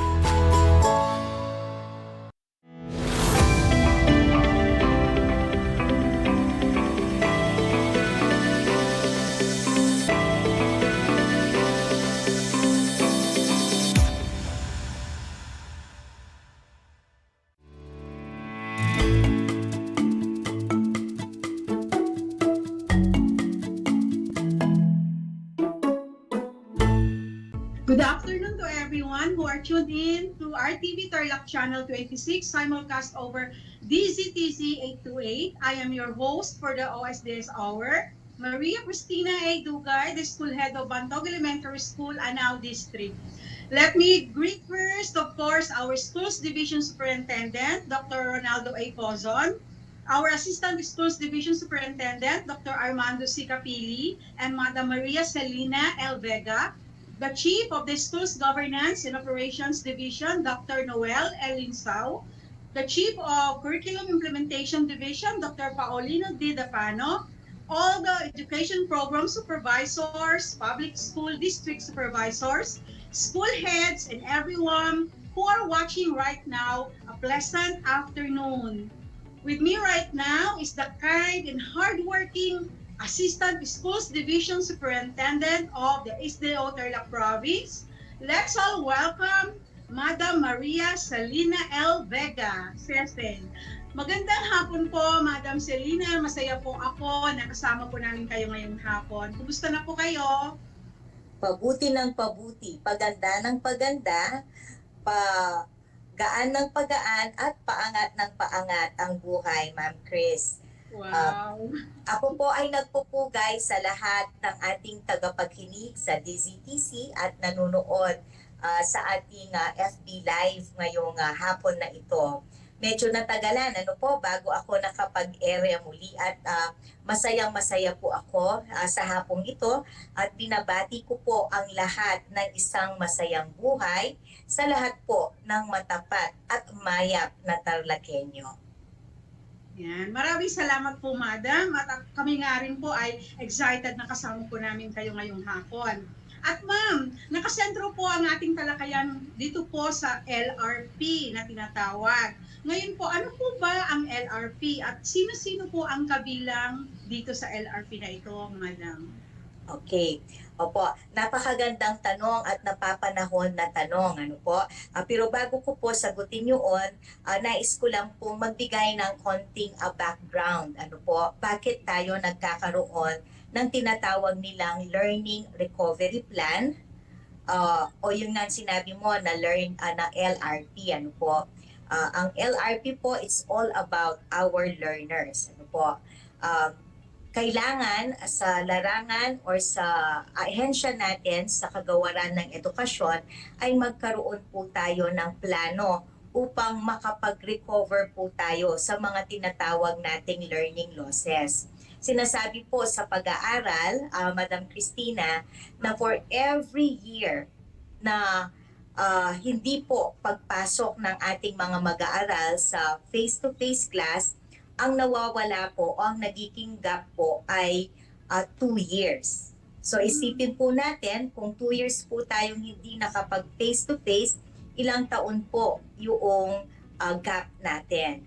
It's 4 years. Ang ibig sabihin po, ang isang grade 6 student, nawawalan siya ng 4 years, parang nasa grade 2 pa lamang siya. Po. So yun po ang pinaka nawala sa ating sistema. Bagamat ginawa po natin ang lahat, po, hindi po tayo huminto nung panahon ng pandemya. Iba't ibang modalities ang ating ginawa. Sinasabi po ng mga datos na kailangan tayong magkaroon ng recovery plan para sa ating mga mag-aaral. We have to address the gaps that were identified and the gaps that we will be identifying as we gather the data. No? So uulitin ko, sa ating pong mga tagapakinig at sa ating pong tagapanood, ang planong ito o yung Learning Recovery Plan na tinatawag ay para po ito sa ating mga mag-aaral para makaantabay po sila, no? At para ma-address po natin sa pamamagitan ng mga estratehiya na ating ipaplano ay makaagapay at lalo po nating maibigay ang kalidad na edukasyon sa ating mga mag-aaral. So yung tinatawag nating Learning Recovery Plan, Ma'am Christy, ay mayroong 3 phases. Yung unang phase po natin ang timeline po natin dito ay ngayong fiscal year 2022, to be specific, school year 2021-22 summer. So yung mga strategies na ating pinaplano, nahango or nabuo dahil sa mga datos na ating ininterpret at doon natin nakita yung mga gaps, ay magpapasimula na po yung mga intervention sa phase 1. Ito po ay sa school year 2021-22 summer. Ang phase 2 naman, ang tawag po doon sa phase 1 ay immediate and short-term strategies intervention. So ito po yung mga nangangailangan ng agarang intervention. Tapos po yung phase 2 natin, ito po yung fiscal year 23. Ito naman po ay kung ang taong pampaaralan ang pag-uusapan, ito po ay school year 2022-2023. Dito naman po yung build on learning plan longer term improvements. So mas mayroon po tayong mas mga detalyado mga intervention or yung mga improvements na gagawin po. At yung phase 3 po, yung FY 2024, magaganap naman po ito sa school year 2023-2024, accelerate and innovate for long-term sustainable improvement. So inaantabayanan po natin, hindi po nananahimik ang kagawaran ng edukasyon hanggat hindi po ito hanggat hindi po natin na ibibigay yung karampatang kalidad na edukasyon para sa ating mga mag-aaral, no? At ang learning recovery plan po natin ay nakafocus sa ating literacy, numeracy, at saka yung scientific skills. So yun po ma'am ang ating tinatawag na learning recovery plan. At ako I am so proud because ang pinakauna po na nakabuo ng LRP ay ang Region 3 sa pangunguna po ng ating Regional Director na si Dr. May Eclar. Opo. Ma'am, ito nga po, no, medyo talagang bago po sa atin ito at maganda po dahil ito po ay sinasagot nga po niya ang mga learning gaps po natin. Ito nga po ma'am, bakit po tayo kailangan na mag-craft ito at ano po ba yung mga objectives, yung mga main objectives po nito at ano po yung mga framework ng LRP po? Okay. So una, ano yung pinaka-objective natin o layunin? Para ma-address po natin yung mga gaps, ano po? At para maantabayanan po natin ang ating mga mag-aaral, no? Doon sa mga tinatawag nating learning losses, no? Ang sinusunod po natin ay yung kung natatandaan po ninyo yung ating KITE framework, ano po? So mayroon pong 4 na pillars ito. Itutuon po natin ang ating paghahanda sa una yung pillar 1, yung letter K, yung K-12 curriculum. Nakatuon po ito sa quality of learning outcomes and learning delivery modalities noong pre-pandemic at noong panahon po ng pandemya. Ang pangalawa pong pillar na bibigyan natin ng tutok ay ang letter I, ano po, yung improvement to the improving learning environment, na kung saan ang pillar 2 po ay support to the learning environment. Ang pinaka-focus naman po nito ay ang mga access, equity, and inclusion in education. Tapos po, yung ating, dito po sa pillar number 2, napakaraming mga datos ang ating kakailanganin. Ano po? Ang pangatlo naman pong pillar ay yung letter T ng KITE, ng sulong edukalidad, yung teacher upskilling and reskilling of personnel. So dito titignan po natin yung quality of teachers, school heads, and supervisors. At yung pinakahuling pillar po, kung titignan natin yung salitang KITE, yung letter E, yung engagement of stakeholders for support and collaboration. So, titignan po natin how responsive the engagement for education ng ating mga stakeholders. So, yung pong 4 na pillar na yun ang bibigyan natin ng tuon. At yung pong lahat ng mga datos patungkol dito ay ating pag-aaralan, ano po, nang sa gayon ay matusok natin or matiyak natin kung ano yung nararapat na intervention or nararapat na strategy na ating gagawin. Opo, ma'am. So, nabanggit po ninyo yung KITE framework, ma'am, no? So, naalala ko po yung aming BLCOP. Anchored din po ito doon sa KITE framework. Di po, ma'am. Ito nga po yung base po sa mga nasabi ninyo, maliwanag po na yung LRP ay kasama po dito at talagang encompassing po siya, ma'am, no? Kasama po yung learning remediation, intervention, professional development, health, safety, and wellness ng hindi lang po ng mga bata, maging lahat na po ng nandito sa serbisyo. Kaya napakaganda po nitong LRP or Learning Recovery Plan na inyong pong kasalukuyang pinaniniwanag. At nakaka-proud nga po, no, na tayo po pala sa Region 3 ang nakauna na nakagawa po nito. So ito pong LRP, ma'am, paano po ito makakatulong sa mga katulad po pong school heads at mga guro? Opo.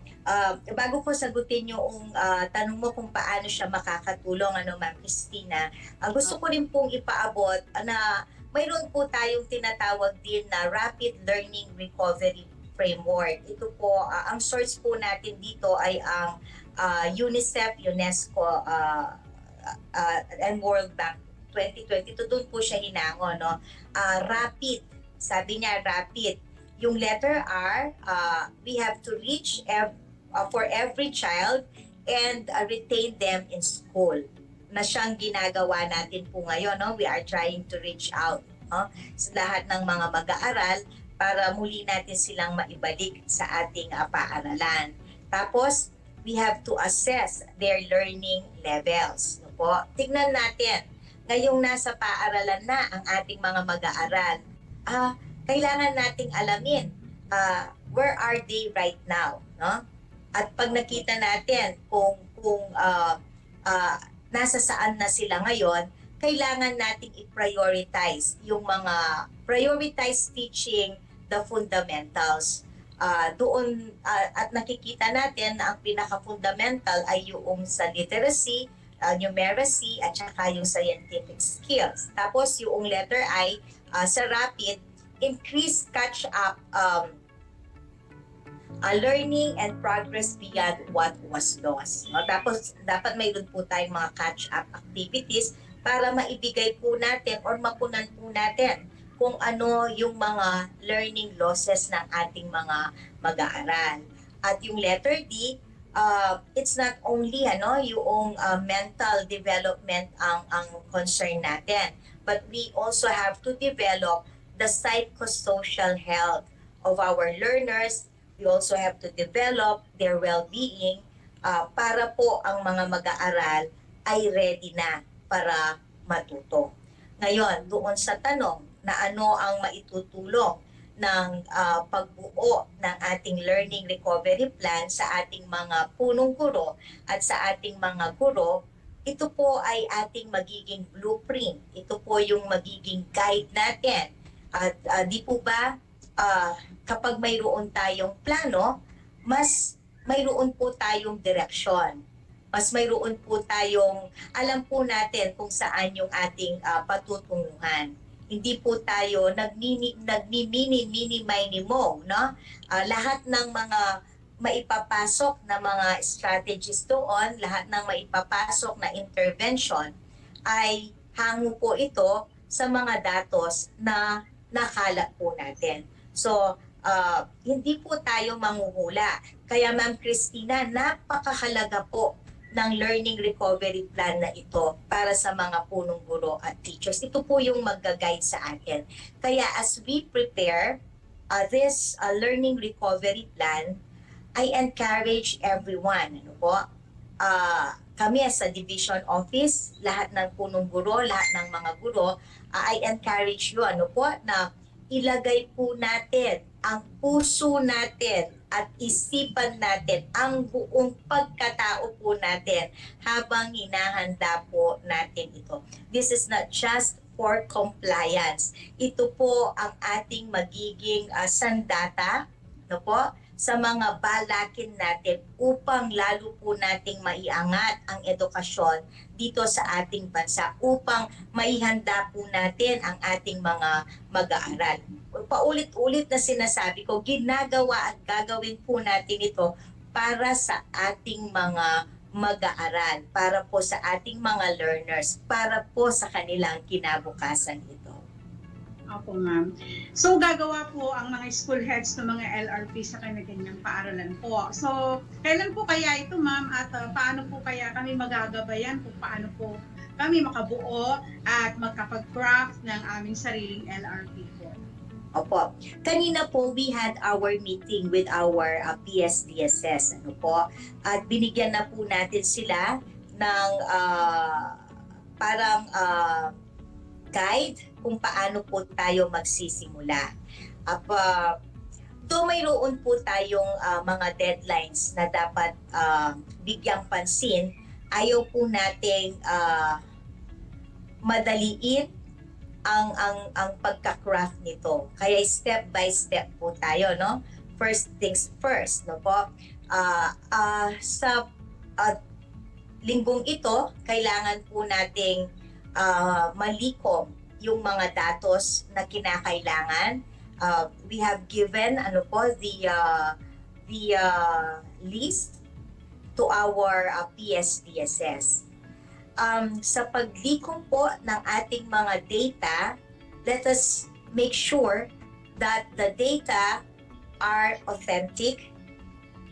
They should be the genuine data. Huwag po nating i-lipstick yung ating mga datos. At kapag nalikom na po natin yung mga datos na kakailanganin natin sa ating pagpaplano, kailangan po natin itong pag-aralan. Kailangan na po natin itong i-analyze at imaginein na po natin. Dapat nasa isipan na po natin, yung binivisualize na po natin. Kung ito yung problema, anong estratehiya ang gagawin po? So sa paglikom po ninyo ng datos, makikita na po natin yung mga challenges natin. At mula sa challenges, magagawa po natin kung ano yung sagot doon. Kaya po, from the region, naka-craft na po sila ng kanilang, ng LRP ng ating region.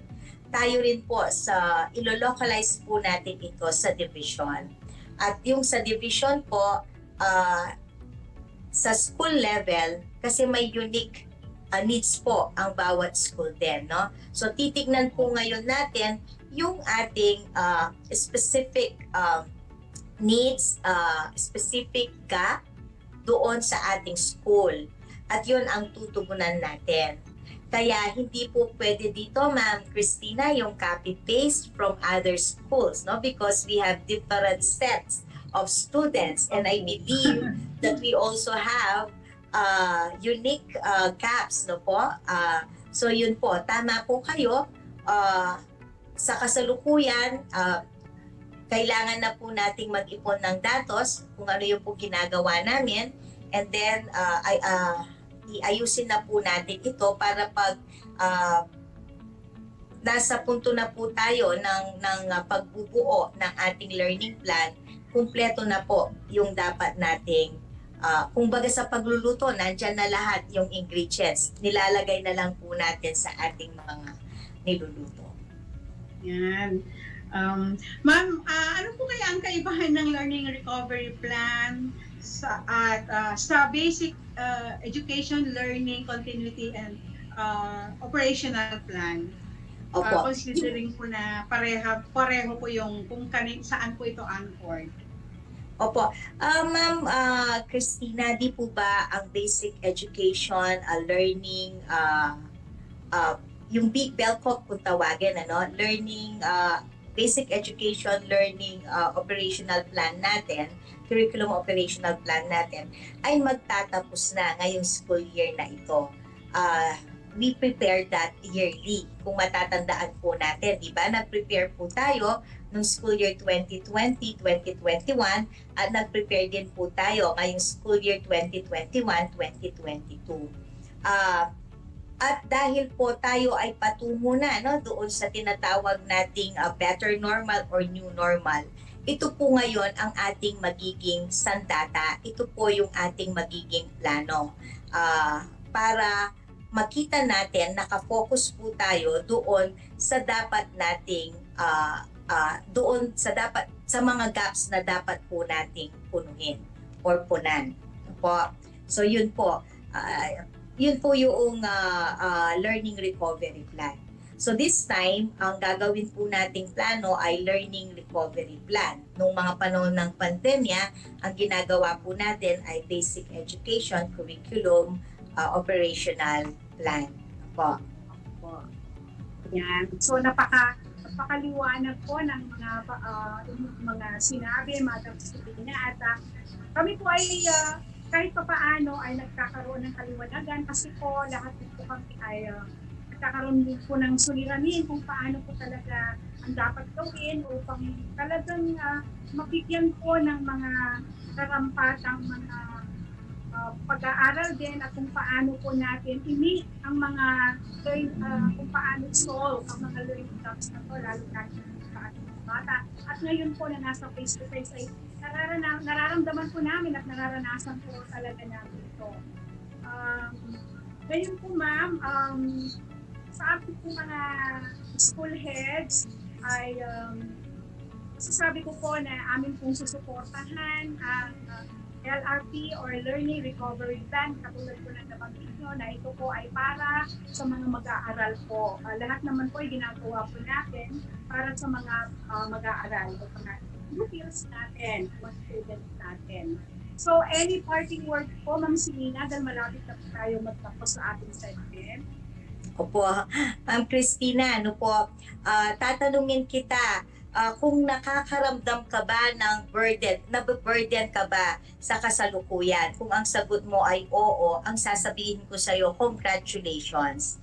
Kasi tayo na nasa kagawaran ng edukasyon at this point, if we are burdened, ibig sabihin, tayo ay nag-iisip, no? Alam natin ang sitwasyon natin at nag-iisip tayo ng mga pamamaraan kung papaano talaga natin matutulungan ang ating mga mag-aaral. At bilang isang empleyado ng kagawaran ng edukasyon, inaasahan po namin na magiging bahagi po tayo ng pagbuo ng learning recovery plan na ito, hindi para makapag-comply lang tayo, kundi para talagang matulungan po natin ang ating mga mag-aaral. Mararanasan mo kung ano yung sinasabi ko, as you collect, as you gather, as you mine, as you harvest the data. Pag nakita mo po yung actual na data, medyo malulungkot ka. At yung kalungkutan na yun ang siyang magpupush sa'yo na kailangan bilang isang guro, bilang isang punong guro, bilang isang bahagi ng kagawaran ng edukasyon, mayroon akong dapat gawin para ma-address namin yung mga gaps, yung mga learning losses. Kapag ganon ang ating naging attitude, alam po ninyo, magiging magaan, no? Para sa ating mga mag-aaral kung papaano sila makakapag-recover din doon sa mga learning losses nila. So uulitin ko po, let us own yung plano na gagawin natin. Kailangan po natin itong pagtuunan ng pansin, kailangan po tayong maging engrossed and engaged sa pagpe-prepare natin because we would want to sustain the culture of excellence, Ma'am Christina. And if we speak of excellence, ito po ay produkto ng ng ating commitment. So let us be committed in the preparation, in the crafting of our learning recovery plan. Ano pa po ang sangkap ng excellence? Consistency. Maging consistent po tayo sa ating desire, sa ating enthusiasm, sa ating willingness na makapag-prepare ng isang napaka-epektibo at efficient na plano. Ang susunod na sangkap po ay hard work. Let us work na kung lahat ibibigay po natin. Let us work hard as we prepare this. Natural po yun. And then, yung pinakahuli, yung discipline. So, if we want to sustain excellence in SDO Tarlac province, then we have to have those 4. Discipline, hard work, consistency, and commitment.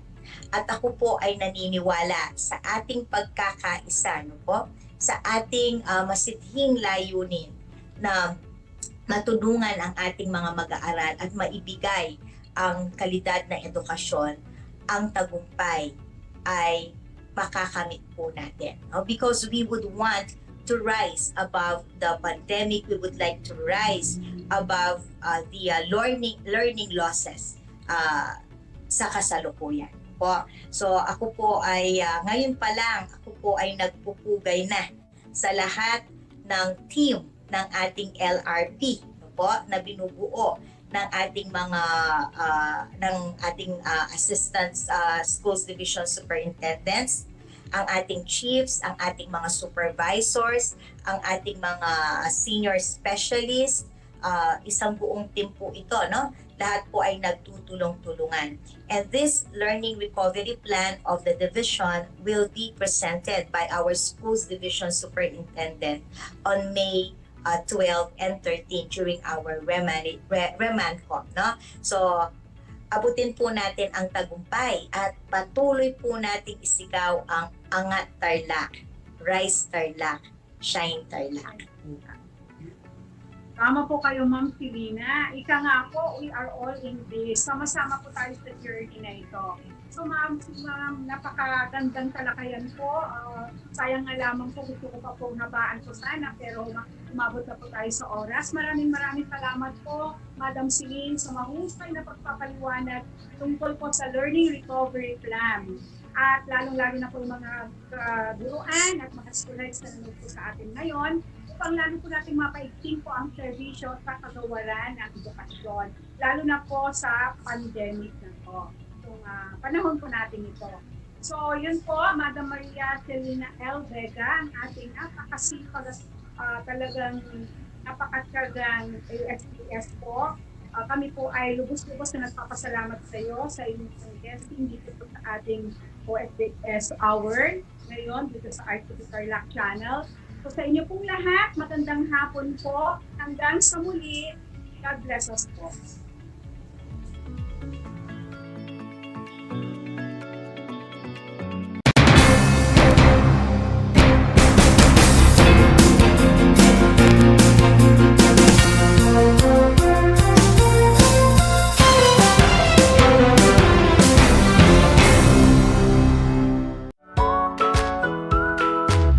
Good morning, grade 5 learners. How are you today? Welcome to Aral TarlakHenyo here on RTV Tarlac, Channel 26. Simulcast over DCTC, Radyo Pilipino, Tarlac.